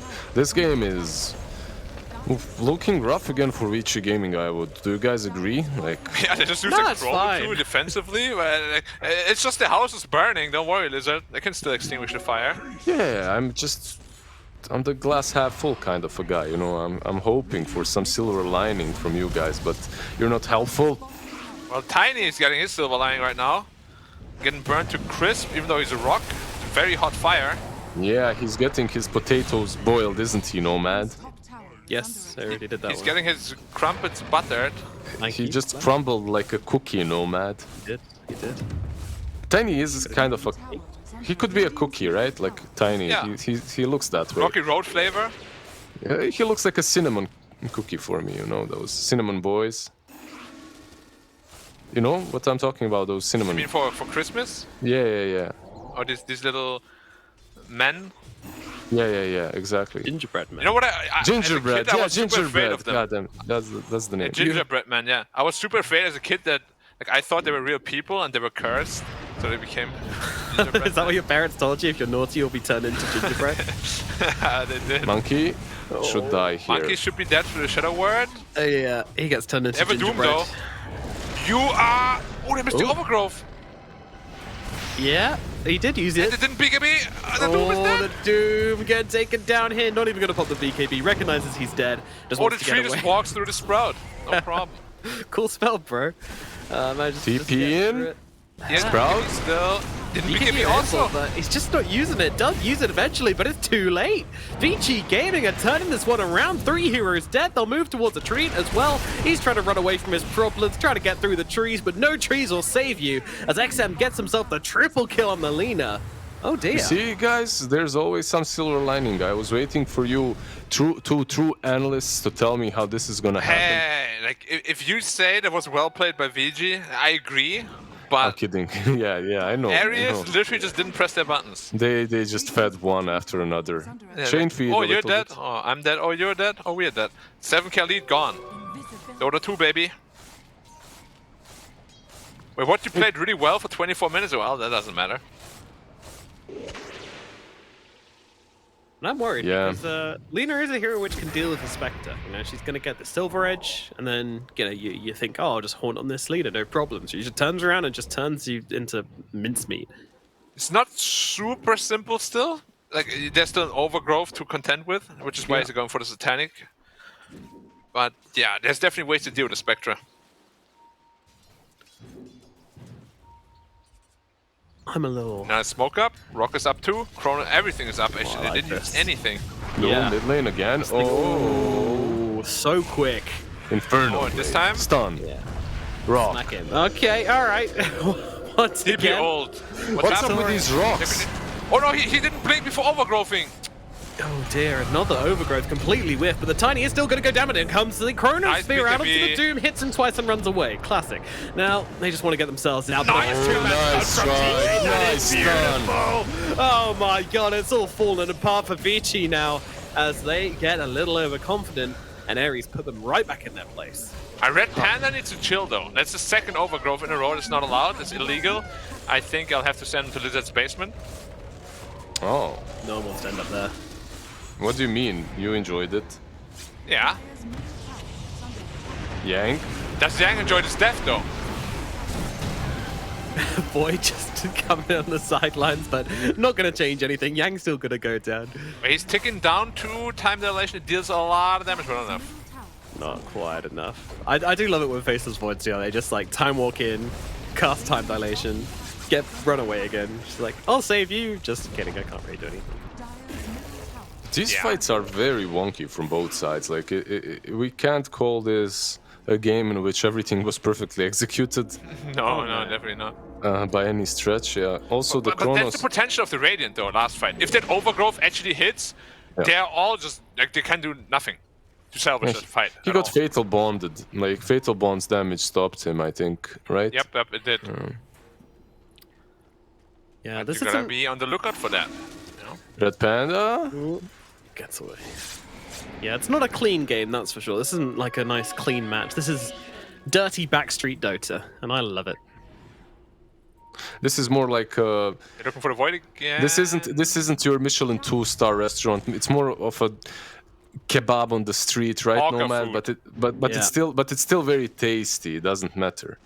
I actually had African stall food the other day. Yang? It was He's fine, no BKB, but he's probably gonna be okay. Uh-huh. Yeah, of probably. He didn't want to, like, continue to suffer anyways. Yeah. Done. What's 500 gold for the monkey, though, it's a lot. The monkey is almost into his Gleipnir, and then the support monkey suddenly deals a lot of damage. Yeah. He TP'd in on the Prophet, on top of Doom, and then Doom blinked into the trees, like, away from him, even though the Prophet was alone. I guess he thought maybe Lina is around with Shadowblade. Yeah, but then why would you TP right on top of him? It was strange, that's all I'm saying. Yeah, exactly. Shiva's got almost up on Doom, so more Vision.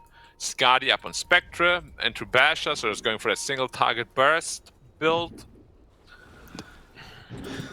And game is suddenly looking rough again for VG. It is. I'm just waiting for Faceless Void to actually be more than his Chrono. So far he's just the Chrono, right? Soon. Oh. Has his Chrono even done anything? TM. Yeah. Lina on the front lines. Oh. BKB's out. She's gonna get herself back. They didn't want to Doom it, and now the Chronosphere comes down. They want to try and take down the Doom, but do they have the damage? That's a question. XM No. It's not enough, and now in comes the Overgrowth, holding them still. Alan's got top of the Lina, and she's gonna go down. No BKB, no life. Jama gonna follow him to the grave. 3 dead on VG Gaming, and once again, that Chrono should not happen. They could have just disengaged, and Erika was like, "Let's go, boys." Completely baited his own team in. he didn't even commit to his Chrono. But how can he? He has no damage.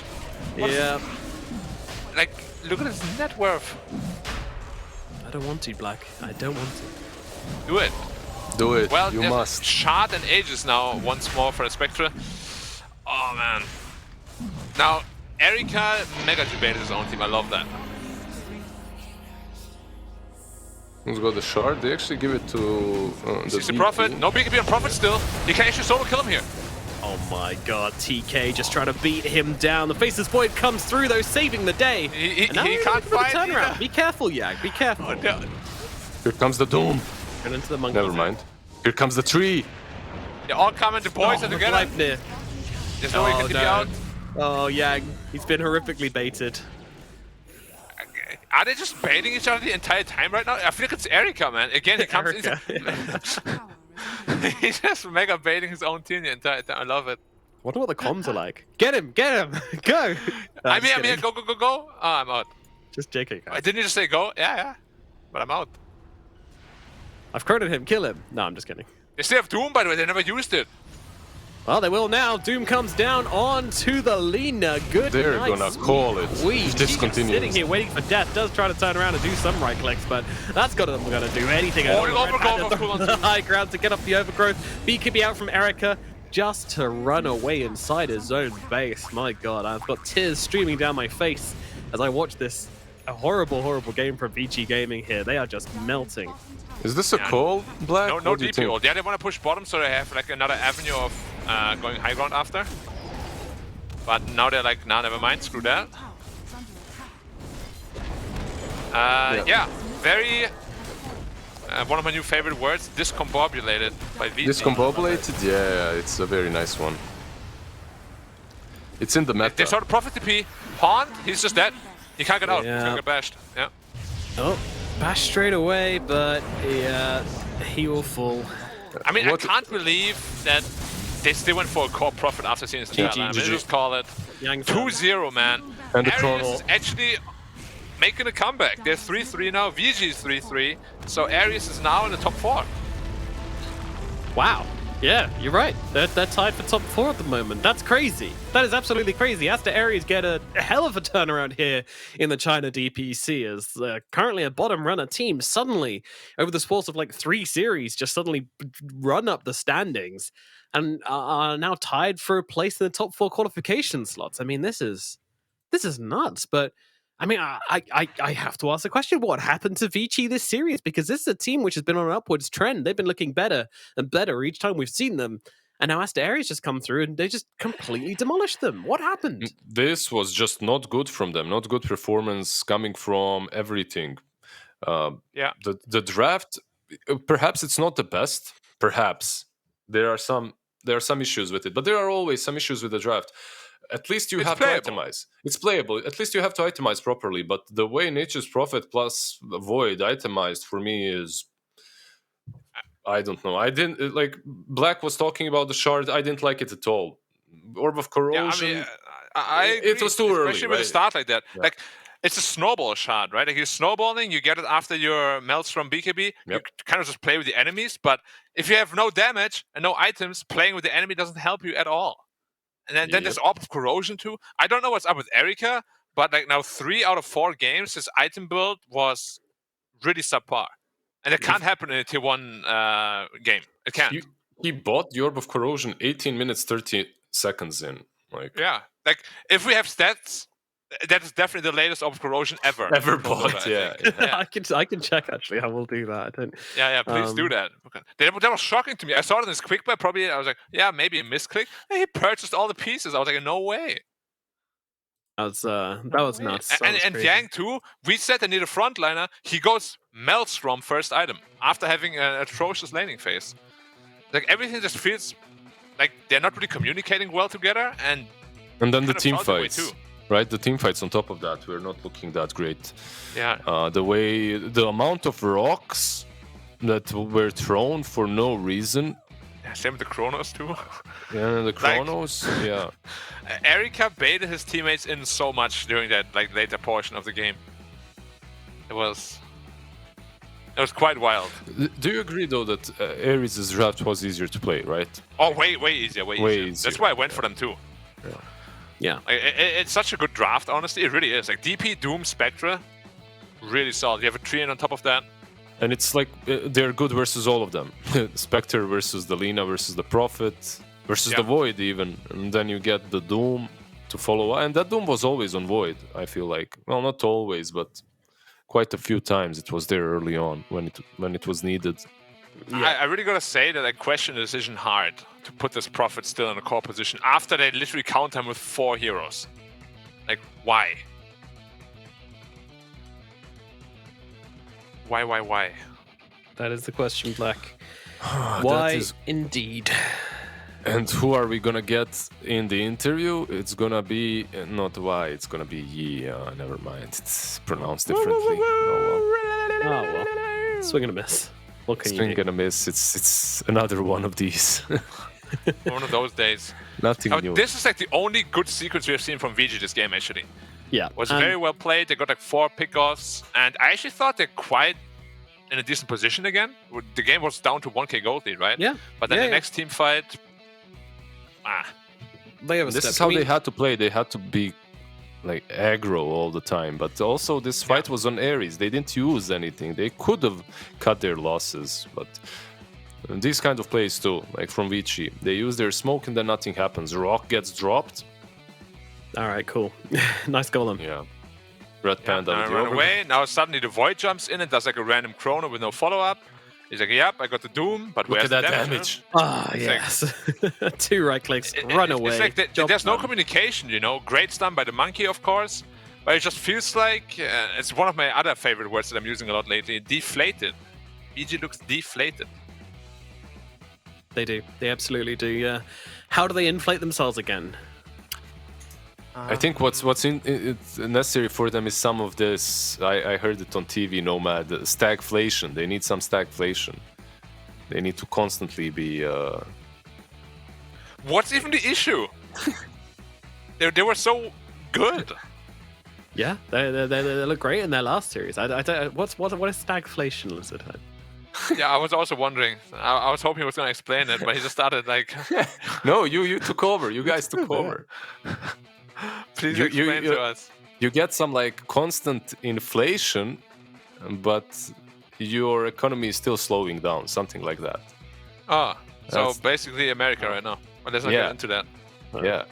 But how does it translate to the game? You don't understand. In the game, you constantly get better, stronger, but I don't know. I'm trying to figure something out, but you aren't getting worn out by the games or something. I don't know where you went with that one, dude. That was. It's a reach. It's a reach. I dug a really good hole for myself, and I'm looking at you. I'm looking at Nomad. Yeah, help. Yeah. You went fishing for sharks with a tiny little cracking sharks. Don't talk about sharks, man. Egypt sharks are dangerous. Yeah, sand sharks are dangerous. Yeah. Super dangerous. And Aster.Aries with the Sharks in this series, they'll take down Vici and a 2-0. Very convincing indeed. And the standings after that one are looking pretty damn spicy. I mean, for everyone, right? Yeah. We got a lot of 3-3s coming out. We have a lot of teams sitting in that middle group wrestling for those qualification slots. One of which is PSG LGD. Crazily enough, like it is ridiculous at the moment. Who do we think out of these middle runners then is going to put their heads above the water? We got Aster.Aries, we got Aster themselves, we got Vici, and we got LGD all sitting in the middle right now. Who are the two teams which are going to qualify? It's hard to go against LGD and Aster still, right? Just the pure caliber and ceiling they have that we know they can have. But with how things looked lately, like maybe LGD won't make the cut this time around. Would be very good for the China region itself, but obviously for LGD, like they need some international like gameplay too, just to get more ideas and stuff. Yeah. Still worth mentioning as well that the threat of elimination is not gone yet for pretty much any of these teams. You need to get 4 wins to clear yourself. LGD is Div 2 suddenly. It could happen. IG and LGD Div 2. Let's go. They just stayed there for like the next 3 seasons. Everyone's like, what's happening there? I mean, how's that even going to work? Having a Div 2 team at TI? Well, I guess it would just be the case. They're just Div 2 and a TI. No problem. All right, no problem. But like we joke about it, but it's not out of the question. Like LGD's final matches are against RNG and against Aster. If they lost to eHome. Yes, they did. So if they lose both their games and eHome play against Dandelion, so they one of those teams has to win. That means we got some serious issues, so we got to keep an eye on that. But that is tomorrow's story. Today's story is that Aster.Aries are absolute bosses, and we get to talk to the most bossing bosser of this bossing team. And it is Yi on the line for us today to talk to him. So you know what? Unconventionally, I'm going to throw it to Black to ask the first question because I reckon you've got a question to ask about the mid lane. Am I right? First of all, congratulations for your win. Looked amazing the way you guys played. But Paparazzi said in a recent interview that he thinks that you are one of the best, if not the best, Chinese mid laner. After him, of course. What are your thoughts on that? 首先恭喜你们获得这场比赛的胜利。然后撅者前2天采访的时候说，他觉得你是国内现在最强的中单选手之一。然后你对这个有什么想说的吗？没有，感觉大家实力都很接近，感觉他在捧杀我。我们只是关系比较好，然后随便说说吧。Yeah, I think we are all on the with other mid laner as well. We are all on the same page. We are all have a similar skill level, and I think because he and I is a good friend, I think he's a little bit he's trying to overcompliment me a little bit. Oh, these are good friends. I understand. All right, Nomad, take it away, my friend. Thank you. So Vici, they were looking pretty off their game today. Is that because you had them figured out? Like, did you believe that you had the answer to them when you started the series today? 今天感觉 VG 发挥挺失常的，是因为你们对他们的准备做的特别到位吗？啊，对，是的，就感觉我们准备的挺好，然后阵容我们打起来都比较舒服，然后就正常发挥了。Yeah, I think we figured them out quite well, and I think all the lineup we drafted is very comfortable for us to play, and we played all right as we planned. Definitely played more than all right. I mean, it's 2 series in a row now for you guys. Have you got your eyes on that top 4 slot? Are you looking to break into the top 4 and that qualification? 2连胜了之后，现在看看积分榜有没有就是想过要去争取一下前4，去打 Major 这方面的想法？感觉还是先不想了，不用给自己太大的心理压力，然后就好好打就行。I tend to not thinking about that. I don't want to give myself too much pressure. I just want to have a good performance throughout. And what's been the key to your success recently? You know, is there anything you think you guys have improved on recently, which has led to this vast improvement in your performance? 你觉得最近队伍整体发挥特别好的原因是哪些呢？就是有没有想过为什么最近突然一下战绩变得好？你觉得哪方面队伍在提升？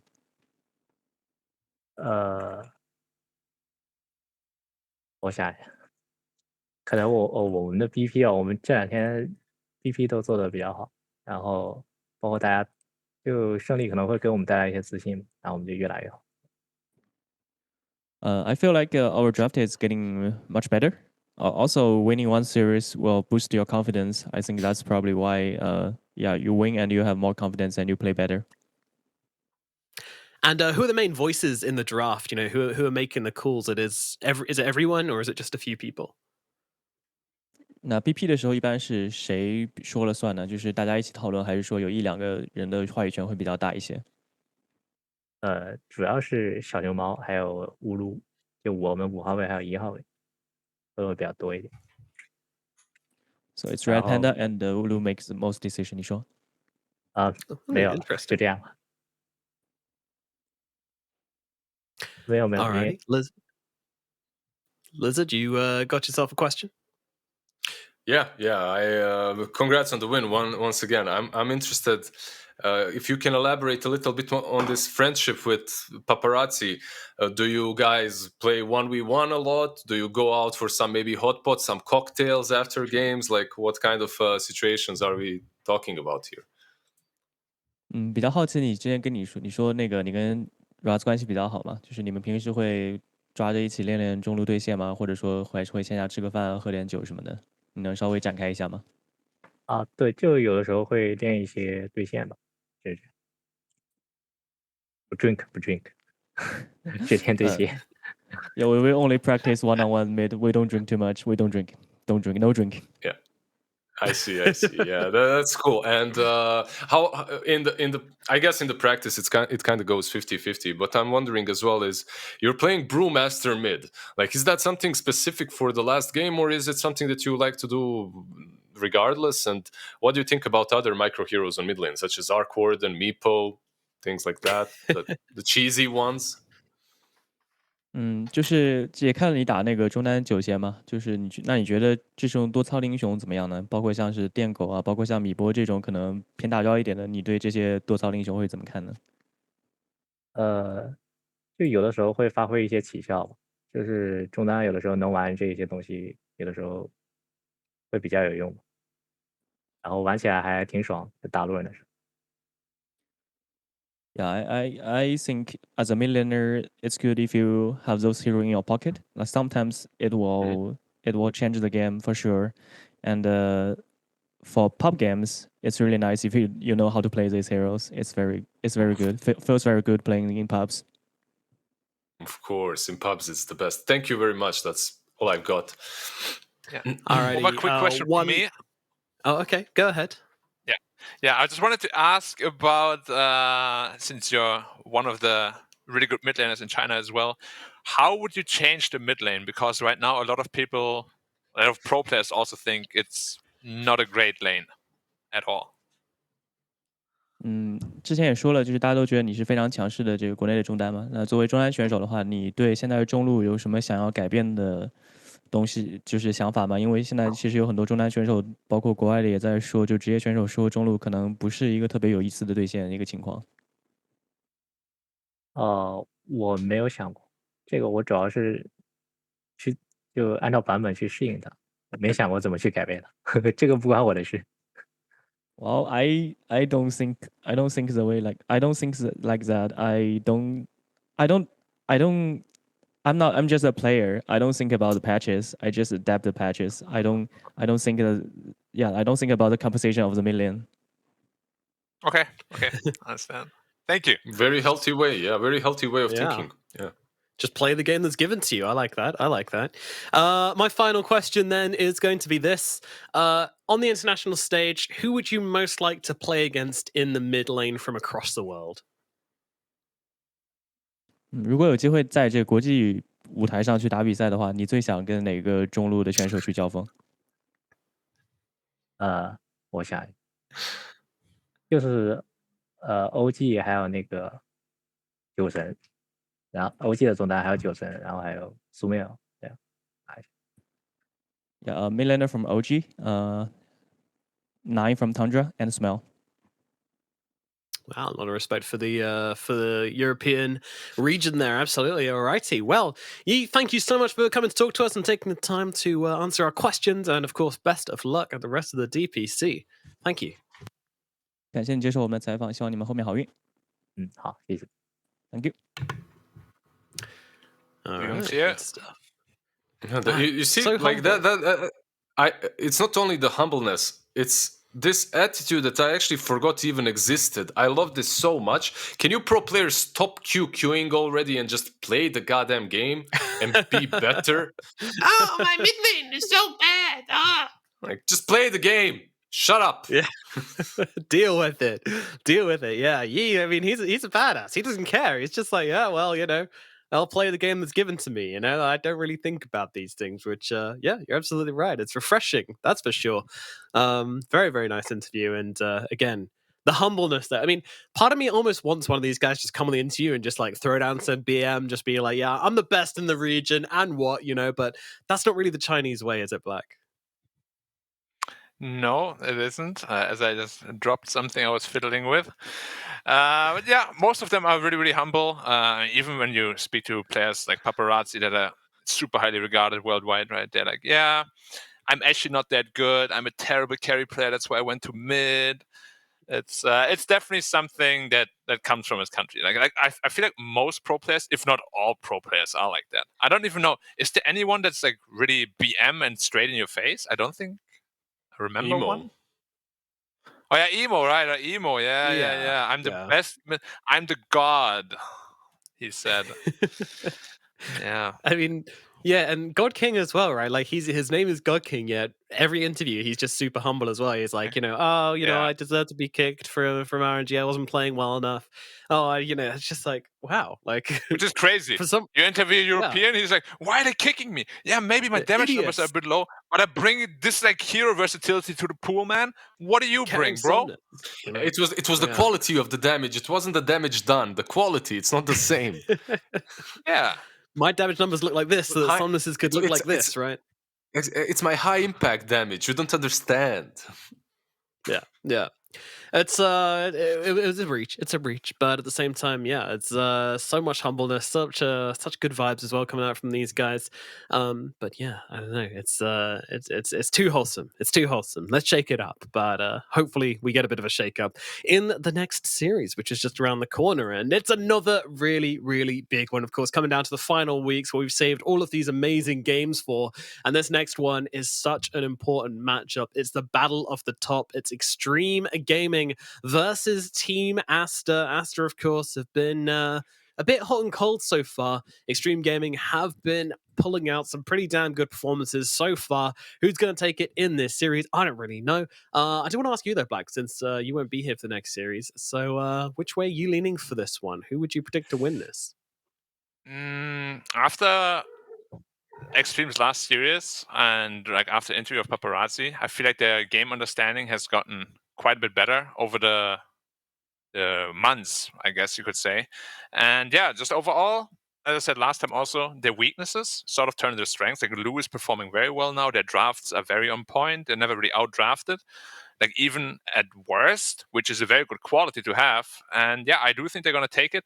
Probably 2-1, because Aster is still Aster. They're very, very strong. But I think they will come out on top. Alrighty, well, let's throw it over to a break then, and then we will be back, guys. It's going to be a bit of a wait. It's going to be about 50 minutes until that series is live. So, go do something which takes 50 minutes. I don't know, read a bit of a book or have a long bath or something. I don't know, but make sure you join us in 50 minutes time. Watch some anime. Extreme Gaming versus Aster coming up soon. We'll see you after this break.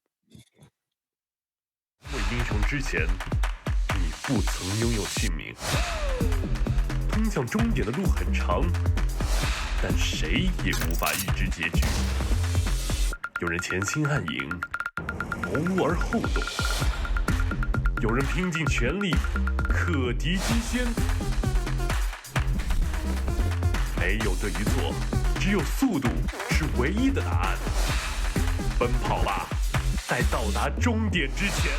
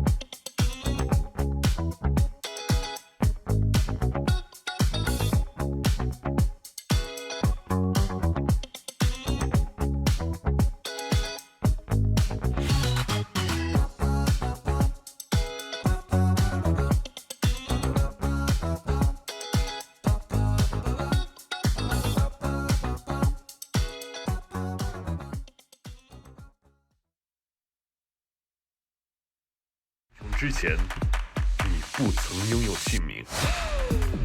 通向终点的路很长，但谁也无法预知结局。有人前心暗影，谋而后动；有人拼尽全力，克敌机先。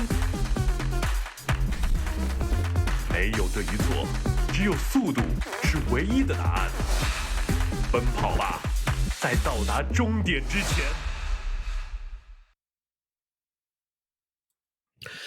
It is time for the final series of the day, and we are ending on an absolute banger. This one is going to knock it out of the park, I'm pretty sure. We've got Extreme Gaming versus Aster. Aster have been on a journey, that is for sure, taking some big wins and some surprise losses along the way. Meanwhile, the side of Extreme, they've been looking a little bit more steady so far, only dropping a series to, in fact, Aster.Aries so far. And joining me to break down this series, I've got my lovely panelists, Lizard and B-Kyop, to dive into this game. How's it fun? How's your sunbathing, Lizard? You enjoying your weather? Oh yeah, I'm stuck here between swing and a miss and buttering my crumpets. We have the sports Your references. dream, right? We have the culinary references. Yeah, it's Best my kind of dream. Dream to be stuck between you two fine gentlemen, fine beasts. I love my sunbathing. Thanks for asking me very much. But I've been here before. What about you, B-Cop? How you doing? I'm doing all right. I'm a little jealous because first you're gonna have the muscles, then you're gonna have the tan, and it's just like I can't compete with that. I'm gonna start wearing just a brown bag above my head, as I don't know if I can. I With just two have eye never- holes cut out? Actually, you don't need the Yeah. eye holes, do you? Just need the mouth hole, right? Just cut the Yeah, mouth hole out. just the microphone right here, and Yeah. it's just got to be the brown bag cover. You're gorgeous, Ben. You're gorgeous. You're gorgeous. You're gorgeous. You too, Nomad. By the way, Oh, you're thank you. gorgeous. Not so much, You're but you, Ben. All right, no, screw you, Lizard. Screw you, man. We got a series and a half coming up for us right now. Extreme Gaming, these guys have been looking pretty damn smooth. I feel like their X factor has been Lou, the one guy without that much experience on the team, but they've lifted him up. They've made it work, kind of like the antithesis of what we saw from RNG with God King, where they were kind of at odds with each other, but it's a complete opposite here. Extreme have just kind of made things work with Lou, and it looks buttery smooth, hasn't it? Yeah, it's. I think it shows the maturity of the other players. I think Interesting. That's the point that I would really draw out of that.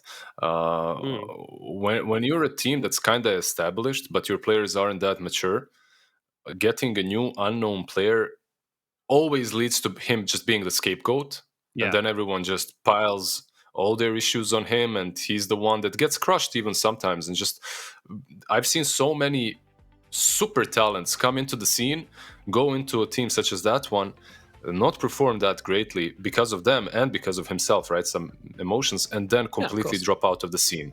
And I'm really happy that didn't happen to Lou or to God King. God King managed to land on his feet.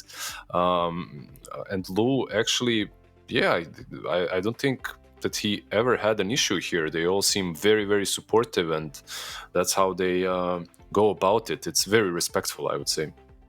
Yeah, I love Lou. I think he's a lot more reliable these days. I definitely think that he's really grown into the role, right? Yeah, definitely has. And look at these match results for them as well. 2-0, 2-0, 2-0. That is exactly what you want to be seeing. And what I love about this team as well is that they're so adaptable and interesting, right? Like, you see here their Visage, 5 games of Visage. Yet last series, they didn't touch it. They didn't play it once. They just played whatever the hell they wanted. And I mean, that's kind of like a tribute to like how adaptable these guys are, right? Like, and it wasn't banned against me either. So they were literally just like, yeah, we just want to play something else. We recognize this hero is not as strong against this team, or this team have proven they can answer it.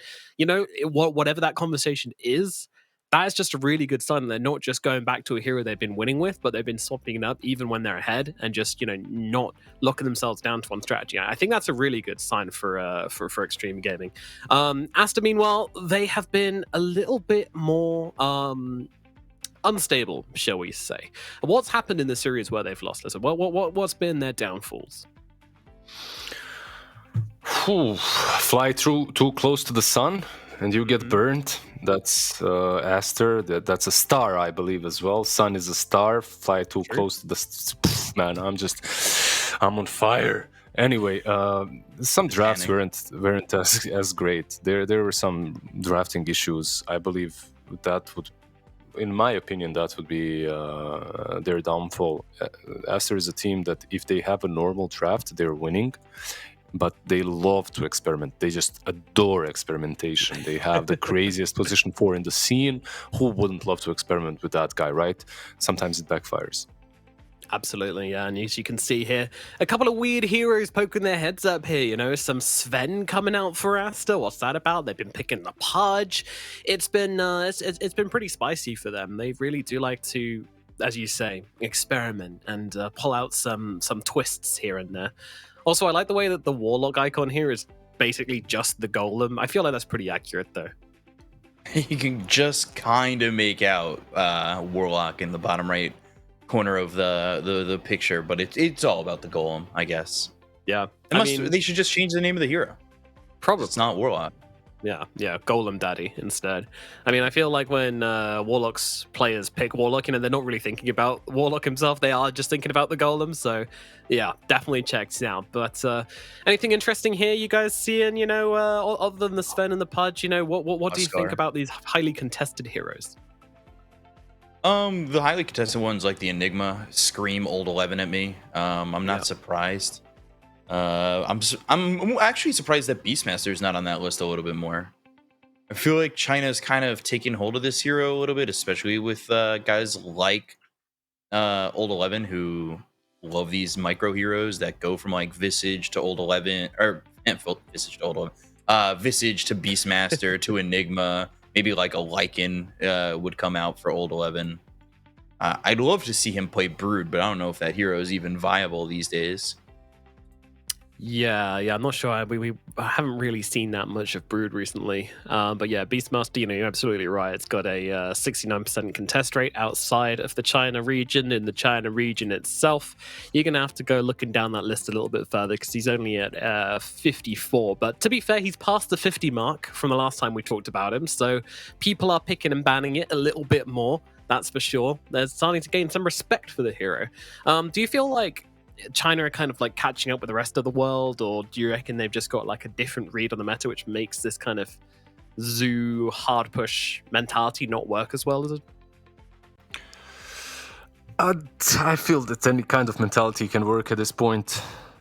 You know, it all comes down to the way you execute the draft and how you go about it. Like, I've seen teams that finish games in 20 minutes. I've seen teams that take full late game and still win with it. I feel that it all comes down to understanding and adjusting your mentality to the draft itself, right? Like, you can't have a mentality. Remember the last series, we had the Monkey King that went full early on, even though their lineup was never able to fight early skirmishes, right? Yeah. So if you are going to have a late game mentality, better make sure that you have a late game draft as well. If you're going to have a mentality that goes early and wants to just skirmish and crush the lane and post laning stage, better make sure that you have heroes that excel at doing that. Like B-Cop excels at baseball. I've heard stories that his balls, like when he swings and hits, you cannot catch that. It's a home run every single time. These are facts, by the way. Not true facts. There are stats. Benjamin Kopilov, you Google it. Google stats Benjamin Kopilov. Home runs 100%.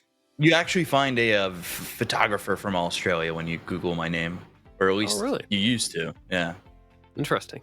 I've never heard of anyone called Kopilov before, so that's a new one for me. And we became Facebook friends. It was a whole thing in my life when I was like 16. Adorable. When I was Googling myself, I had nothing better to do. Yeah. Unfortunately for me, there is no one else in the world called Jared Bagina or anything close. It's very lonely out here for us, but you know, we make do. Another big difference between the China region and the rest of the world, in the biggest difference by a mile actually, is the Death Prophet hero. It's the third most contested hero of the Chinese region at 81% contestation rate. Meanwhile, in the rest of the world, they just don't care about this hero. This hero is being picked like 37% of the time elsewhere. So almost like a double increase, or over a double increase, in fact, in the rate of Death Prophets being picked up in the China region. I mean, Are they just not got over the last patch, or is there something different about the Death Prophet in this region, or do we just have a lot of good Death Prophet players? It seems like they're still liking that combo because it does kind of get paired up with like that Death Prophet that we were seeing, like Death Prophet Tusk or something similar that you could play aggressive in the lane with. Yeah. They just kind of held on to that, and something that works, that still works through a patch. You don't really want to let it go, especially when you were making it work so well. Why not? It does well against some of these combos that we're seeing in the bottom lane or in the safe lane, I guess, with like kind of a killable support that heals and these cores that are very reliant on it.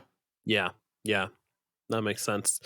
The hero just gives you a lot of utility and a very popular one in this region. But we do now have the draft available, so let's start talking about that as we have our openings out and in our faces.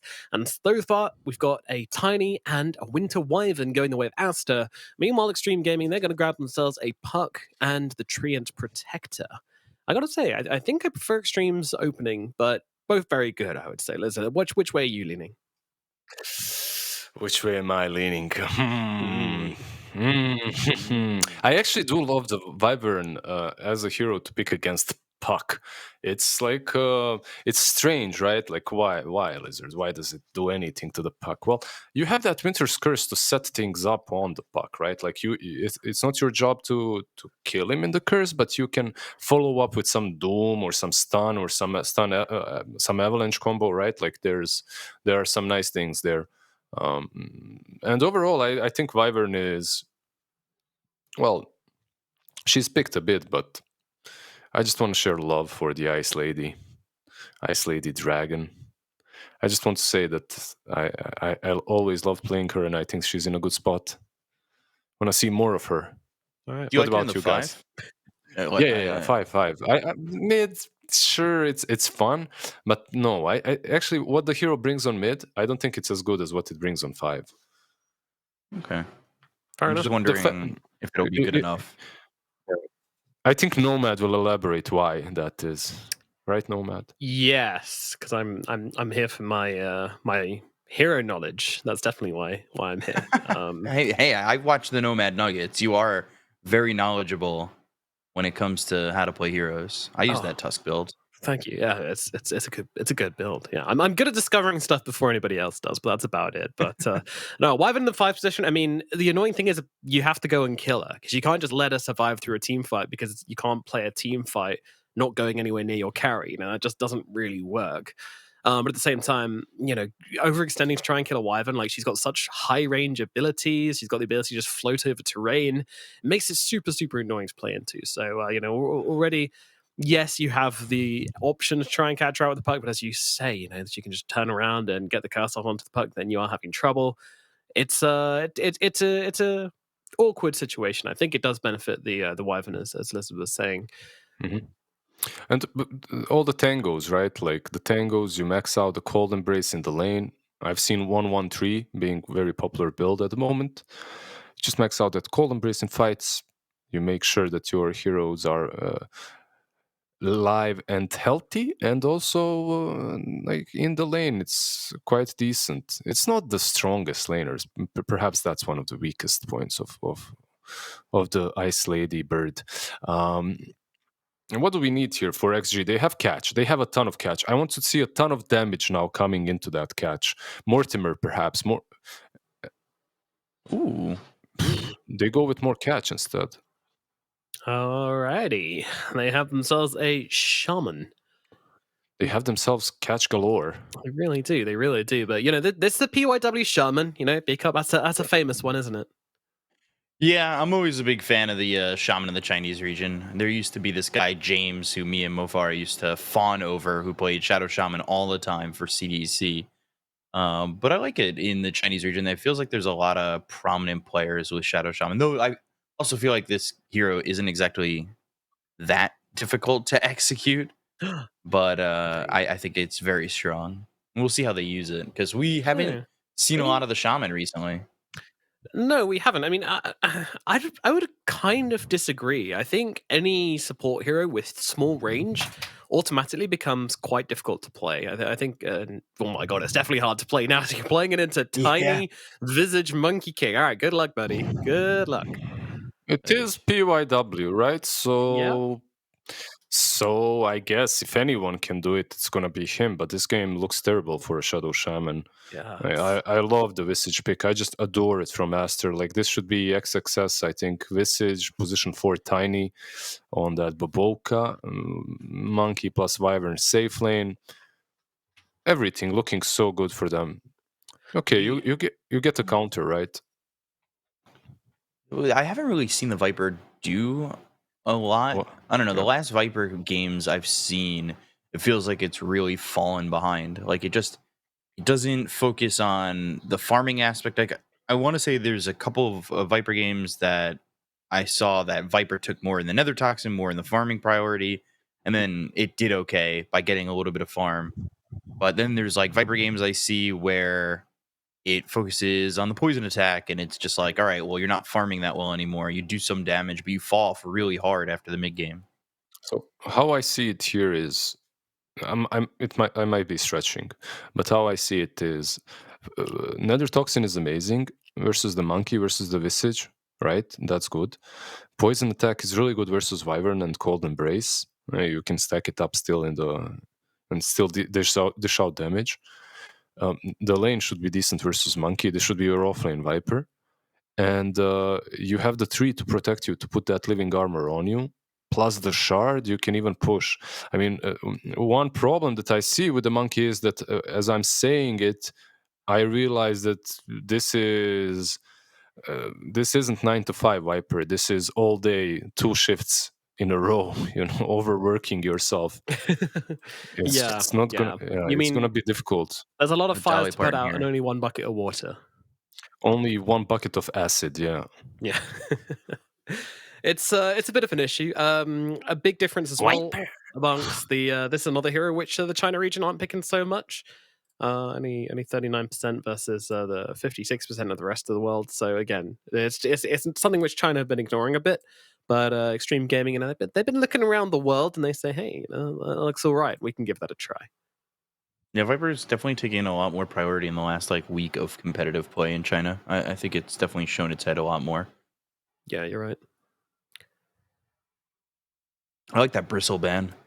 God, that bristle in the 1 position has just been so difficult. Like they just don't have the lockdown on Aster, and it looks like they have a lot of lockdown, but they just don't have like the bristle lockdown. I feel like there's lockdown, and then there's bristleback specific lockdown you need. Yeah. The ways of dealing with him. Visage doesn't do anything to the hero, right? It's such a bad matchup. And then everyone else, you'd have some Arctic Burn, I guess, with the passive. Yeah. Monkey isn't that terrible, but no one is amazing when he buys eggs. The guy buys eggs and hits you for 1,000 damage, literally, right? Freaking 1,000. Yeah. And he gets 25 fast. Yeah, he gets that 25 extra on the Warpath stacks. It's pretty disgusting. Yep. And an interesting thing about Aster as well is that they don't like dying. They really don't like dying. XXS and Monet are the 2 lowest death heroes in the China region. Two lowest death players are in the China region. Oh, damn. It's crazy. Ooh. Now they pick up the Alchemist. So is that offlane Alch? Looks like it. It could be. It could be offlane. It could be mid as well. Could be mid Wyvern. It's no. I think the last 3 picks of Aster are their cores. Yeah. I think you put the Alchemist mid now after the Ursa pick, right? It got picked by Monet and mid Tiny. Mid Tiny. So I was okay. So mid Tiny versus the Puck. That's that doesn't make sense. Yeah. So we're traveling back in time. 4 position Monkey King for Bobica. Oh, a classic. A classic. It was placed. It was played. Sorry, not placed. It was played last game on 4. And when you think about it, it's Bobica. Like if anyone is gonna play that for Monkey, it's gonna be him. I mean, he made it look so broken when he was originally doing that in DAC. Granted, that hero at the time was also way more broken. It was ridiculous. It was basically busted. It Yeah, was. It was. completely. But I actually love this swap up, actually. I really like it. I think, this stun from the trees is going to really help them out, versus both PYW on the Shaman, canceling those shackles and just catching him out first. You need the vision and you need the stuns. A carry Monkey King, it's too risky to put him too far forward and have him, trying to scout the backlines. It doesn't work. You put that on a pos 4, and that actually can work for you. You have that stun from the trees for the puck as well. I really like this. I do like this swap here. I was initially going to go for Extreme, but I think that change has actually swayed me towards going for Aster. I mean, I'm just really happy though. I mean, about two things. One is that the last drafts were like quite kind of ignoring each other and just picking 5 heroes which were good with each other. This is complete opposite. They're just trying to answer each other. Really feels like a battle between these two teams to get the better counter picks, to get the outdraft. So I think that's really cool. And secondly, there's just so much comfort here. There's so many signature heroes coming out that I'm not even going to go through and list them because we'd be here all day. It's just going to be a super exciting matchup. And I think I'm going to go for Aster for this game at number 1. Lizard, you look like you're contemplating. I'm just split down the middle. I can definitely see how both of these teams can take the game. I still feel that Ursa is decent, but they need to really press the tempo and win that early game. Can they win it versus Visage? Hard to say. I'm going to go with Aster as well, with Monet's Alchemist. I feel that they should be able to create enough space for him, and then eventually he just takes over. Yeah, and it's another classic as well. Monet has a long history of playing this Alk. B-Cup, which way are you leaning? I'm actually leaning a little bit on Extreme. I think that Paparazzi's on a really showstopper hero. We've seen him really just have these exciting games where he controls tempos. And I think if he gets off to the right start, he's in a potential spot to really get away with things. So it'll be exciting to watch. But I do think it's really close, like 55-45.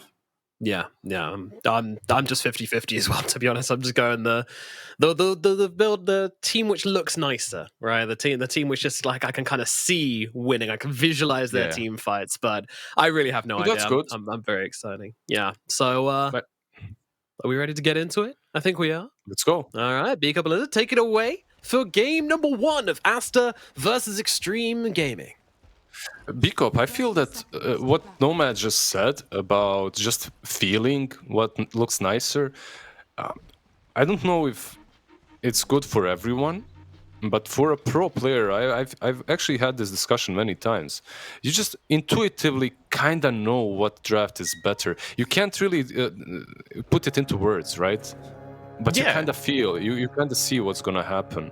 I disagree with Nomad for this game, at least, because I don't feel anything. I need to wait and see it played through, Well, I think it's also the visualization that we've been covering this region for so long, and you do kind of get that feeling from these like teams and players. Teams? Yeah. You get that like, we've seen this before, we've seen that. Like Monet's a very reliable one on a very farmy one, and the Alchemist is exactly that.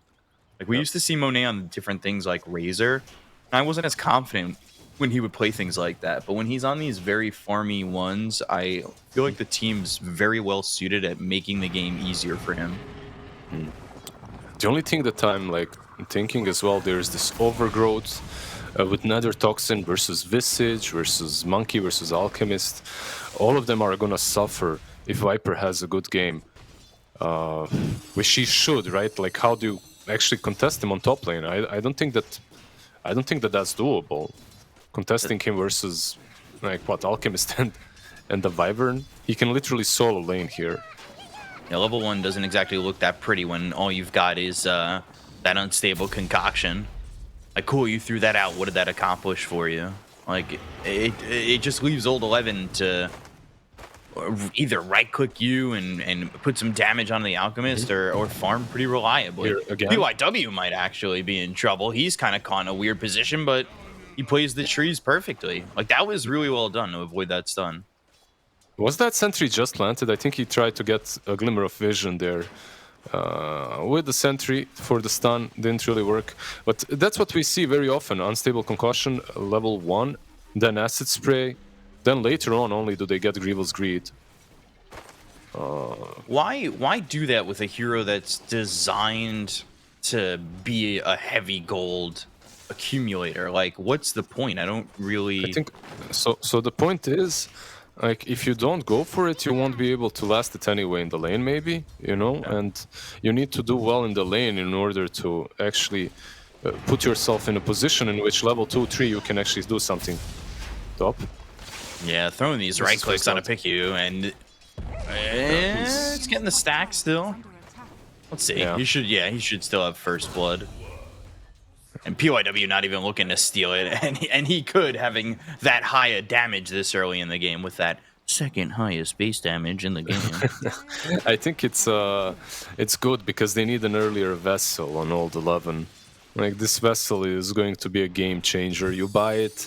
It's good versus Alchemist, versus Cold Embrace, versus Visage. Amazing versus Tiny. Like, super high value item. And he's got the urn already. Like, it's flying out to him. Yeah. He's done a good job this early on into the game. And it's this series, like, you do have great mids in Ori and Paparazzi. Like, that's a classic matchup in terms of two players.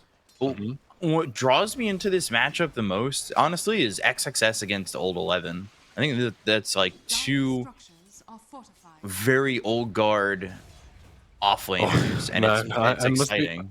I must be very old if XXS is old guard, but well, he's played a long time. He has that record of him and Bobica together. So no, of course, he's very young though. Like, yeah, he's very, very young player, but he just started when he was like what, 15 or something. I think his first minor in Kiev or Bucharest was when he was like 15, 16. Incredible. XXS is only 22. That's wild. His career's been so like good already, right? Yeah, it's flourished so much at 22. Yeah. Like last year, he was considered the best like player in the whole region. He was the MVP of the region overall, not only the offlaners. In that perfect world ceremony, right? Yeah, exactly. When it comes to the mid lane that you mentioned, the CS is even and so is Network. Like, Puck is doing pretty damn well versus the Tiny. Good job so far from him. 22 and 6 for both of them. Like, I can definitely see Paparazzi doing more. Like, the whole, going back to the Nomad having the feeling when you kind of can visualize it more. Like, I can visualize Paparazzi doing way more with this Puck than I can Ori doing the same with the Tiny.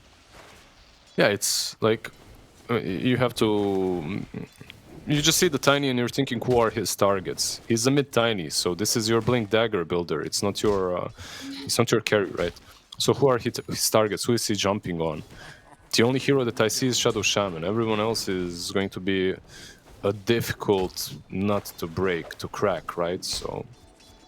And even Shaman might be difficult if, PYW is quick with the fingers, gets a quick hex out when you blink in on top of him. But he has some positive sides, though. This Tiny sometimes finds it difficult to get on top of heroes, but when you have... This is going to be a stretch now, but stay with me. When you have someone like Visage, who always wants to pressure towers, right? It actually makes the game for someone like Tiny very easy, as Visage is always showing himself and showing the enemy heroes who need to defend, and then your job as a Tiny is just to stop them from defending. Jump the backlines and make that dive actually happen, right? Okay, and, so I see what you're saying. Like, XXS forces a response, he forces you to come into their vision, and then Tiny's there to jump on it. Yeah. It's pretty much very easy for him to cut the backlines and get those pickoffs that are needed. So I like that way of looking at it. I wonder what other heroes are kind of like that. I feel like anybody who's like a significant pusher who's got like that extra vision. Yeah. Especially like Beastmaster fits that bill, where it's like you have the Hawk, you give that extra vision, you know what you're pulling into the affair. It doesn't even have to be one hero. It can be like a combination of 4. We used to have that problem in some teams. Like, we would try to find ways how to push with push strats. Something was always missing. Then we realized, it's not about getting that 5th pusher. It's just getting the thing that deals with our usual shortcomings, and that's pickoffs, stopping them from actually defending. Tiny is great for them. Open lane. Oh my god. He's one creep away from level 6. Who, Viper? Yeah. Yeah. Old 11, he's just like on it. Yeah. He's got it now. And Tiny is coming in with haste, so this might be, let's see, instant It's save just on right Old into the 11 maybe. shackle. You'll have the avalanche, you'll have the toss, they'll get the kill into PYW. Going after Old 11's not as simple though. He's got that magic wand, he's got 17 charges, and you don't want your out to run in too far. And he's got Pac rotating in. Paparazzi is already top. They might go and dive this Alchemist. Monet needs to be careful. They know though, right? There is no Pac on mid lane. He's still going. And they TP the Tiny back up, and there's the stun into Old 11. They should have... Oh, he doesn't have the mana for the Avalanche, so he has just a toss, which is forced Ori into a bad position. Old 11's just free to right-click. They use the Dream Coil to keep Ori vulnerable. Monet? He didn't TP out. He needs to do it now. Yeah, while Bobica is getting a kill on a DY over bottom, they're going to jump back up towards top. They TP out and pick you. He's got TP. He just needs to find an escape. It's a lot more difficult for him, though. Yeah, the Wyvern is just dead. Let me ask you one thing. They're pressuring bottom lane. Let's see if they can get low first. He's not level 6 yet. He does have DY to come and help. It's only level 1 in the living armor. Bobica taking a lot of damage, but XXS here with the familiars, stunning him up, gets the soul assumption out, but Bobica taking a lot of damage and eventually run down by Lu. They wanted the Ursa. Real bad. I mean, they wanted him, but they were never getting him. That was really greedy. But yeah, my question was, what do you think on that top lane? Who would you rather have killed, Tiny or the Alchemist? I think Tiny at the moment. I think he's the one who's going to get something started, and you're also enabling Paparazzi by getting that kill. And also, again, the mindset I had with the Viper, right? Like, he kind of has to have that good start to stay relevant through that mid game. Yeah, no, I agree completely with you. I think that's the right way of thinking. And they've Shadow Shaman found Monet, kind of, but PYW gets turned on by Ori, and now Monet's got that level 6. He didn't have that before. He was only level 4 Old 11 is coming. Move top. Still with Monkey King, though, they need to be careful because they'll just throw a Boundless Strike and an Unstable Concoction, and that's exactly what they do. Paparazzi just running away, and Old 11 dying is not what you want at all. We were just talking about relevancy, and the slower his game gets, the worse that is. It's not only relevancy, my dear friend. They're feeding this Alchemist. They're invading the jungle and giving him kills. This is the worst case scenario that you can have. You pressured him in the lane, that's true, but this is not good. You gotta keep the pressure up. At least the pressure, at least don't feed him. They were way too cocky there. There was that time where we were seeing Luna a lot in these games where, like, the enemy team would lose track of Luna. They'd go back to pull some stacks and get some gold, and all of a sudden you're like, how did Luna get this farm? Monet backing up into the jungle is something that I think Extreme, to find themselves in a decent spot of victory, have to, like, be aware of Monet and his movements and not feed him, obviously. Like, I just don't think Alchemist is one of those heroes that you kind of allow to have free reign of the jungle. Yeah, that's usually how you don't want to play against Alchemist. You don't want to let him... Do they have these heroes to invade, though? Like, does Ursa really feel that comfortable in this lineup to go for that? I think what they can do is they can take an extremely early Rosh and then play off of that. You see the scan, just as I mentioned. Just as I said, Rosh, they scan it. It's like, and it's 11 minutes in. I think they do have this lineup with the Shadow Shaman with the Ursa. You take Rosh and then you slowly snowball and you take over the map. But like we talked during the draft, this lineup of Aster is ready to fight even right now. Do you like Radiance for Alchemist? Yeah, I think it's solid. Also versus the Ursa makes sense. Okay.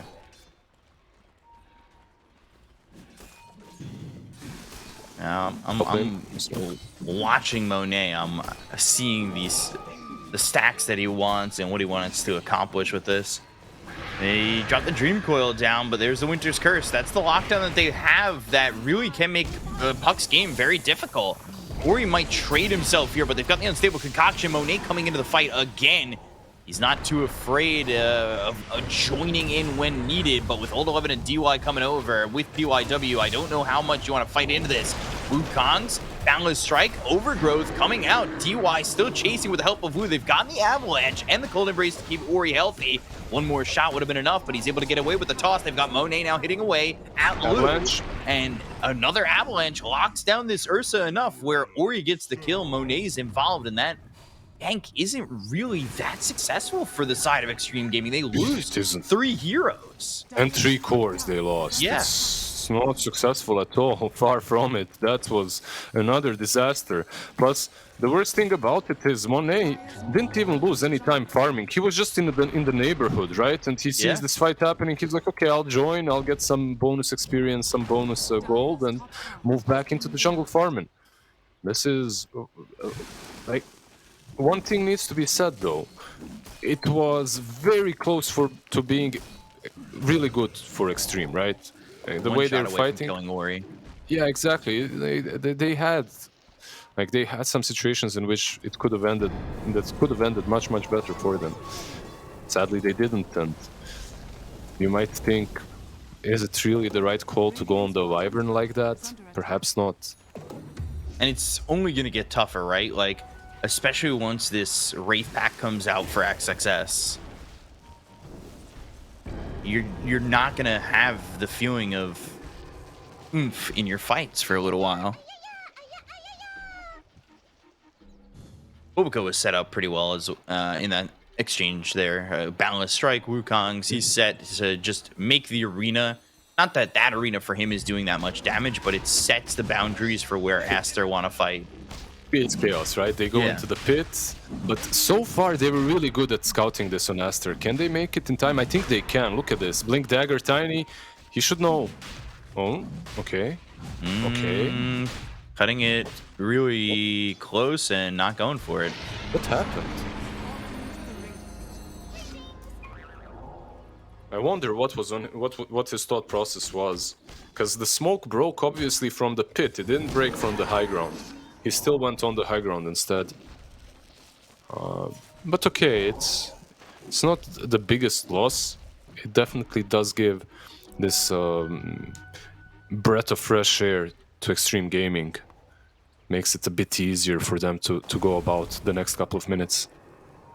I worry that this Aegis is almost like, if it's used to farm, it could be this double-edged sword, right?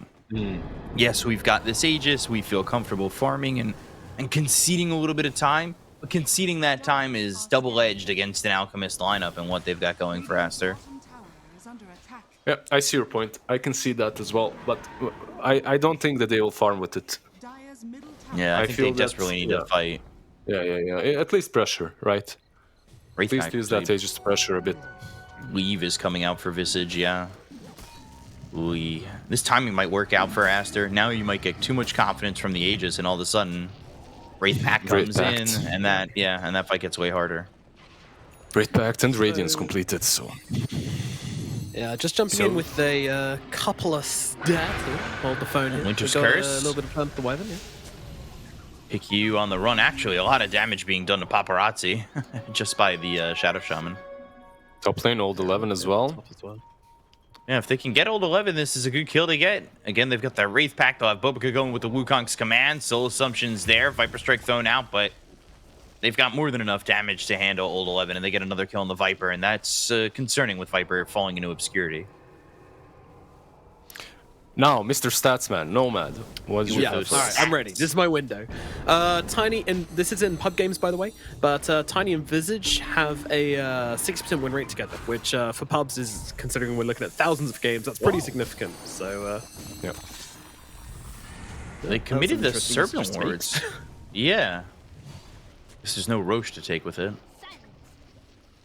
But yeah, Tiny and Visage are the third most powerful duo in pubs played together. So, yeah, that's... I think overall it's really strong. Like this duo on offlane as well. We play Visage plus Tiny. Like, your pubbers are gonna be feeding 100%. Toss Avalanche plus Soul Assumption, you're dead. It's... to be expected, I'd assume. Interesting that Ursa is going for Battle Fury, by the way, so he wants to be able to scale against the Alchemist, which he can do fairly well. But there is this one point in the game in which Alchemist has 3 items and you still have 1.5. And that time is coming very, very shortly. Is it enough though? Like Radiant's BKB Blink, is that 3 items that really outmark the Ursa if he goes into the Battle Fury? I think it gives a timing for Aster to take over. Right? You have this Visage, you have the Tiny from the mid lane, and you're able to jump in. So it's time for you to start taking some objectives once that happens. I think at least that is good enough. I like the Yules on Babuka, who's just been caught. Yeah. It's caught. Viper coming over. Ori's nearby. Wukong's again. Boundless Strike. And PYW's here. They're going to try and get a quick kill on the Babuka. He's doing a lot of damage, though. PYW dies to the avalanche of Ori while trying to get the kill here onto the Monkey King.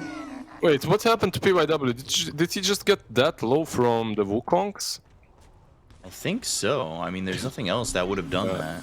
Yeah, I thought maybe he was already low tipping in. I scratched my eye and he died. I literally closed my eye for a second.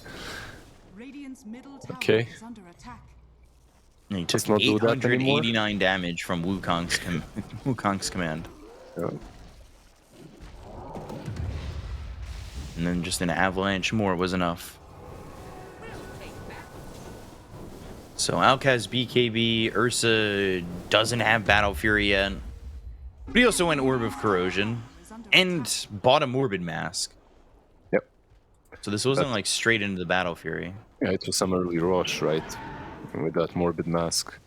But like you said, they didn't use the... They didn't really use the rush advantage to take anything away. They just continued farming. He will complete his Battle Fury uncontested at least, so... I mean, overall in the late game, Ursa can be strong. Versus the Alchemist. It's not that horrible, it's just that you need to get there.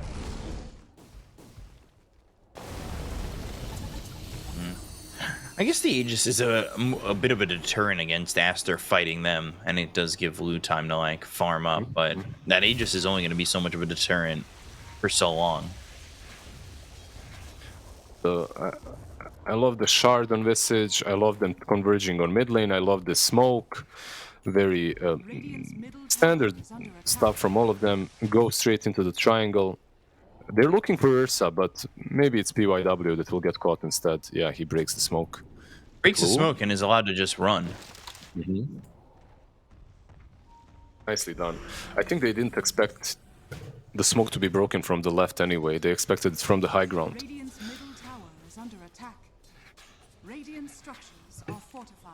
This is typical Alchemist gaming now, where like the net worth lead is not really as accurate of a game state monitor. Yeah, it's just 8k ahead, and out of that 8k, the difference on the Alchemist, what, 5k? He's getting 4 or 5k, so...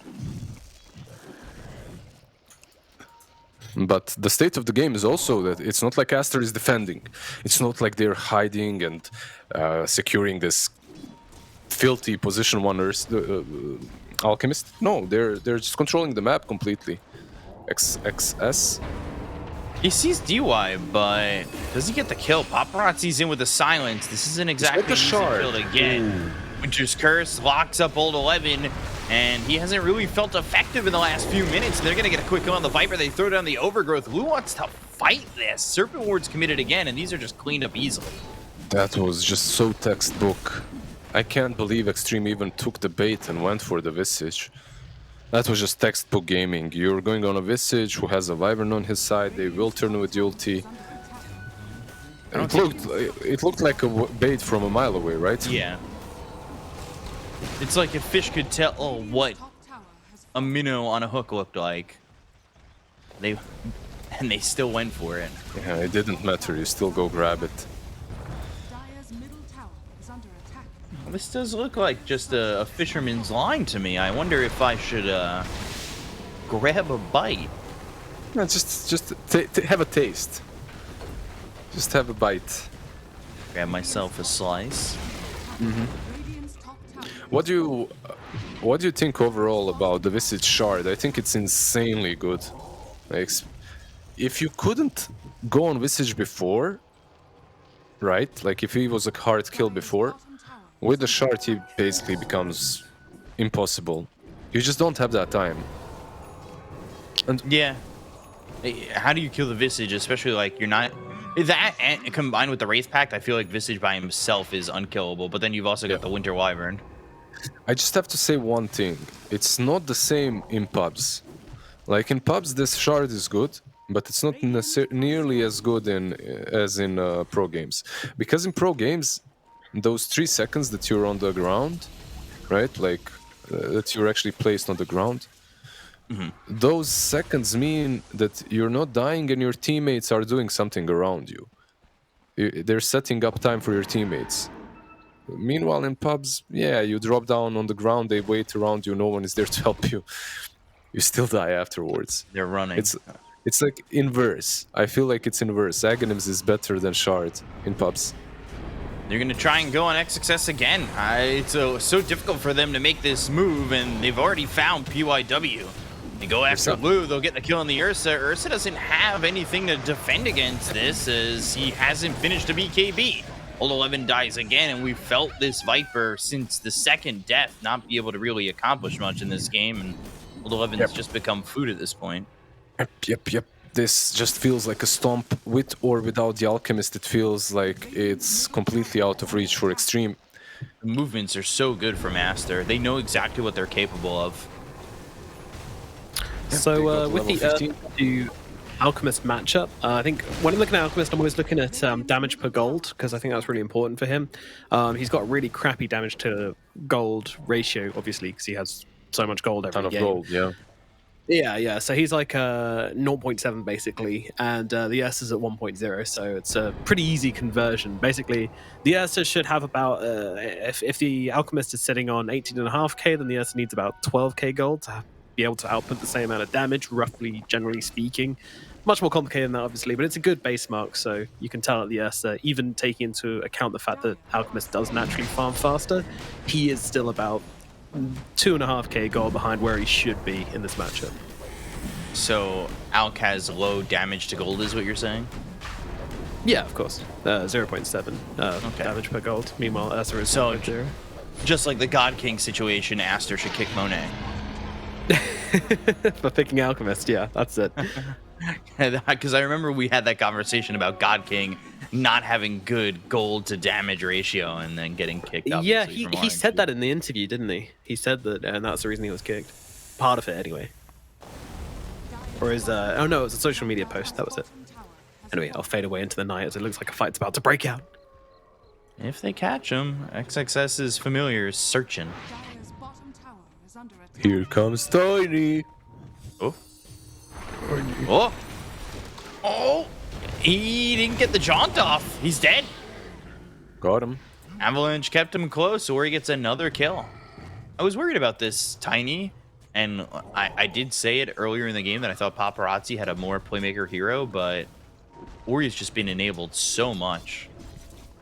Yeah, and he's doing so much in this game. One of the reasons why in pubs, Tiny is one of the best counters to Puck in the middle lane. You just saw it. That's why. But the lane itself is also good for him. And then later on, you just crush. But yeah, he's not the only problem for this Puck. The problem is they just can't take a fight. It's so difficult to take any fights. They need to... Oh, BKB, Alchemist. Yeah, going in for PYW again. Almost starting to feel bad for the Shadow Shaman at this point, but they do get the Hex off on Ori. I don't know if that's going to hold him out from getting any of these kills. Monet actually gets credit for the kill onto the Shadow Shaman. Monet going in. Charged up the Unstable Concoction. The BKB is popped with the Viper Strike thrown over onto Monet. He's got an Aegis, nothing to worry about. Yeah. I just love the way he says, before he stuns himself. But yeah, how do you defend this? 26 minutes in, your Ursa is not ready. Oh, that tower took a big chunk of damage.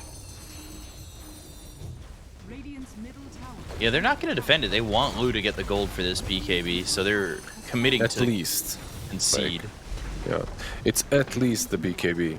I don't even think that they're ready to fight once he gets it, but it's better than fighting without it, right? So Radiant's top tower is under attack. Look at where Lou is. Like, he's in a completely off area right now. Like, he went all the way around behind the tier 2 mid to get to the triangle on the Dire side while he's losing a second set of racks. Like, they're so desperate for him to get a BKB, so desperate to find some sort of, like, survival item here. Quick shackle. he's got it. Yeah.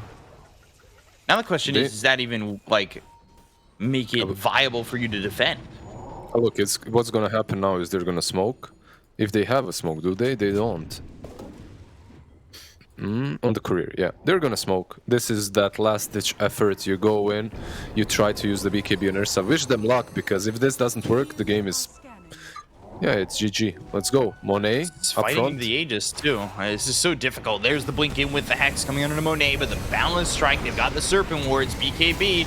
2 right clicks from Ori, takes out PYW. Lou's going to try and fight this. They've got the buyback coming out from the Shadow Shaman as well. Lou over to the side. He's fighting basically 3v1.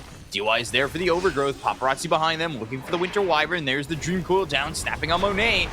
The Cold Embrace is out from Piggy, and they get PYW again. They'll take out Old 11. They end up losing Bobica, but that's it. All you've lost is the Monkey King. That doesn't really matter. DY kind of caught no man's land. They still almost get this Winter Wyvern, but Piggy survives it all. And Avalanche comes out from Ori onto Paparazzi. The toss up, the 2 clicks, the damage, and now the Winter's Curse that locks them both away. Ori doesn't have the Avalanche to follow it up just yet. Monet's got a kill on the DY while all this is going on over bottom, and they'll call GG. They just don't have the damage to get anything. They end up losing Lou, Paparazzi low, and the game goes for Aster in this first one. That was just GG, really. Just very well played, executed by Team Aster. Can't take anything away from their execution. They played the Alchemist lineup to the T. Yeah. Visage just doing his things, like XXS being on point once again. Yeah. Felt so good for them. Their execution, like you said, just top to bottom was perfect. Never Beautifully really felt done. like they fumbled. Beautifully done indeed, yes. Aster do take game number 1 off the back of their Alchemist, and a lack of pressure and lack of control, basically, coming out for Extreme Gaming, putting them on the back foot, and eventually there was nothing they could do to come back into this game. Yeah, it was a tough one, but at the same time, you know, I do feel like there was a few missteps which Extreme made, and when you're playing against an Alchemist especially, it feels so punishing. You know, if you lose one fight, it becomes so hard to come back into the game. Ursa as well, you know, a hero which really, really likes playing from ahead. Do you feel as if like they misused the Aegis in this game? I think they had problems already before the Aegis. Aegis came, but the Aegis was irrelevant. That's how I feel about it. Yeah. So and if you want, the problems were they were invading, but those invasive movements always backfired. Yeah. I mean, it's tricky against the Alchemist. You know, you want to go put pressure on him, but obviously, whilst you're doing that, you're giving up your own farm, and I feel like that's the that's the kind of crux of the matter, right? If you're invading, you're giving up your own farm, you're pushing him further ahead, and then you go through this Battle Fury on the Ursa. I mean, do you feel like that was the right choice in the end? Now that we've seen the game play out, B-Cup? I almost feel like they were at such a point in the game where they committed to the Orb of Corrosion and the Morbid Mask.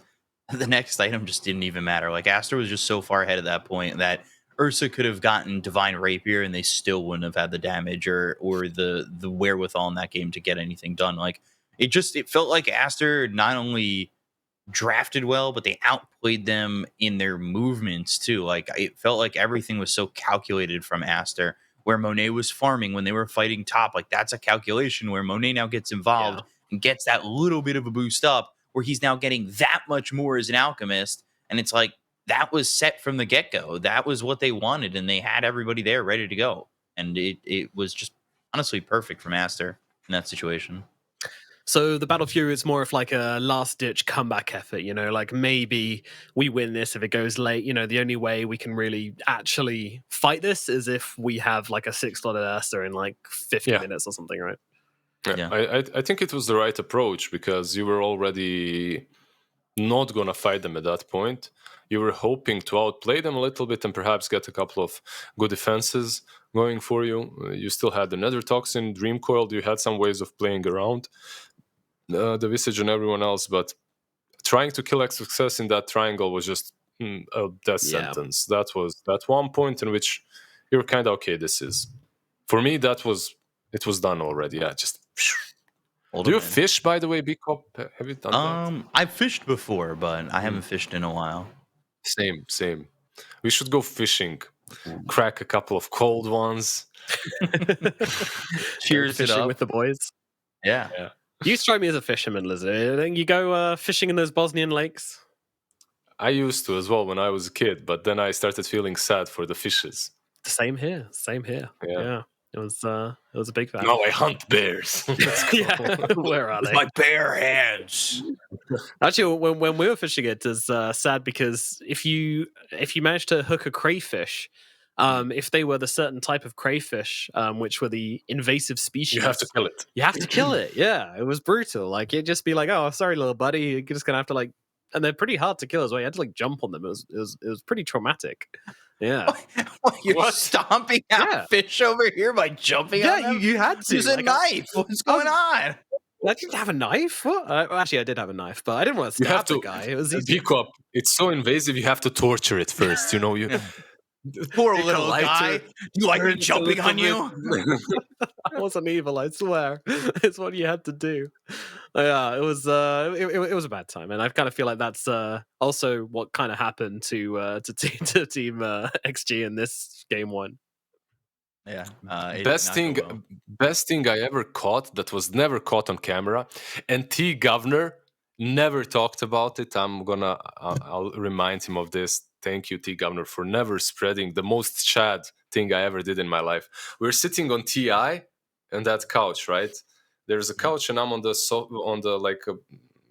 the sofa right next to it. Me and B-Cop don't know. You're saying you guys know the same. We don't know, but listen, we weren't there. Anyway, Thanks, there's a fly flying around, annoying everyone, right? And my hand is like this. The fly lands here. T-Gov is staring at it. I'm staring at it, and I do this, and I catch it, and it was in my hand. Just as this game was in the hand of Aster from the get-go. Wayo! Just a little Karate Kid moment there for dude. Like I can't believe I caught. Like I switched the hand and I caught the fly. But allegedly, flies. They believe that flies experience time slower than we do. So you must have been like giga fast to catch a fly like that. You know, like to be fast for a fly is like. I don't know what happened there. I've never done anything like that in my life, but it was. You're trying to impress T-Governor, which is acceptable. That's true. I would do That's the true. same. Yeah. So we finally get into the highlight reel of the game. What was your? This team fight as well really hurt XG. Every fight that they took on their own, right? Hurt them in the end. Yeah, it feels bad, and like there's this thing with Ursa against Wyvern, and Wyvern's really, really good against Ursa for sure, right? And if you're like mauling someone as that teddy bear, and then they get like cold embraced, like it's so tempting to just sit there and hit them and be like, haha, I'm building up these overpower stacks, you know, it's gonna hurt so much when they come out the other side. But the reality of the situation is you're basically doing no damage to that side, and the damage increase of the stacks is nowhere near enough to justify just sitting there and attacking them. But going on another target is not really an option because you're not going to have that overpower of cooldown again, so it just becomes a little bit awkward, a little bit tricky. And yeah, that's the reason why Wyvern is so good against us. Fights like that just become awful, you know. This fight was really split up as well. This was the final hurrah. QIW had no fun on this Shadow Shaman. Yeah, and you know what? Lou actually did an amazing job in this fight. I want to give credit to him here because he holds the BKB for a really long time. Like, he allows some stuff to get tossed because he's managing his resource very, very nicely. And he keeps on waiting, and he manages to stagger the BKB and the ulti by so much time, just playing with both the Alchemist and the Tiny in the backlines, just hoping beyond hope that his team can get something done whilst he's got these two big cores occupied. But unfortunately, the Visage is still very, very powerful. Doesn't really need the Tiny or the Alk at this point. They just throw down the Wukongs, the Visage throws down his spells, and they can still win the fights, which, they're just at that point in the game where it doesn't really matter anymore, no matter what the Ursa can do. So credit to Lou, but wasn't enough in the end. Didn't have enough in the tank. Yeah, he was very far behind at that point. We saw that combination of the Visage Monkey King early, like just getting kills on its own. Yeah, it was really difficult for Extreme to get anything going in that game.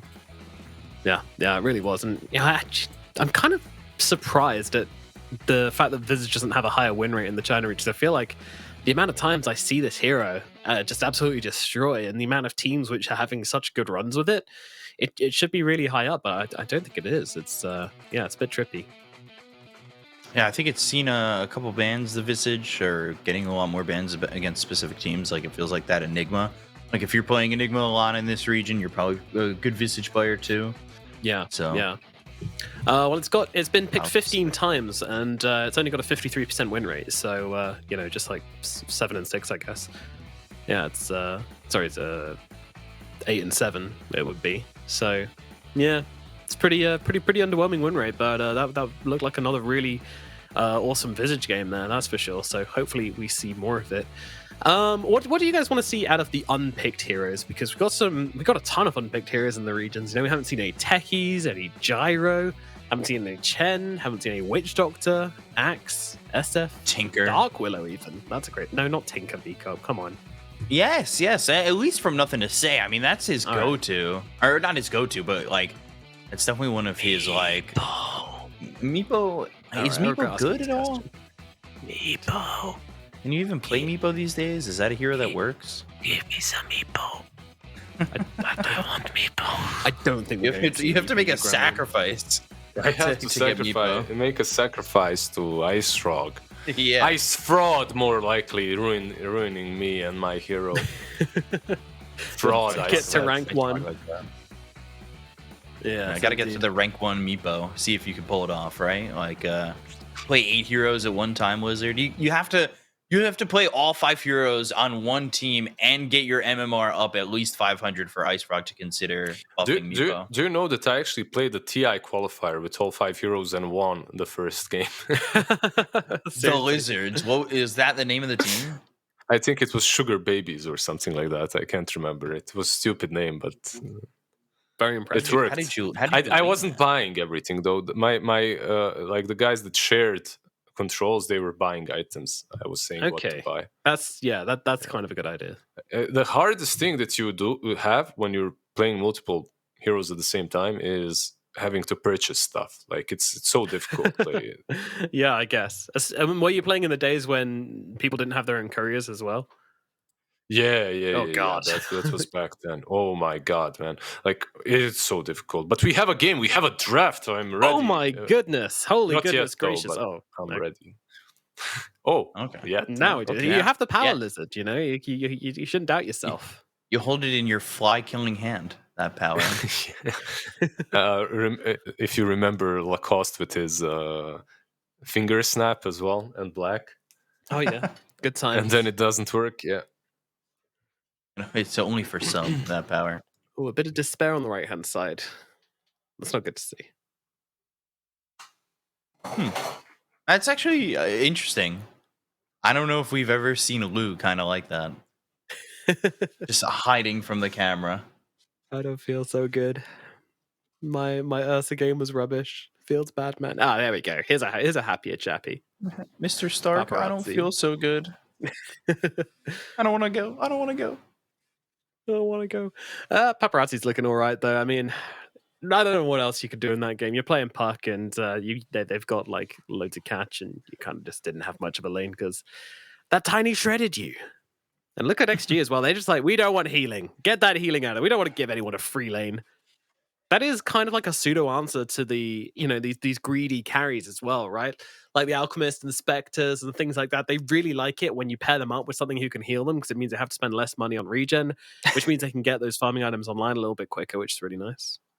Or they go like those early bracers or something like that. Yeah, oh god, I remember those days. Wow, picking Old 11's Enigma Wowie. That is interesting. And then Rubik Puck. Wow, that's an that was opening. quick. Jesus, look at that face on the left-hand side. That's a face of a man who's ready to. XXS. Yeah. Did we just pick that? We did that. Oh my That is god, so close. Look at that. Look at that magnification. A wide boy. This is what peak performance looks like. It really is. It really is. Yeah. The closer the camera, the better the performance. It's so crazy. He's only 22. He's been in the scene for so long. Like, longer than us. Yeah. It's so nuts. I don't even remember what I was 2015 doing with when I was DK. 22. Gosh. Yeah, what was I doing when I was 22? Nothing. Nothing Wasting useful, my that's for life. sure. I think I was in Canada. Seriously. Yeah. I should have been getting into Dota when I was 22. 8 years ago? Oh, yeah. I was definitely playing. I just wasn't casting. Well, I was like casting amateurs stuff. I think having some fun. What, 2015? Yeah, I was just getting there. I just started casting in 2015. Nice. You guys were casting me, right? Like in Join Dota. Yeah, leagues. I was yeah. all the time. Yellow Submarine, Scary Faces, Elements, Pro Gaming, baby. Yeah, EPG, Friends, Yeah. Good times. Power Rangers. Yeah, I remember every time I got to cast you, I was excited. I was like, oh my god, this guy, this is somebody in the Join Dota League. I can't wait. It was you guys in Alliance and Wagger's stacks. Those are the ones which were like the big money. Screen Squad, BZZ. Yeah. We were the ones aiming to be top 2, top 3. Yeah. And then you start playing versus tier 1 teams and get whacked. Good times. They put that schedule out for JDL. You're like, I got the Alliance game. Whoa, that's crazy. Alliance versus Elements. Hell yeah, baby. My career is going up. And then those games are like 15 minutes. Yeah. Back when average game time was like 50 something as well. Thank you, Lizard, for feeding. Mom, I hit 1K viewers. Get the camera. Mom, look. Not a waste of space, I swear. Lizard, which of these openings do you It is a real job. Oh, let's talk more about that. Good times. Golden times. Which one do I like more? I actually like XGs, but this Enigma is heavily countered, so we will not see some Enigma with most likely not first item Blink BKB. It's going to be rate packed or something like that.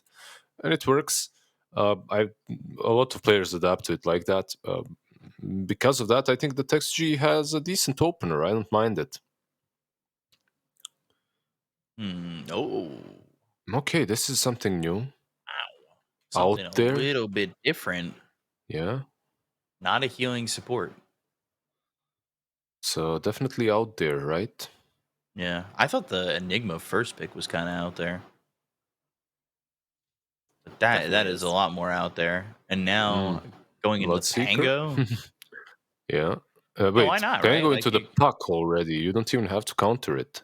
Well, you could if you wanted to. If you want to throw Monkey King in a different area. But they've already got Rubik. I think that's got to be the 4. Is Puck still really good against Pango, considering that you can't get the eggs anymore? Ah, that's true, actually. Yeah, I guess it's a bit better now for the Pango, right? Yeah. It's okay. It's okay. Well, I was really expecting a Grimstroke there, but they end up going for Le Phoenix. Fair enough. My favorite black hole counter, as long as you can predict it by like 4 seconds in advance, and he's still going to go in and cast it. You can cancel black hole. Wow. Isn't black hole still stronger than the sun? Like, it should. Yeah, the sun should collapse into the black hole, right? Yes, it should absolutely do that. You're right. Past the event horizon. Black hole sun. Won't you come? I sang that on karaoke last night. No. / like this same day for me. Because I haven't slept yet. Animal Beakup. Animal. Had some fun. What did you sing? Soundgarden, Black Hole Sun, anything else? I sang a lot of songs. We picked a lot. We had a couple 90s hits in there. Oh, of course. Paradise by the Dashboard Light. Yeah. I had to put that on. I know you. I don't know. I know you. I got to stop putting it on, though. It's a long song. Any Guns N' Roses? Any No, Eminem? I don't know if I can hit that. I'd want to, but it's the crowd I'm with. We sang some Weezer as well. Oh yeah, I'm down for that. 99 Red Balloons. It's, 99 Luftballon. yeah, that was the version we sang. Oh, Really? You Not the English sang the version, German yeah. one? Yeah, Nice. yeah. It's better. It's much better. Anyway, a Jug banned out, something that's decent versus the Phoenix, right? Do they ban out anything else that's good versus him, like a Life Stealer or something like that? Maybe. I don't know. No, I don't think you have to focus on the Yeah, bag, right? if they pick Lifestealer on Extreme, I think they have massive damage issues. Okay. I'd be concerned. Ember and Pango do not satisfy your damage needs, I see. You like to hoard damage. Oh, I do. Yeah. More damage, less problems. That's my mantra. Buy a Dagon. Dagon's got to be like one of the least popular items of the patch. Oh, actually. Ursa was the third one, right? They banned Yeah, Ursa. that makes sense. All right, XG, blow me away. I'm ready. Show me the pick. Stealer. No, I don't think that's the I will leave. best pick. Especially into the monkey. Phantom What else is there? Lancer. Possible. Kind of difficult versus the Puck versus the Ruby. There's a lot of damage against him, but possible. What other carries are in? There's some Alchemist that's still in the pool. Actually banned out very early on. I came back late to the draft. TB still in the pool. Not great as well. Let's get a Luna. Come on. I want to see Doable. Yeah. I can see that happening. What do you think in Peacock? Spectre instead. A hero that's whose stonks are rising. Yeah, it is, and I think this is probably like the most stable pick, right? You've got this Pango and this Ember to dance around the fights, and now you've just got a Spectre to like plonk in the middle and be very annoying. Your backliners are no longer safe. This Rubik is not going to be able to play the game he wants. He's pretty miserable already. Yeah, I do like it. Yeah, it's solid. You can put this monkey on 1. You can also put him on 4 and follow up with something that's decent against her, but like the PL that you mentioned earlier, it's kind of difficult to pull him off on both sides, even though it would be decent versus the spec. Underlord. Yeah. Okay. So monkey 1. Nothing crazy. Yep. It'll do. I mean, it's a reasonable lane against... Oh, the Enigma is going as the POS 3, and it'll be PRW on the Pangler. Okay. Yeah, I mean, it's okay. I think they still have slight Enigma issues in the safe lane, but it shouldn't be like a hard loss or anything like that. I think these drafts, once again, could be called even. Although we said that last game, we were all pretty down the middle. But of course, once that Alchemist starts going, it does look very convincing all of a sudden. But that's just the nature of the hero. Which way are we leaning this time? Because once again, I'm feeling like no team has a huge advantage over the other. So what are we thinking? I'm leaning Monkey King's way a little bit. Same. Underlord Phoenix seems like an easier team fight to pull off against Pango plus Enigma. It's just simpler. It's way simpler for them to play. Right. That's how I feel. Maybe we'll see some PYW magic with Enigma as well. But yeah, PYW is on the Pango. It's odd 11 on the Enigma. Yeah, I know. All right. Cool. All right. Position 4 Pango, right? Yeah. Okay. Cool. All right. B-Cop, which way are you leaning? Aster. I like Ori on this puck, and I kind of am worried about this extreme lineup. I don't know. I think Spectre maybe has a little bit of trouble getting off the ground, and if that's the case, that could be just continual slapdown on Spectre. I just think Ori, he's going to have a great game on puck. The same reason I gave game 1 to Extreme, and then they lost. So, whatever. Yeah, I don't know. To me, like I feel like they do have answers for the puck with the Disruptor, the Enigma. They have lockdown options, which I think is good. I'm just wondering how strong this support duo is going to be on the side of Aster. Like this Rubik has a great Rubik game ahead of him if he doesn't get jumped and killed every single fight. And you're playing against Spectre, Pangolier, Ember Spirit. I mean, even Enigma is going to be able to get on top of him with the Blink Dagger. Like, I just feel like that's not going to happen. So I am worried. But then if they overcommit, there's also the Supernova and the Wukong's command. There's a lot of options for Aster here. I feel like there's a lot of options for them to take these fights, and not so many for Extreme. So I think it just looks easier for them. I don't think Extreme will be able to pull off this kind of complicated way they have to win the game. So I think I'm going Aster as well. And with that, we can lead into the second game in this match. Of course, Aster 1 game ahead. Let's move into game number 2. It's Aster versus Extreme Gaming here at the China DPC with Beakup and Lizard. Thank you very much. Take a look. Thank you. See. Thank you very much indeed, Nomad. You're Beautiful welcome. intro, as always. Gorgeous. Stop talking now. It's our time. Enough. You just continue talking to delay the game even longer. Yeah. Something. He always does that. Comment about host and game times that are, completely separate of each other. Always does that. Like, even the players were writing, Nomad, please, can you wrap it up? There's one guy in chat, he's like, yeah, I fucking knew it. I knew Nomad holds the game hostage. It's like, you're not going to start this game until I end my spiel. Suffer through my words, through my endless wisdom.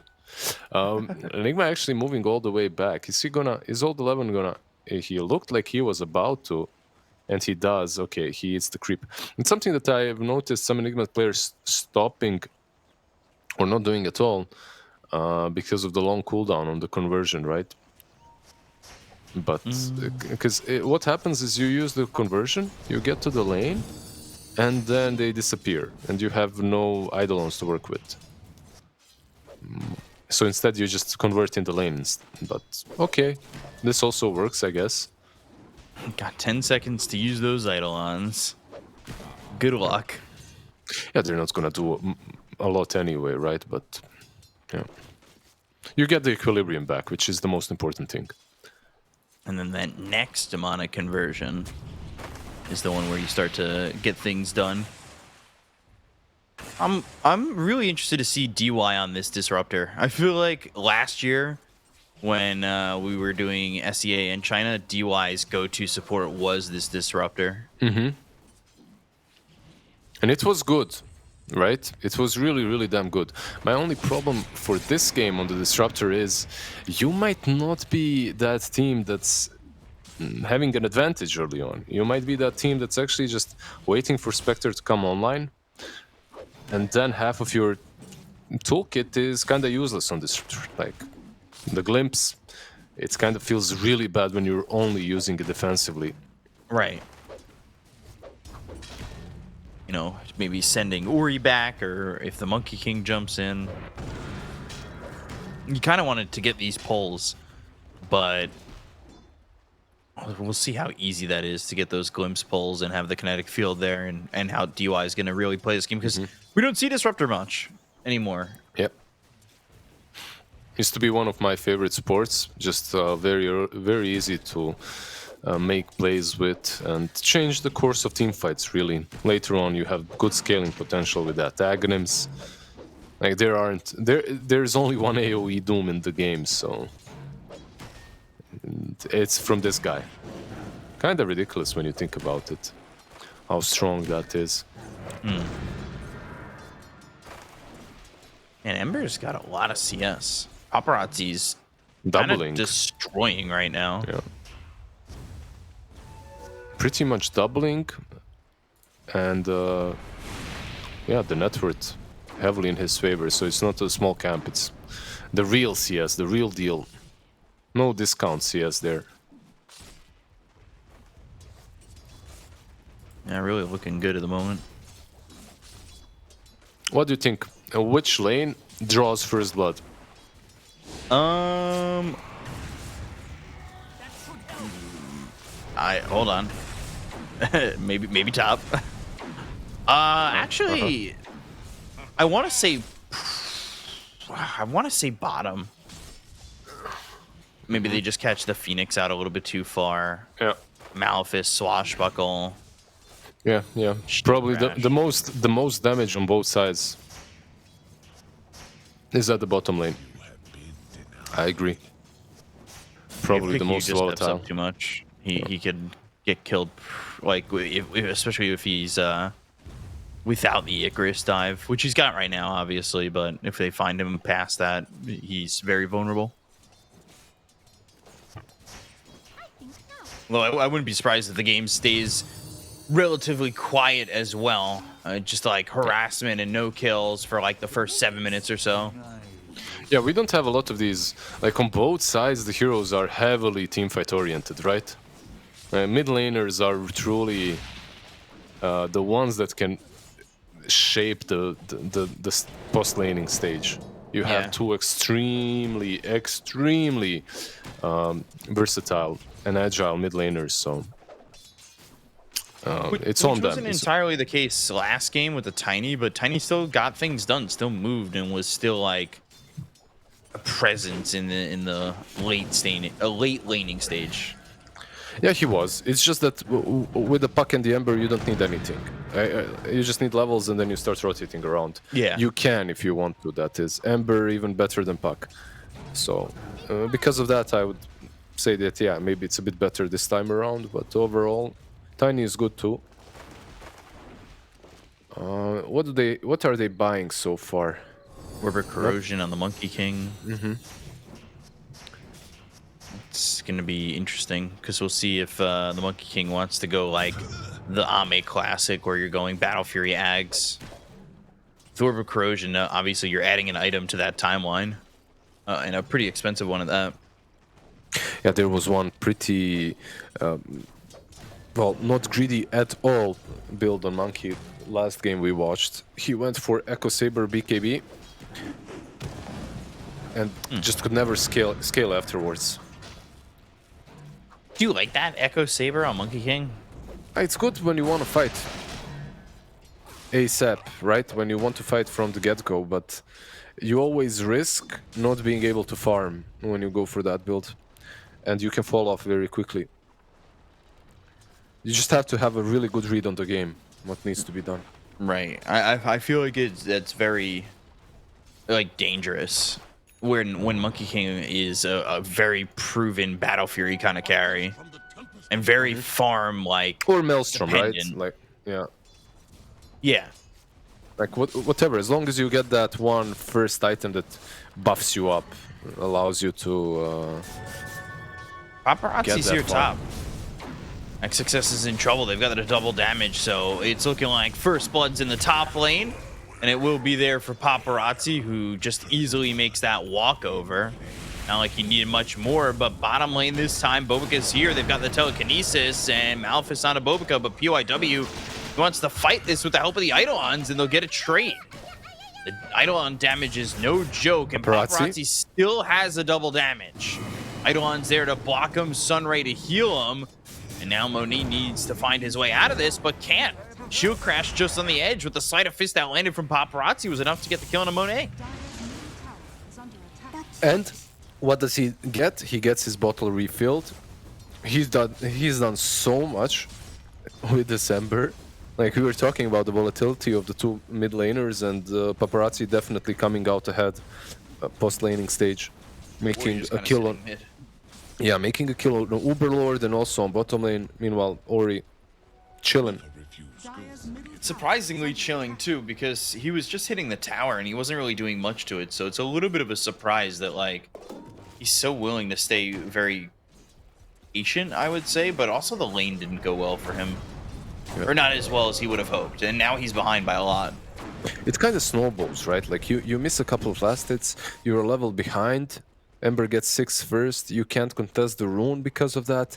He gets a good rune, he rotates with the good rune. It's just this snowballing effect really from the mid lane. Searing Chains, Kinetic Field, they've got the Glimpse that pushes the puck back. Bobica taking some damage, and PYW's back with a shield crash. And they rotate both supports over mid, and they get another kill here for the side of Extreme. Nicely played from Extreme so far, 4-1. Their early game rotations are definitely working out. However, the most volatility comes in team fights.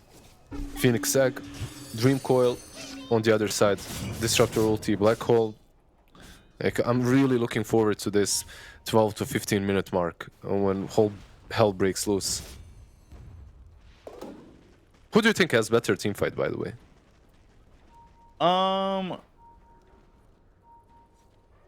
That's a hard question. I'm looking at it and I kind of think Extreme does. It's more controlling of the entire battlefield. Yeah. Do they have more circles though? They have Black Hole, Disruptor Static ulti. Storm. Technically, you're a sphere when you're in the Rolling Thunder.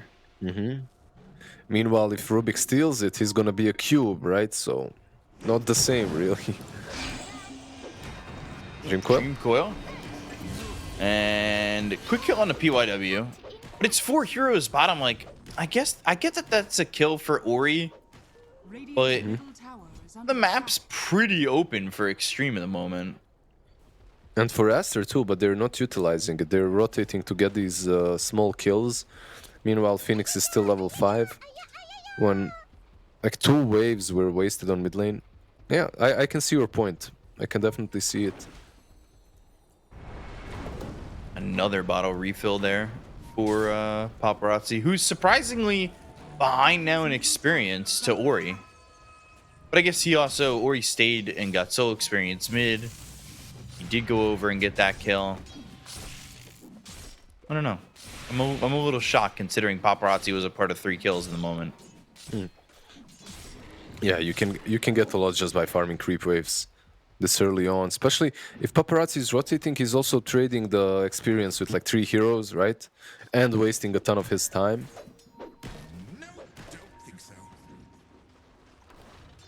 Phoenix not 6 yet. Rubik is, Bango though. is. He's got Slight. Bottom lane, Rolling Thunder looking for it. Icarus dive away. Wukong's is out, but you're not really holding anybody still. They go to the haunt. Lu comes in, gets a kill on a Picayune.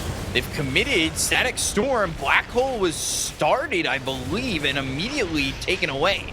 Obuka dies to Lu. Lu's got the double kill. The Searing Chains are there. They brought over the Underlord. Ori comes in, and he wants to help. He wants to get something, No but mana. there's all these heroes here to make sure that Ori dies after killing Lu. A 3 for 1. Couldn't Lu just move away a little bit and he lives? I felt like, yeah, he was Dream Coil, but still, Puck was stuck. I guess he just wanted to make sure Puck dies, which is noble from him. But what chaos, man. This is exactly what I wanted to see this mid-game. It's just full chaos.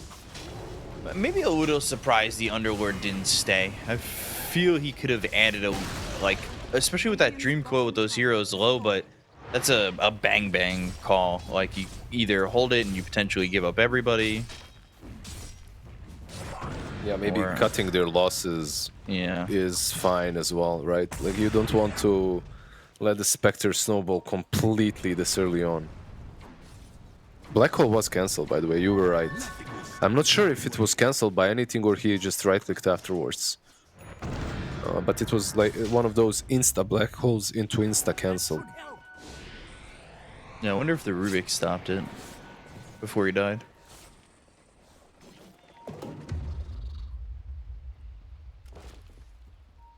Top lane XXS. He's just farming this Wraith Pact.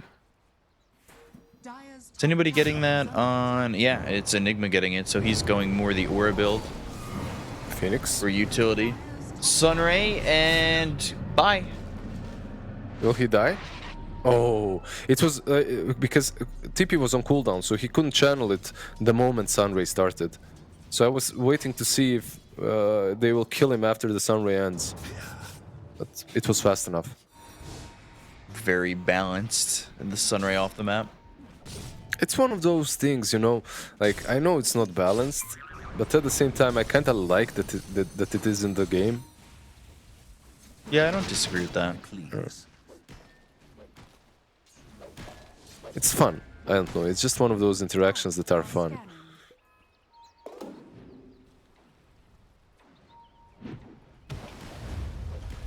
Smoke from both teams. Yeah. They're setting up on the Pango mid. Both teams. And XXS might get caught. Although, is he killable at this point? Yeah, if you're bringing everybody over, yeah. Glimpse, Static Storm, Old 11, he's here. No Black Hole, not needed. And Literally, 5 heroes to get literally XXS. 5 heroes, yeah. Type that in all chat. This is the moment where you question mark type all chat. Nerds. Ember. Coil. And they are going to use those remnants to blow up Paparazzi. They were stolen over, but now Monkey King's in trouble. Rolling Thunder, Swashbuckle, Monet's dead again. That is not what you want after getting Paparazzi. Yeah, it was a nice kill on the Ember, but then they committed a bit too hard. They still want to go. POW is going to burn out here. Or get stolen by XXS. Yeah, what a Fiend's Gate. He gets glimpsed. Never mind, I'm coming back in. Yeah, do that again. Paparazzi Remnant back, and there's the Wraith Pack being activated.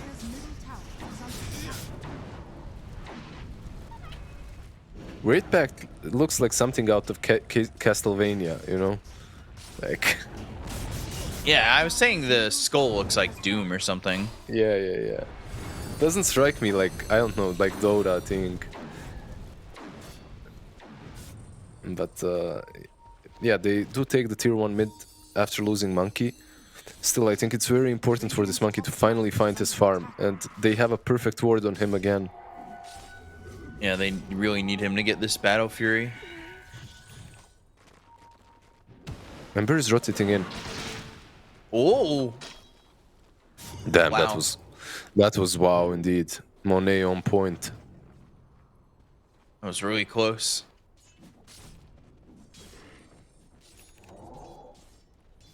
He gets the Battle Fury. Things can kind of pick up for him, but he's behind by a lot right now.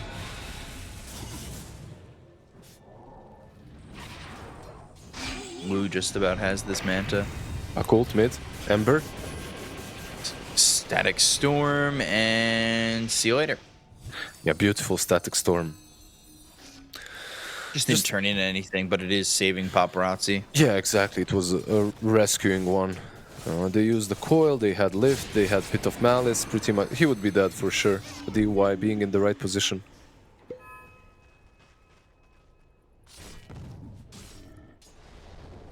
Both of these teams are kind of satisfied with just farming up, right? But Monkey King is a bit behind, and that definitely hurts Aster. He's not that close to the Battle Fury 16 minutes in. A couple of those deaths, he's 0-3-4, so no wonder.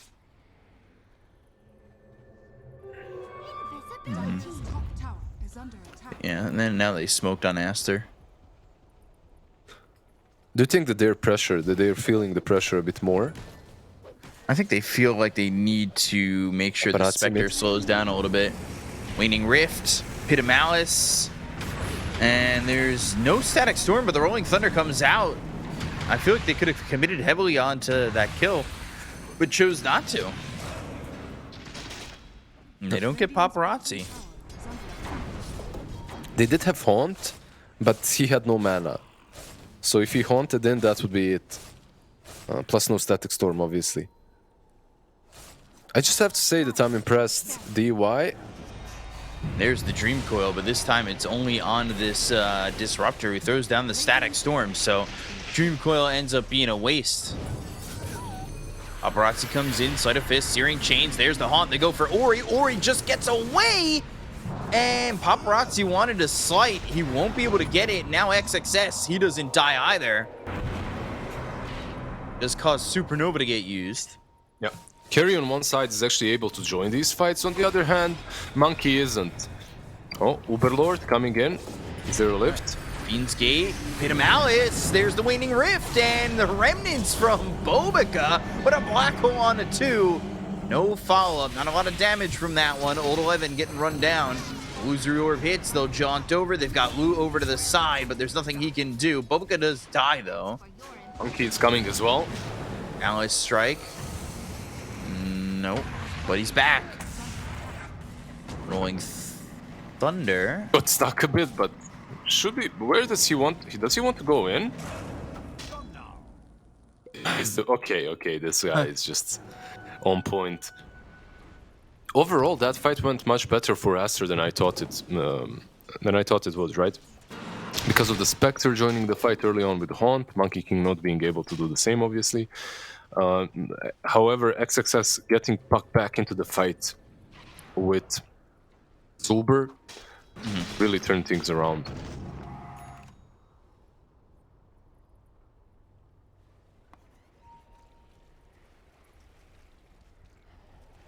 Hmm. 2K lead now for Aster. It feels like they've kind of weaved through the early game of Extreme.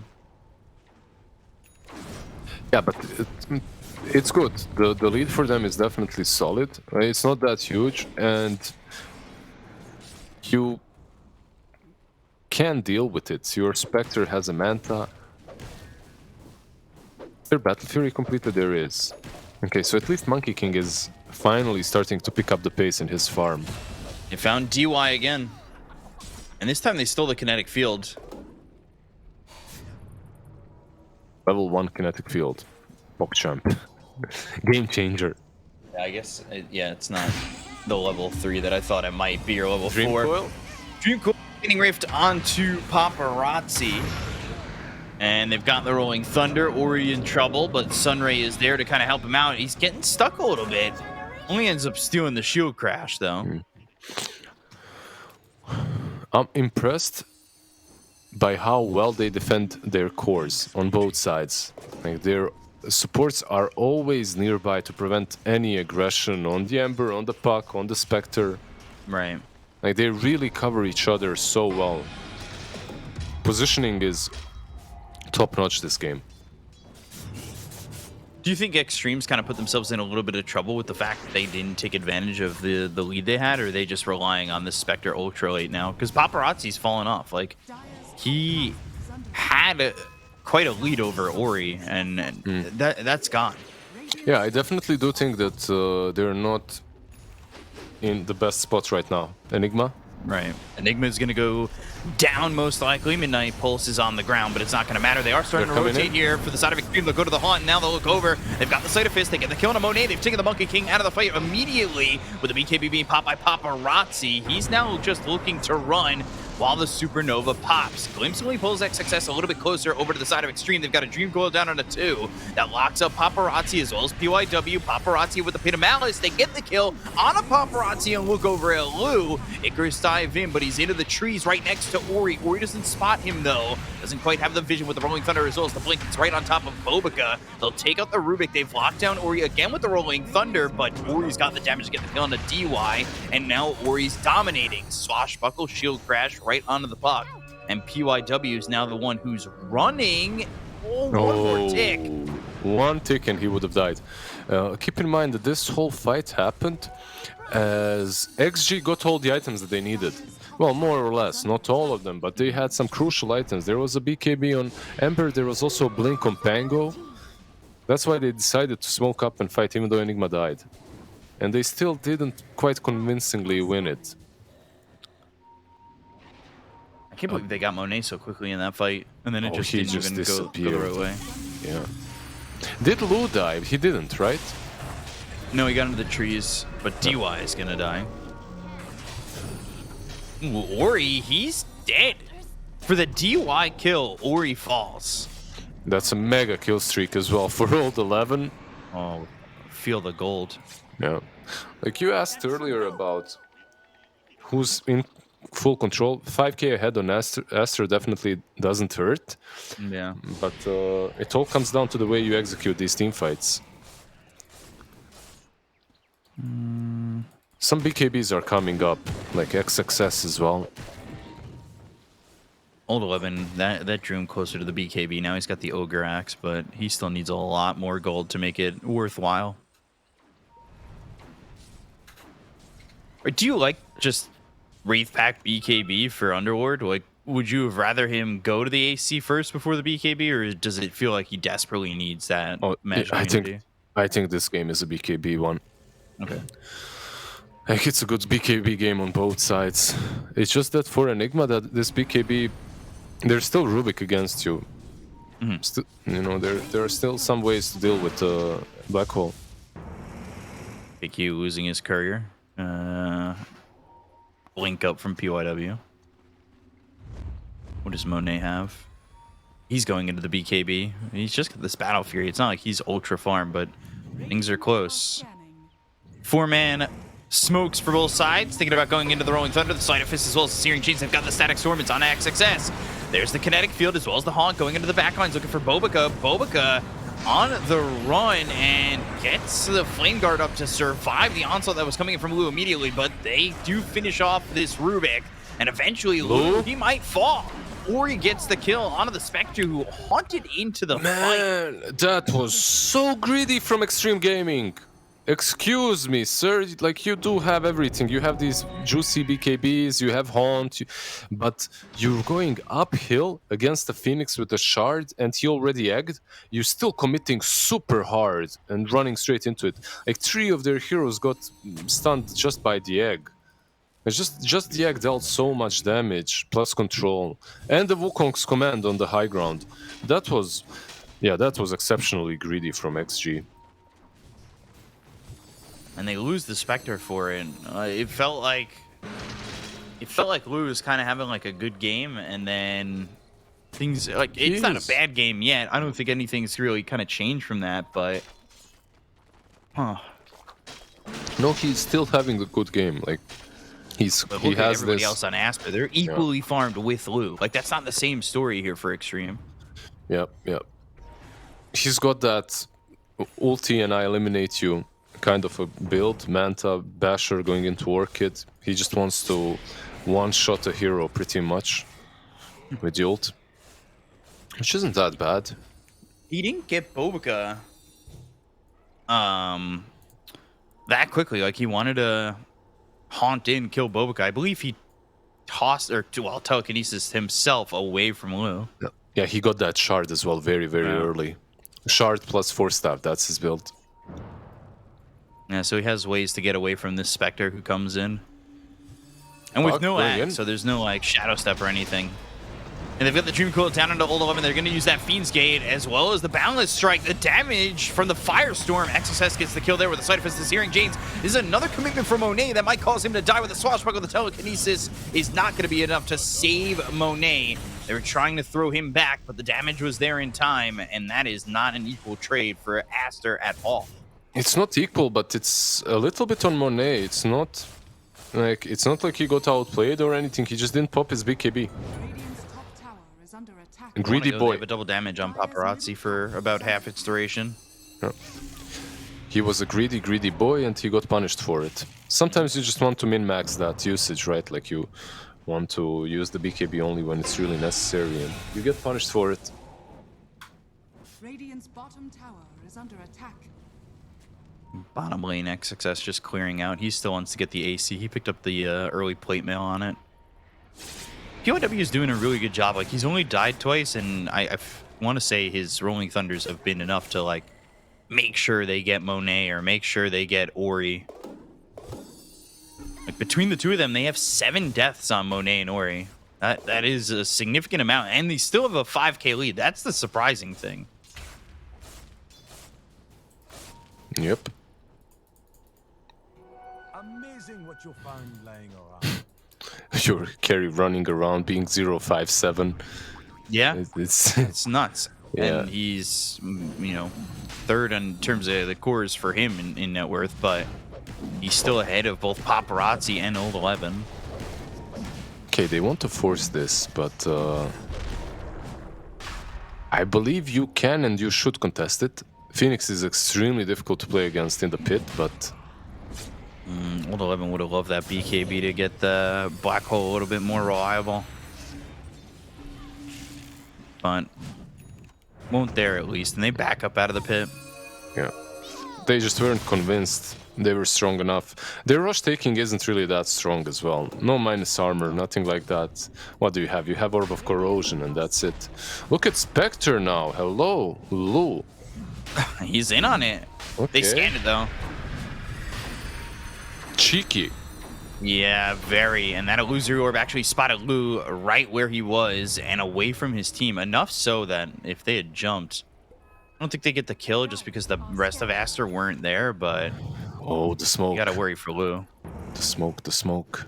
You get the BKB? No, still waiting on the recipe. And they're gonna come over, they'll spot PYW, goes into the Rolling Thunder, that hits XXS to start. Sleight of Fist, Searing Chains, that locks him down. They'll go to the Haunt. They're popping up this Phoenix, but the Telekinesis again. Lou now using that Haunt to jaunt away. They've used the Wukongs, they've used the Supernova, and the rest of Extreme have used their way back. And, well, they get the kill on a DY. There's the Black Hole. It's on Ori to get the kill on the Puck, while PYW is getting chased by Monet. XXS coming over with Pick You. Oh, didn't commit the Pit of Malice. Damn. Why wouldn't he? What do you think? Well, he maybe thought he wasn't there. Yeah, I think this rush is gone. There's still a BKB on Monkey, so he might try to snatch it. Never mind. Yeah. Good fight overall by Extreme Gaming. I think there's this problem with Ori overcommitting on DY's Disruptor, maybe. This is like second time that he gets completely isolated from his teammates and dies while he's attempting to kill the Disruptor. Psychic Headband. Just pass that over to Bovica. It's actually pretty good on Puck as well, but I think he's gonna keep the charm, right? Yeah, because he's going into the cooldown reduction. He's going Octarine Core, well. Yeah. So maybe he doesn't need both the charm and... Both got Psychic Headband.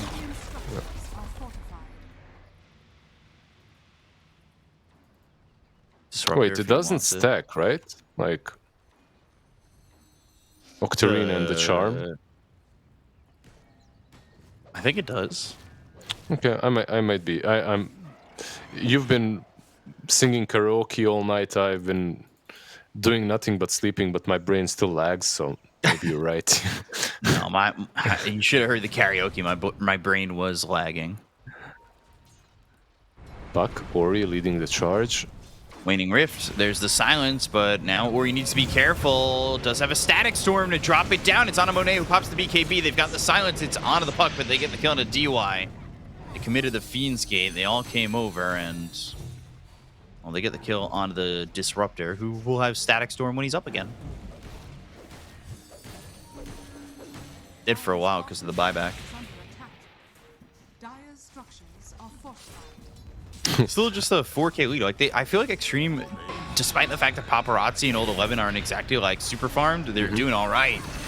Paparazzi? Old 11 wants to find a way in, but he doesn't even have Black Hole to begin with. They get the kill to Paparazzi. They'll take out the Ember to start. This Sun Ray trying to heal him up. The Supernova stuns up 3 heroes. They've got Monet! Take out BYW. 3 heroes down to the side of Extreme, and Monet's going to survive it all. They still want more. They still want Old 11. They want Lou. The right click's coming in from Lou. You got to be a little bit careful with this, but he'll take the kill on Old 11 with the Waning Rift finish onto the Enigma. So that was kill. So clutch from Aster. That was just so well played. Monet living Icon 1 HP pretty much, being healed by the Phoenix, getting that sweet Sunray on him. Oh, he was about to die so many times there. And then in the end, he also jukes, while Dieg is stunning both the Pango, the Spectre, the Enigma. This team fight should not have been Aster's. They just outplayed very, very hard. Also, Spectre has a Moon Shard. That was his build. After the Basher, instant really... Moon Shard, yeah. I don't know, he's going BKB after. I don't know if I like the Moon Shard. I feel like Ags, the way he's trying to jump on the backlines, I feel like Ags is less of a commitment when he wants to do that, right? You can kill the egg with the Moon Shard, I guess, as well, right? It gives you attack speed. Are you the only one hitting the egg at that point? When no one on his team actually hits egg. That's a problem that they have. Like none of these heroes. Egg scrambler. Yeah, none of these heroes can hit tag successfully. Like, you can try to, but if you are doing that, 100% you are out of position. It's only the Spectre. If smoke on Aster. They might. They're getting bigger and stronger. You have the AC now on Underlord as well. There should be a refresher on Phoenix soon. Well, a bit delayed with this death. Yeah, not like that. Phoenix has a decent chunk of gold to have that refresher almost. Without the supernova, it might be Extreme really looking and willing to fight. Yeah. They can still kill off the monkey if they catch him, right? This game, it's 7k ahead for Aster, but they're not in a completely leading position. It all comes down to the way you take the fight and who you initiate on. Monkey can easily fall. He doesn't have any saves.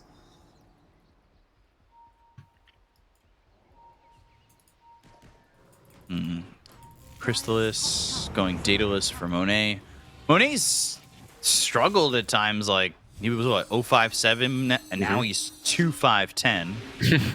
Not much better, but better, right? But not worse. Yeah. And he didn't have Ags in the last fight, so that's also a change that is very beneficial to his team fighting capabilities. Old 11 now is the BKB. He's also going for the Lincolns. Yep. What does Boken have stolen? Searing Chains, okay. That's pretty much the route you have to take, right? In order to deal with Rubik, you need both the Lincolns and the BKB.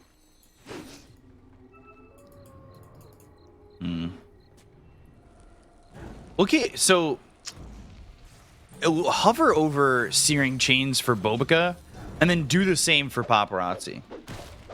Like the amount of like just extra range on that is so ridiculous. Yep, and it's Rubik for you. Yeah, it's actually funny. Oh, it's crazy what the range how much more that is, and now he's lost it. Not really the spell that you want in this game. I guess, but from so far, like I feel like it's still good, yeah. so good. Yeah. Blue going Nullifier next. You don't have the vision to catch them with a blink BKB black hole just yet. He's just committing full damage. Ooh, Rolling Thunder. Okay. All right. Well, that'll be on cooldown. I just love that description of stop rolling is halt. And the down there is Dante Panlin stops when he pleases. Like. Jeez. Dante. Oh, I forgot Pangolier's name was Dante. Dante Panlin. Searing Chains, Dream Coil, Static Storm, and now they've got the Telekinesis to throw him back. So they've committed the Supernova, and I believe the Haunt has come out as well. He has Refresher. They've got Supernova again. Might catch Extreme a little off guard. They have nothing to go in with, though. Yeah, the Haunt has been expended.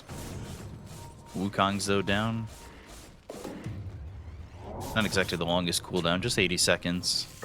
What do you wait here? If you're Aster, you can fight already, but Roche might respawn in 20 seconds, so that's something that you have to prepare for. That's why PK is right now planting the wards. Incoming. I'm very 2.5 minutes. I have to say that I was very disappointed that he did Shakira that way. But his Phoenix gameplay is on point. Minute 15. Yeah. Dire are scanning. So we'll see if they can hold this Roche area for long enough. It gives time, though, to have Haunt back up. It'll be, like, right around when Roche is. And they're going to go in with the Rolling Thunder. That hits on XXS going to the backlines. Gets the silence out of Paparazzi as well as DY, who lays down this Dream Coil. They get the kill on the DY. They'll buy back on the Disruptor immediately. Eyes on Supernova, Enigma. again, it's not great.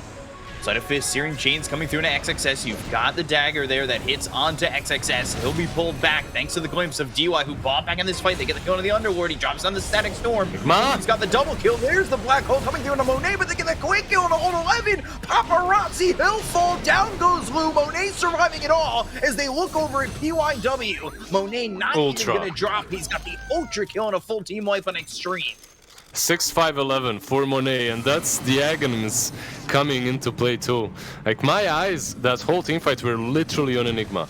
I wanted to see how much patience Hold 11 can have, because you can't jump into the Wukong's command, you can't jump into the egg. You have Lincolns and BKB, but like when is the right time to jump in and Black Hole? Never. And he, in the end, lost his patience. He jumped into the Wukong's command. Aghanim's clones surrounding Monet too. He died immediately, just like you said. Zero impact. He died in 3 shots, the Enigma. Zero impact. Black Hole was really not doing anything. Oh, Extreme. They're crumbling at the seams. Telekinesis, Boundless Strike. Monet just feels like he has way too much damage at this point and way too much control in this one. Yeah, there's no tier 2s, only mid, so unless they want to finish this game right here and now, they will go back and rush. There's a lot of time. You know there's no Pango. They're going for it. They've got the Fiend's Gate. They want to commit. Wukong's to make the commitment. They go to the haunt, they're going to look for it, the Supernova comes out, but look at Lou, there's nothing he can do, he has to go back. He's trying to fight, but the throne's going to go down. They don't have a way to stop this. Wukong's going to be over, but so is the game. Aster with a 2-0. This was insane. This second game was completely insane. The way it just broke in half. You're waiting for this Enigma, waiting, and then in the end, nothing. Absolutely nothing from the Lincolns and the BKB. I think though what needs to be said is that it wasn't just the mistakes or the fact that the Enigma was a difficult hero to play this game. It's the way Aster played. The tier 1 fight on the bottom where Spectre had the Aegis, that fight was heavily just outplayed by Aster. The way they played that was phenomenal. Saving Monet, bringing him back into the game. He finishes Aghanims because of it. Then he gets the crit, the Silver Edge. All the items were there to deal with the Spectre and to deal with the Enigma. Meanwhile, Spectre, a wonky build, I would say too. I'm not saying that it was wrong. It was just something different. Silver Edge, Basher, Manta, full on one-man elimination, right? Like you find one target, you eliminate it. It felt very forced. Like you felt like maybe he was forced into a position to go for that build, but I don't think it was like an awful build for Lou. But he was the only one who, at the end of the day, kind of got farm. Like it was kind of crazy that with the start that Paparazzi had, that he fell off so hard in that game in terms of what he was getting out of the map. It absolutely was, yeah. I mean, that build ended up not working at all. I don't know if the more conventional Spectre build would have made that game look better, or if they just felt like they ended up being in a game. I don't know. If you're going for this kind of build as Spectre, then don't you just want to pick another hero? Like, is that just not the obvious choice here? Like, get a Clinks or something? I feel the problem that they had as well was no egg hitters, right? The bans from Aster, the last 2 bans were what? Ursa and Juggernaut. Yeah. And like they couldn't find a hero that actually can deal with the egg, and that's why this Phoenix had such a good game. He's a position 5, he has a refresher so early on with a shard, and that's some serious farming going on for him. Like just feels really strong to have a team fight that XG they can't initiate into. Like Enigma is waiting for the egg to go off, egg goes off, he refreshes. Okay, another egg. Wait for it to go off, it goes off. Okay, Wukong's command. Like Easter out here. It's exactly like you just can't engage. It looks so flashy from Aster though. Like every single one of these team fights, I was just like, wow, ooh, cool. Like, you know, like I was watching a fireworks show because they had the players to do it. You know, they had the heroes to do it. The Monkey King is making some serious outplays. Orio's breaking ankles. Like, they were just playing around them super nicely, and that's exactly what you want to do when you're playing against this kind of lineup, where they have those hard commitment ultimates like the Black Hole, like that Disruptor ultimate, even the Rolling Thunder. If you can just sidestep it and waste time, it's always going to make your fight feel way, way nicer, and that's exactly what they do. And yeah, when these fights go long, it starts to feel pretty desperate. But the screen, the heroes get much weaker, even though you do have the Spectre and the Ember who have pretty consistent damage output. Those supports just are doing absolutely nothing later on into the game, and I think that was a huge issue for them. How did Ember just get so underformed? Like, what happened? Like, where did it go? Paparazzi was involved in everything, right? Like, how did he get nothing out of the map? Yeah, he had a really good start, but then he did die quite a few times in all of these engagements, right? He would die first. That's probably the problem. Like this fight, he dies first, and then the fight goes off of that. And even though you're trading, Paparazzi is not getting anything. Man, Monet here living. Look at that. Unbelievable. Absolutely unbelievable. Like using everything he's got at his resource. Yeah. And Pango just dying as he's trying to swashbuckle into him or something. It's funny. Yeah. Just here, look at Enigma. Look at old 11. Just circling on the. Just look at him. Just look. He's circling there, waiting. Yeah. He's still he's just waiting around the Wukongs. Finds an opportunity to jump in right here. Yeah, but look, like the issue here, the Aghanim's monkey has been sitting here for ages, like pooping out illusions all over the place. So you've got the Wukongs plus those soldiers from the Aghanims. It's literally like 10 monkeys just ripping you limb from limb, and that was a generous 3, by the way, B-Cop. That was more like a 1, 2. That's it. Well, the right clicks were 1, 2, 3. Oh, okay. I thought you were counting seconds. Yeah. Oh no! I was counting the right clicks coming in as he just got obliterated and had no chance of surviving. Like that was really rough because you could see what he wanted, but I don't know. He tunnel visioned that one pretty hard, I guess. He's like, Wukongs doesn't exist. These illusions are fine. I'm in. I'll just black hole them, lol. No worries. But unfortunately, a power stone is more powerful than the power of a black hole, apparently. I don't know. That has got some weird physics like that. I do want to know who made that call in the end of the game to go for the finish as well. I'm pretty sure stone doesn't beat black hole, by the way, but okay, yeah. In Dota, it does. Because you can also turn people into stone as Earth Spirit as well. So, Keeper.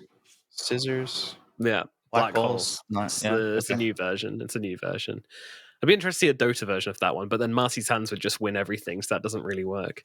But yeah, that call to end at the end of the game was really, really sick from Aster. That was really, really nice. And in fact, we won't have to wait long to ask them this question because we actually have the interview ready right now. That's right, we're speeding into it, and we have got PQ on the line to chat to us about this game. So, PQ, firstly, congratulations, and I want to know who made the call at the end of the game to go for the win there? 首先恭喜你们拿下比赛。我想问一下，最后是谁做出了基地一波的决定？是 Monet 的大胜。Yeah, Monet with Monkey King from Monet he made the decision. Does he do most of the shot calling in the late game then as a carry player? 作为核心选手的话，Monet 在后期比赛里是不是经常会去做一些比较关键性的决定？是的，基本很多到了后面，所有的决定都是他做的。Yes, almost all the decision was made in late game was by Monet. That checks out. So this has been, your first proper year in Tier 1 Chinese Dota. What's the journey been like for you from the start to where you are now? 对你来说的话，可能这1-9年是你在这个国内一线队里这个新的一年的这个经历嘛？你觉得从头开始，然后到现在经过1年之后的话，你觉得这一段旅程，你现在看感觉是怎么样的？我觉得没到线下赛就还不算开始啊，到去了线下赛才算开始。I think the real journey starts at the LAN event. So this is not so it's not like really started for me. That's an interesting perspective. So is that something you're looking forward to then, playing on LAN at last? 你会期待这种在线下赛打比赛吗？我个人肯定是非常期待的呀，很想去。personally, I'm very looking forward to attend a LAN event. I really want to go. That's good. That's a good mentality to have. Do you think, do you want to play in front of a crowd and hear the cheering? Is that the main thing about it? 对你来说，线下赛的魅力在哪里呢？是能够听到观众这种现场互动欢呼的声音吗？线下赛的魅力就是有观众，然后对手之间也比较近，然后可以呐喊，然后那个氛围感觉比线上赛激情太多了。我个人是个比较激情的选手。First, there are fans. You can hear their chanting, their chants, and the atmosphere is very different as well. You can see your opponent closely. You can shout, and me personally, I'm more of a lamp, not lamp. I tend to be more exciting when I'm playing LAN events, so I really looking forward to it. Awesome. All right. Well, I'm going to open the floor up. Lizard and B-Cup, you guys got any questions, Mr. PQ here? Yeah, instant follow-up. Who are you most excited to beat at the LAN or to play if you want? Yeah. 如果有机会的话，你最想在线下赛里击败哪个对手，或者最想跟哪个对手去交手？感觉应该是历届 TI 冠军吧，OG 雪碧这种。Every TI winner, OG Team Spirit. Of course, everyone wants to beat those guys. And how does it feel being so rich on a Phoenix, by the way, with a refresher that early on? Is it one of your favorite position 5s? And which position 5s do you value the most right now? 最后一把的话，就是凤凰很肥嘛，就是当时你觉得很早的拿到刷 N 球打一个5号位凤凰是一个什么样的感觉？然后还有就是你觉得这个版本最有价值的5号位英雄是哪些？其实最后这把凤凰不是很肥，很晚才出到刷新。如果正常的话，应该25分钟左右就有刷新，然后晚了很久，所以导致后续的团战没那么好打。然后这版本厉害的5号位，感觉就是那些带奶的英雄吧，什么戴泽、术士什么的，就这些。Actually, from my perspective, I think this Phoenix is underfarmed. Usually, I will call a good farm Phoenix to have refresher. The time is at around 25-26 minutes. So this game it was delayed by a lot.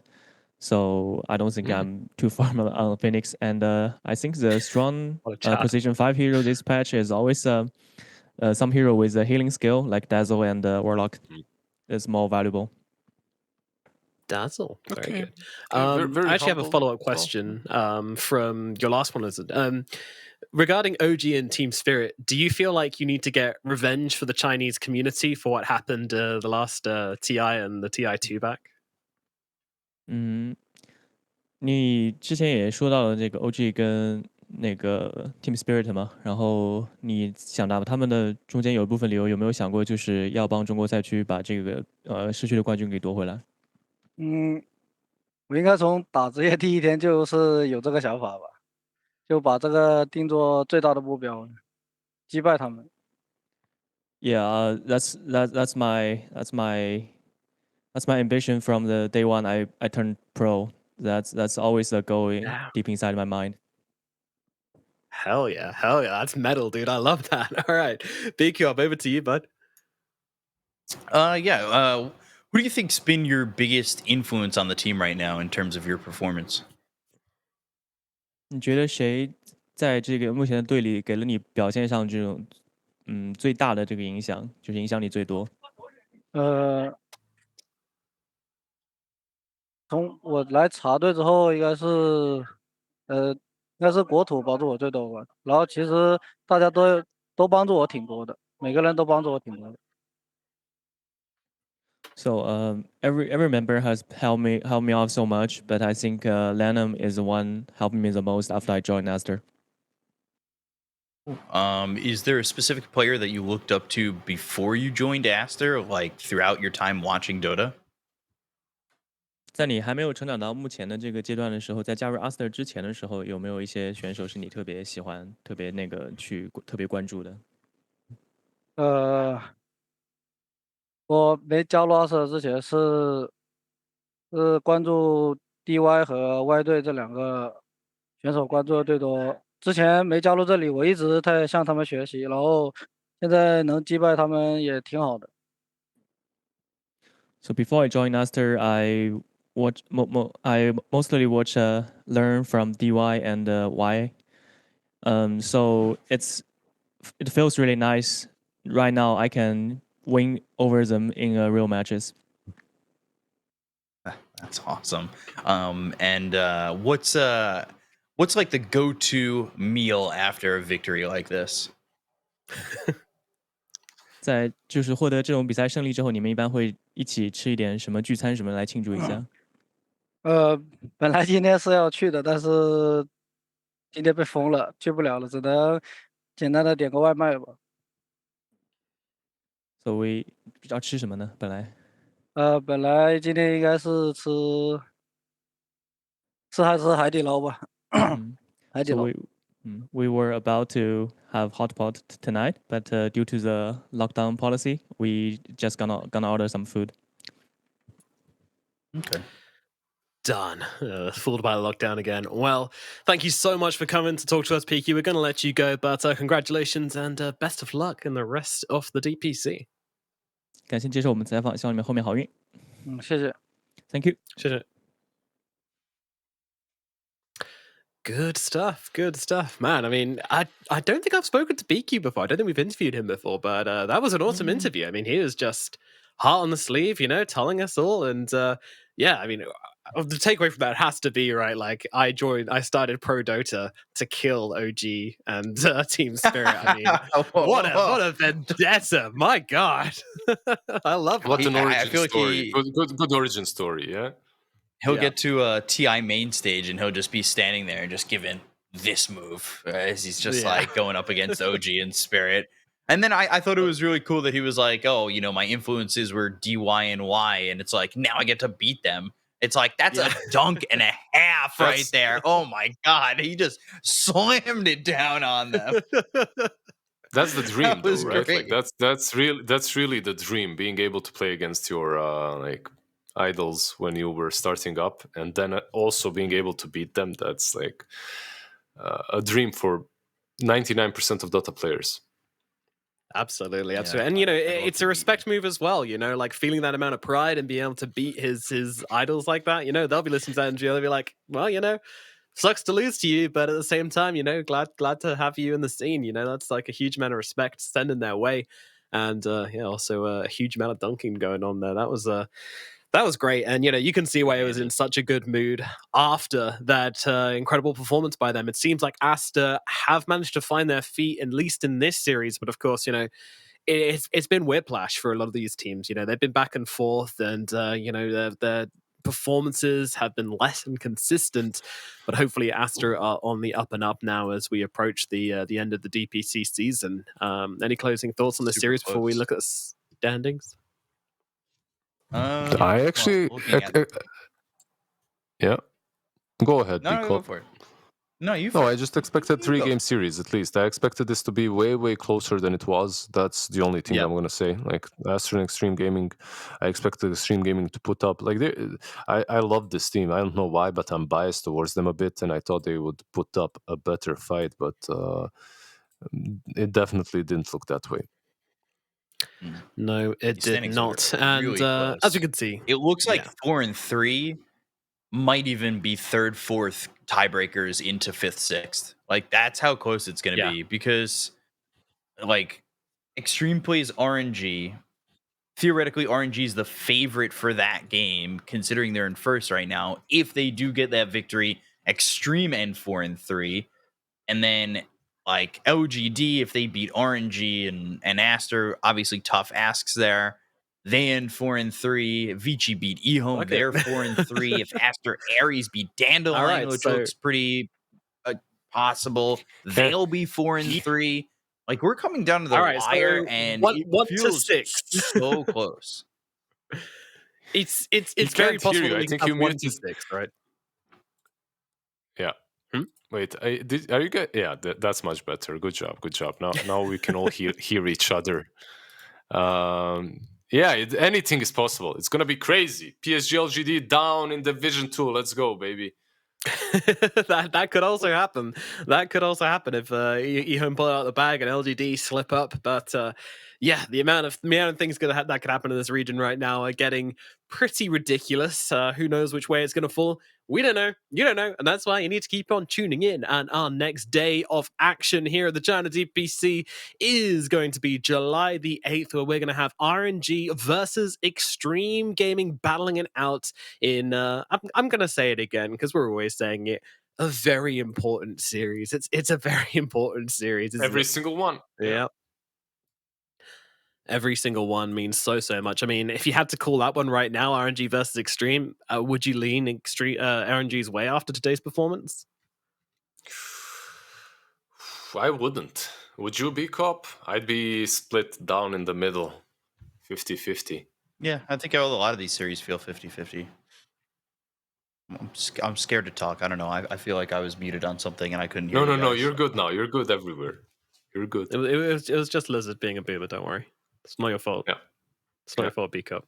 Don't worry. I don't want to talk. I'm not risking it. All right. I'm keeping my mouth shut. All right. It's all 50-50. Shut up, B-Cup. Take it away, Nomad. Global silence on B-Cup, all right. Well, make sure you guys join us on July 8th, where we'll have IG versus Shenzhen, and then moving into Extreme Gaming versus RNG. Or if you want, you can wait until Sunday, the 10th of July, where we're going to have a hell of a day of games. We've got Magma versus IG, we've got eHome versus Dandelion, and we've got PSG LGD versus RNG. A must-win series for LGD at that point. It's going to be hype. You're going to be there. I'm going to be there. We're all going to be there. And we're going to be watching some awesome Dota 2. But until then, we'll say cheerio, see you later, and thanks for watching. 英雄之前，你不曾拥有姓名。通向终点的路很长，但谁也无法预知结局。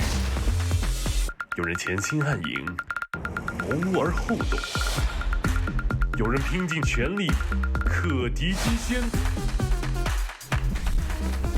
没有对与错，只有速度是唯一的答案。奔跑吧，在到达终点之前。